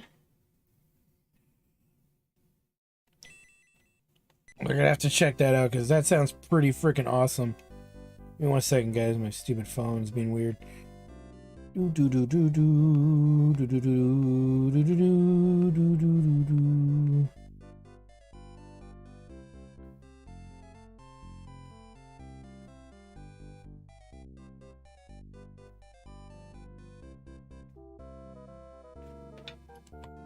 All right.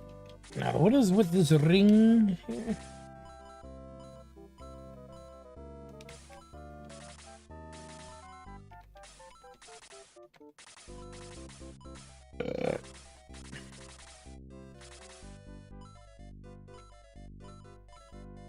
So it significantly increases critical. Honestly, who's not wearing a good ring?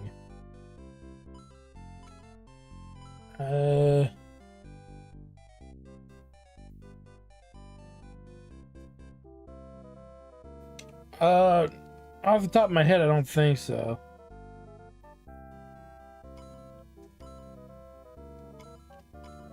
Okay, here is where we gotta make an executive decision here. Critical's pretty good. Lobo is falling behind. Hey, you alright? Yeah. Are you alright? Yeah. My coughing started coming back pretty bad though. I'm okay Oh, now. What the fuck? There's a grudge over there. You gonna see her? Yeah. Holy. Aw, she's been sleeping like people. But she's okay now. Oh yeah. Oh yeah. Okay, why are we just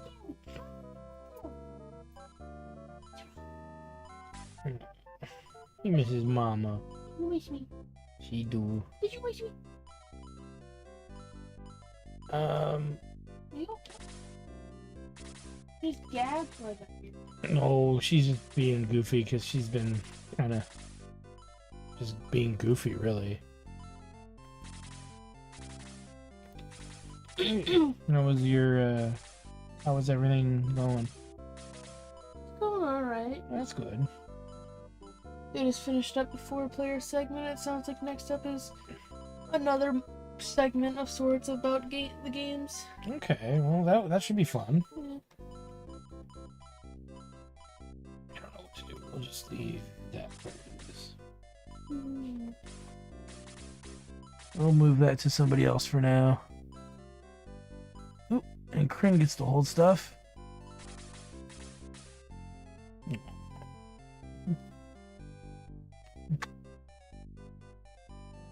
Goof.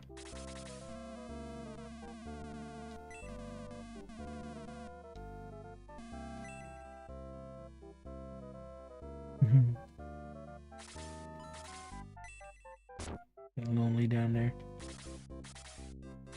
I don't know.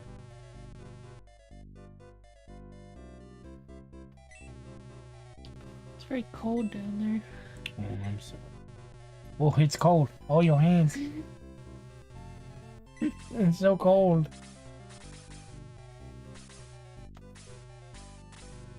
Let's see what we got. Goofball. Bye. there.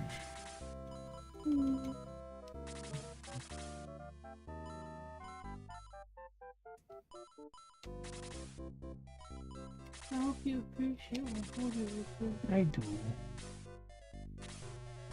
Really.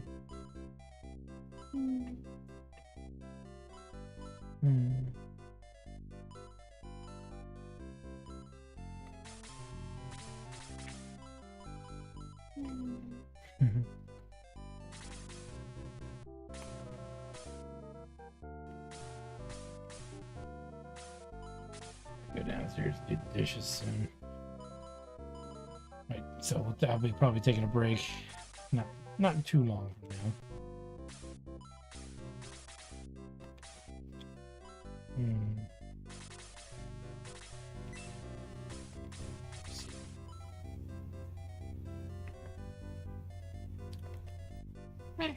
Right. Oh.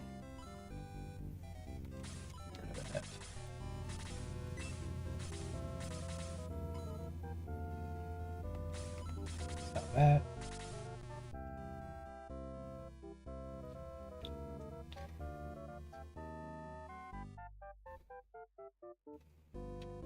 What? What are you doing?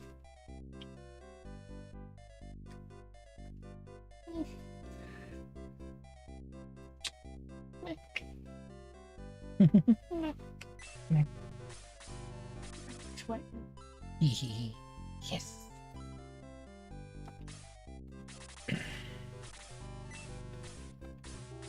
I was gonna ask what we should do for breakfast. That's a very good question. Probably ramen, I guess. It's easy, right? Yeah. I can't think of anything else. I haven't put that much thought into it.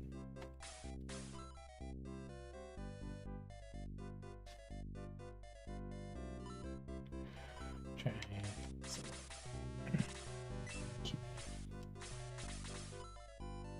set that Falchion.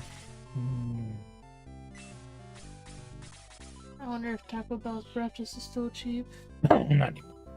Really. But I'm pretty sure. Not. Damn.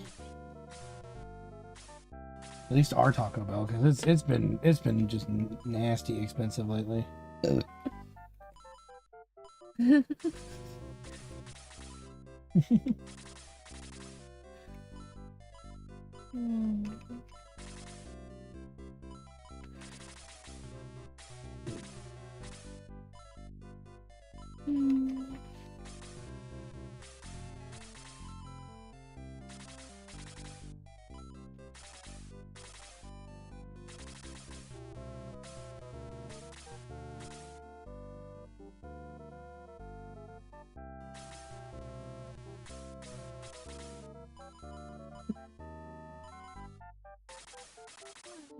You super goof. I didn't do anything.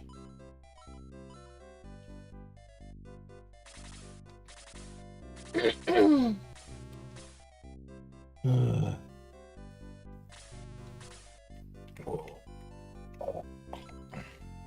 Alright, well let me know, because the cabbage is being held hostage in that fridge. Oh no. We can't have that, can we? Alright, let me do this. I'm probably gonna get to the next fight and I'll probably stop. We'll see. I'll probably stop. You can take a break if you want to. I'm just coming up to say No, I gotta do the dishes.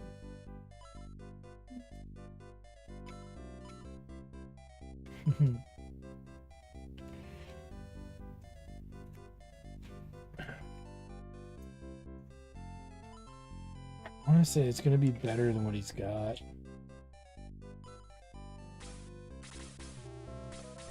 Let me see. Okay, if I sell the pick, we'll have room. Always buy it back.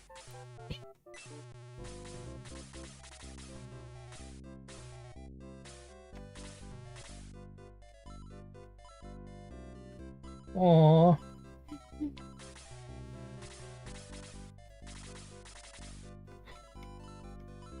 So the heat axe loses its value.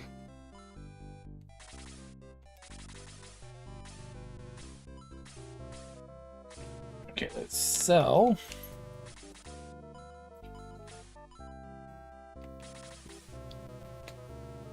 Aw.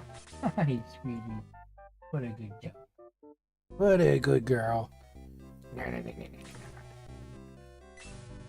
Aw. Alright, let's see. Inventory. Oh yeah, we gotta sell that.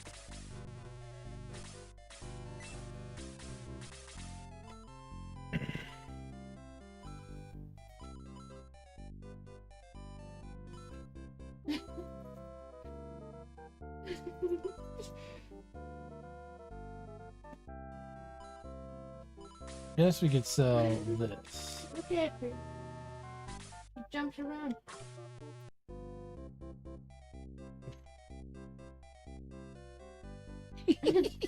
Little ninja. She's your little ninja. Let's go with this.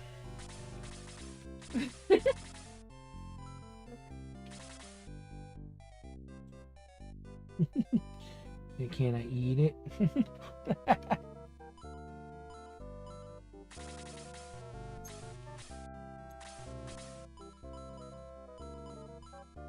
That's it here, I think.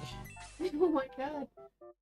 You ran from one end of the bed to the other before the blanket fell back down. She's pretty sneaky like that.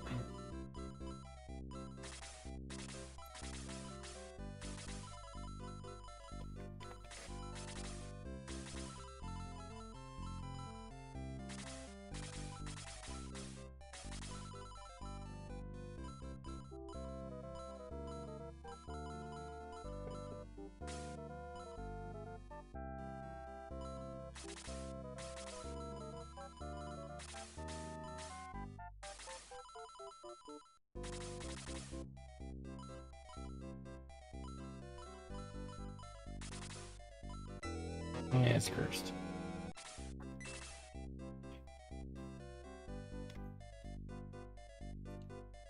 Let's remove that curse.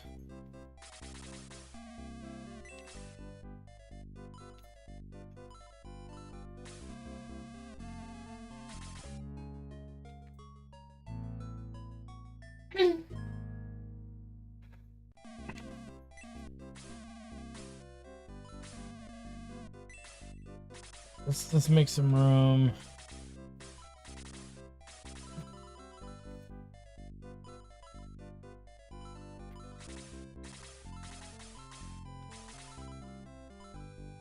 Where we can here.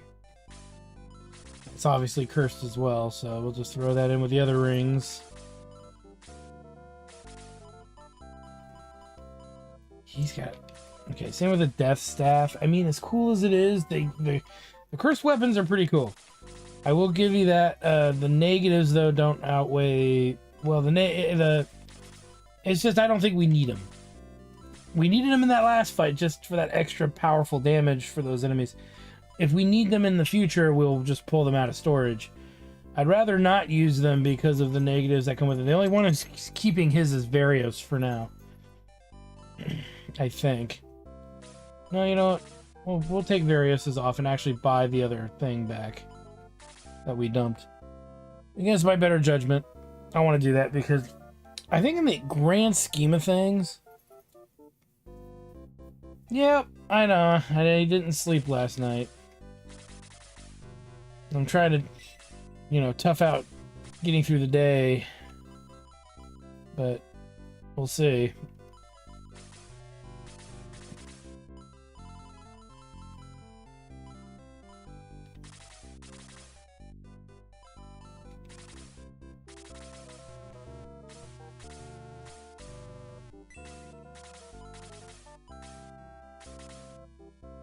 He's technically not really wearing a ring, but he's also technically different characters that you play as who are not in the original game to play as. So Varios, who actually dies in the beginning of the original game. Xeno is the robot Adam, but different. Elliot, who is actually an enemy. Sir Astral from Shining Force 2 makes an appearance as a young Sir Astral. Diane's different. This is the guy who created it, put himself in there. Boken, who's an NPC you see in Shining Force 1, is now playable. And again, these avatars are original too. Amon's there. She was in the original. Henri is too. Lobo is a changed version of Xylo. And then you got these characters who carry stuff. And the story is inherently very different than the original. Different events take place in different ways. Hello again. Oral got a little too hot for me, so I took a boat to good old Sasebo. I needed some gold somehow with the laundry. At least I can't mess that up.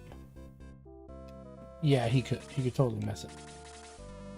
Shogun Musashi has the samurai and ninjas protecting him day and night. But no one has actually seen the ninjas since, well, they're ninjas. That is pretty funny. Well, you know, since they're ninjas. And so, yeah, it's a very different team of characters and different events, different villains. Technically, there's some different villains in this version. And it's for better and worse. Steel lining, so that's an improvement.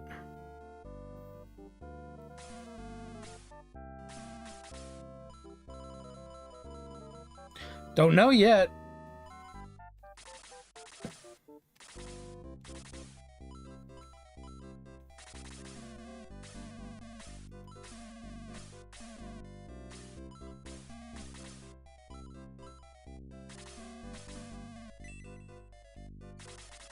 One more thing I wanted to do.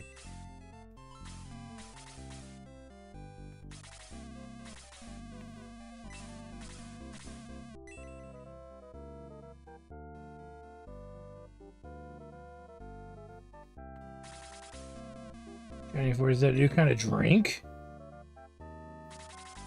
Welcome to Sasebo. Look at all the new kids in town. I wonder if they'll play with me. They might. Always so peaceful by the waterfall.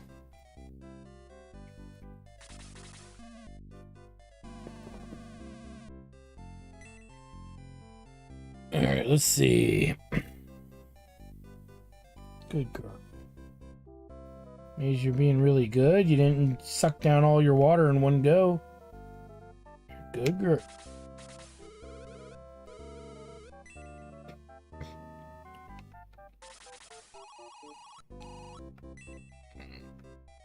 Alright, down we go.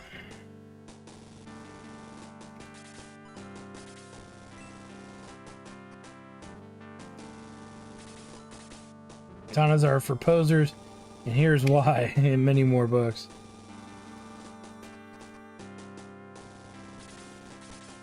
Welcome to Sasebo Castle.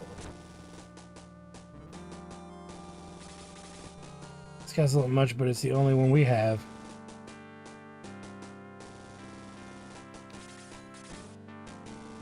General So wasn't just a leader, but he was a master chef. Chicken was his forte. The cringe. No, I'm just kidding. Alright, no time for idle chatter. Alright, let's see if we can get something to occur here.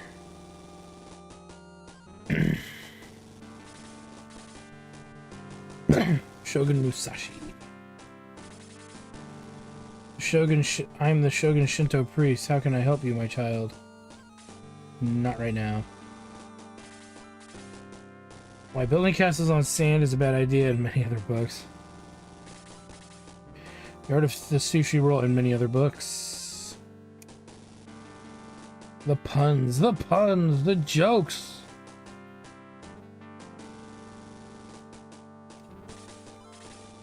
Why you shouldn't play hide and seek with ninjas in many other books. Oh my god. The Idiot's Guide to Masterly Play Sudoku and many other. Is this Shogun Musashi, my husband and ruler of Sasebo? Be polite or else.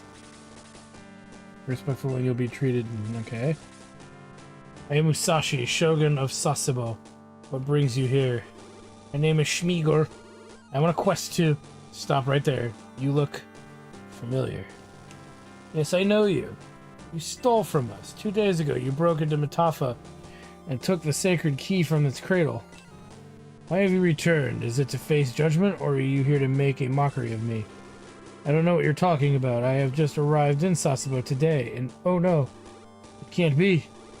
Mishila, that bitch! She must have made more clones of me and gave them to Dark Soul for his amusement. Shogun Musashi, what you two saw 2 days ago was not me but an evil clone. Silence! You changed your hair and expect me to believe such crazy nonsense about clones? You are a minion of Runefoss. I should kill you where you stand, you dishonorable liar. However, a proper execution will suffice for your treachery. Guards, take her away. Yes, sir, you're making a mistake.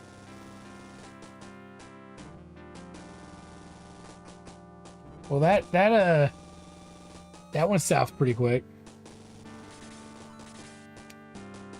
Big bars seem to be unbreakable. As the hours pass by, you grow more and more restless. Schmiegel? We really need to stop meeting like this, lady. Woken, aren't you a sight for sore eyes? How did you get past the guards? Actually, I didn't. While you were in here, Henri came looking for you. Musashi recognized her as Princess of Guardiana. She told him everything. Good, now open the door. Hold on, my metaphorical princess locked in a dungeon. There's one more thing. Some of Musashi's ninjas found Abel in the woods. He's in the castle as we speak. He's pretty bad off when they took him in, but they say he's recovering at least. He's down and to the left after taking the stairs here. I will, and if you call me princess one more time. An ass whooping is coming. Alright, let's head back this way.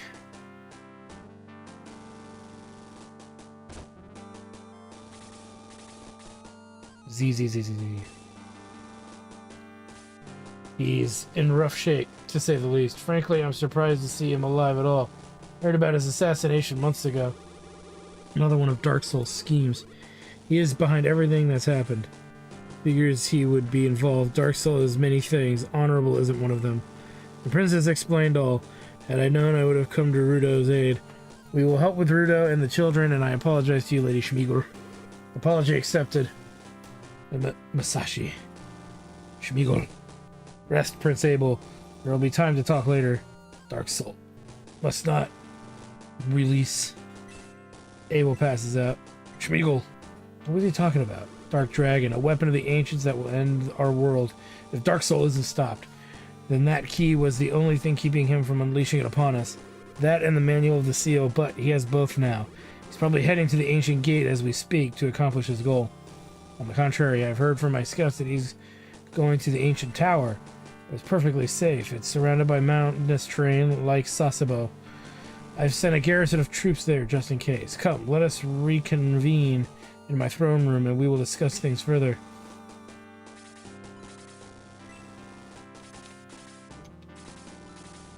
There's a large variety of books written in strange languages. History of Sasebo? Okay. Alright, so let's go see what that's all about.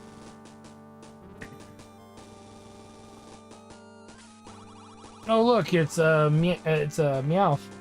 Show Wasashi something terrible has happened. The Runefust army has burrowed through the ancient tower's walls and laid siege. Aleph and Hanzo have taken refuge at the top of the tower, but they won't last for long. Please, we need to send more troops at once. I beg of you.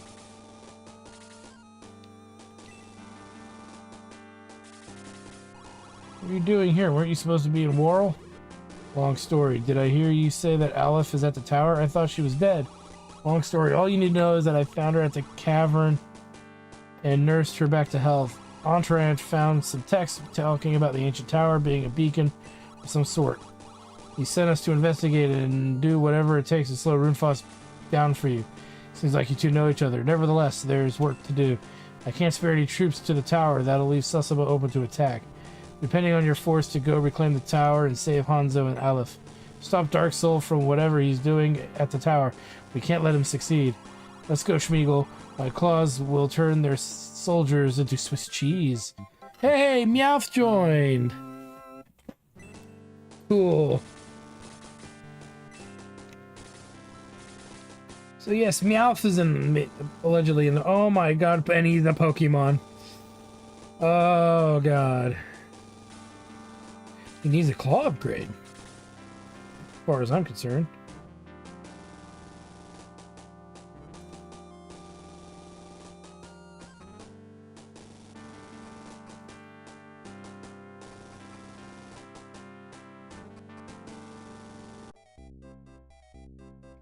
So, first things first.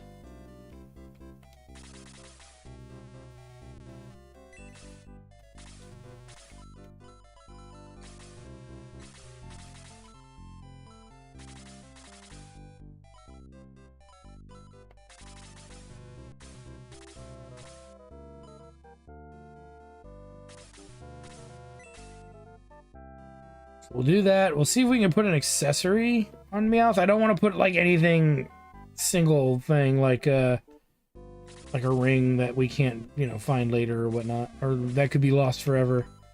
We could try to put Iron Bracer.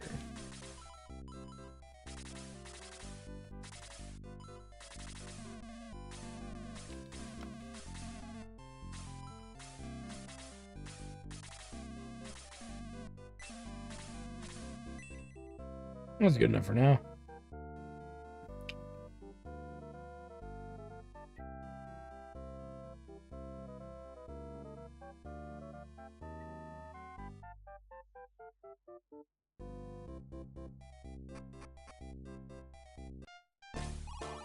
The Tarly Ages is to the east. We must hurry for Alfonso's sake. Where is he?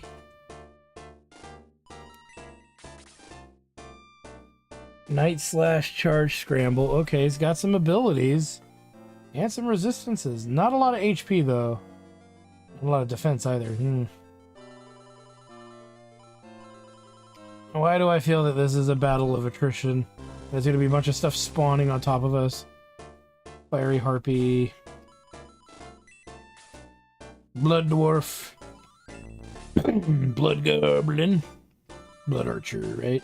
Sniper Demon, okay. And Metal Buster.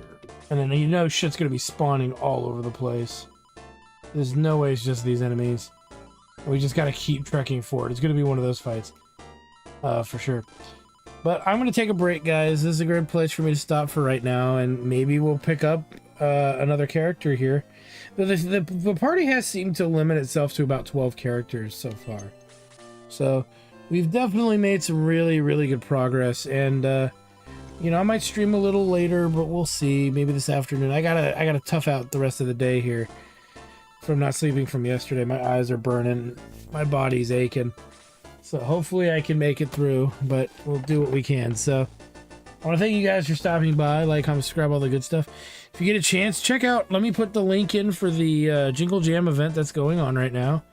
For anybody wondering, Jingle Jam is a fundraiser that's originated in the UK. It's still, you know, mostly there. And I strongly and highly recommend you donate to them. Their cause is to help deal with all kinds of problems, from breast cancer awareness foundations to foundations that are to help children in need for medical treatment, all kinds of stuff. And they do a cool thing where you can get their video game package, and their video game package is, if you spend 35 quid, which is about $45, they give you over 70 games from game keys rather to your Steam account, which you can keep for yourself, give as gifts to your friends, whatever you want to do with them. And you, in the US, I'm pretty sure, like most donations, you can write it off. So if you think about it, it's you get a ton of games, and there's some interesting ones in there, some good ones too. And they said that the value of the games entirely is around $1,200 US this year. And I'm not sure how many more copies of that reward they have left. Last time I checked, they had over 70,000 copies of that prize left, or that thing.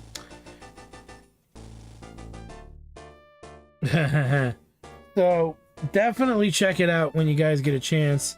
Even if you can't donate, you know, $45, donate a couple bucks, because every little bit helps. And that link that I sent out in the chat is the link that affiliates us to their fundraiser as well. You'll have to set up a Tiltify account when you go. That way they make sure to send you the game codes and all of that, and you just redeem them in Steam, and you get them all right then and there. So they have a list of all the games too on their website as well. So just Google Jingle Jam 2023 and you'll find it. It's by Yogscast, who I believe are streaming the fundraiser right now as we speak, right on here on Twitch, as well as on YouTube. So definitely check them out. Tell them that the wonderful people at Jector Studios sent you, and support their fundraiser, support their cause in any way that you guys can. Thanks for stopping by, guys. We'll see you guys next time.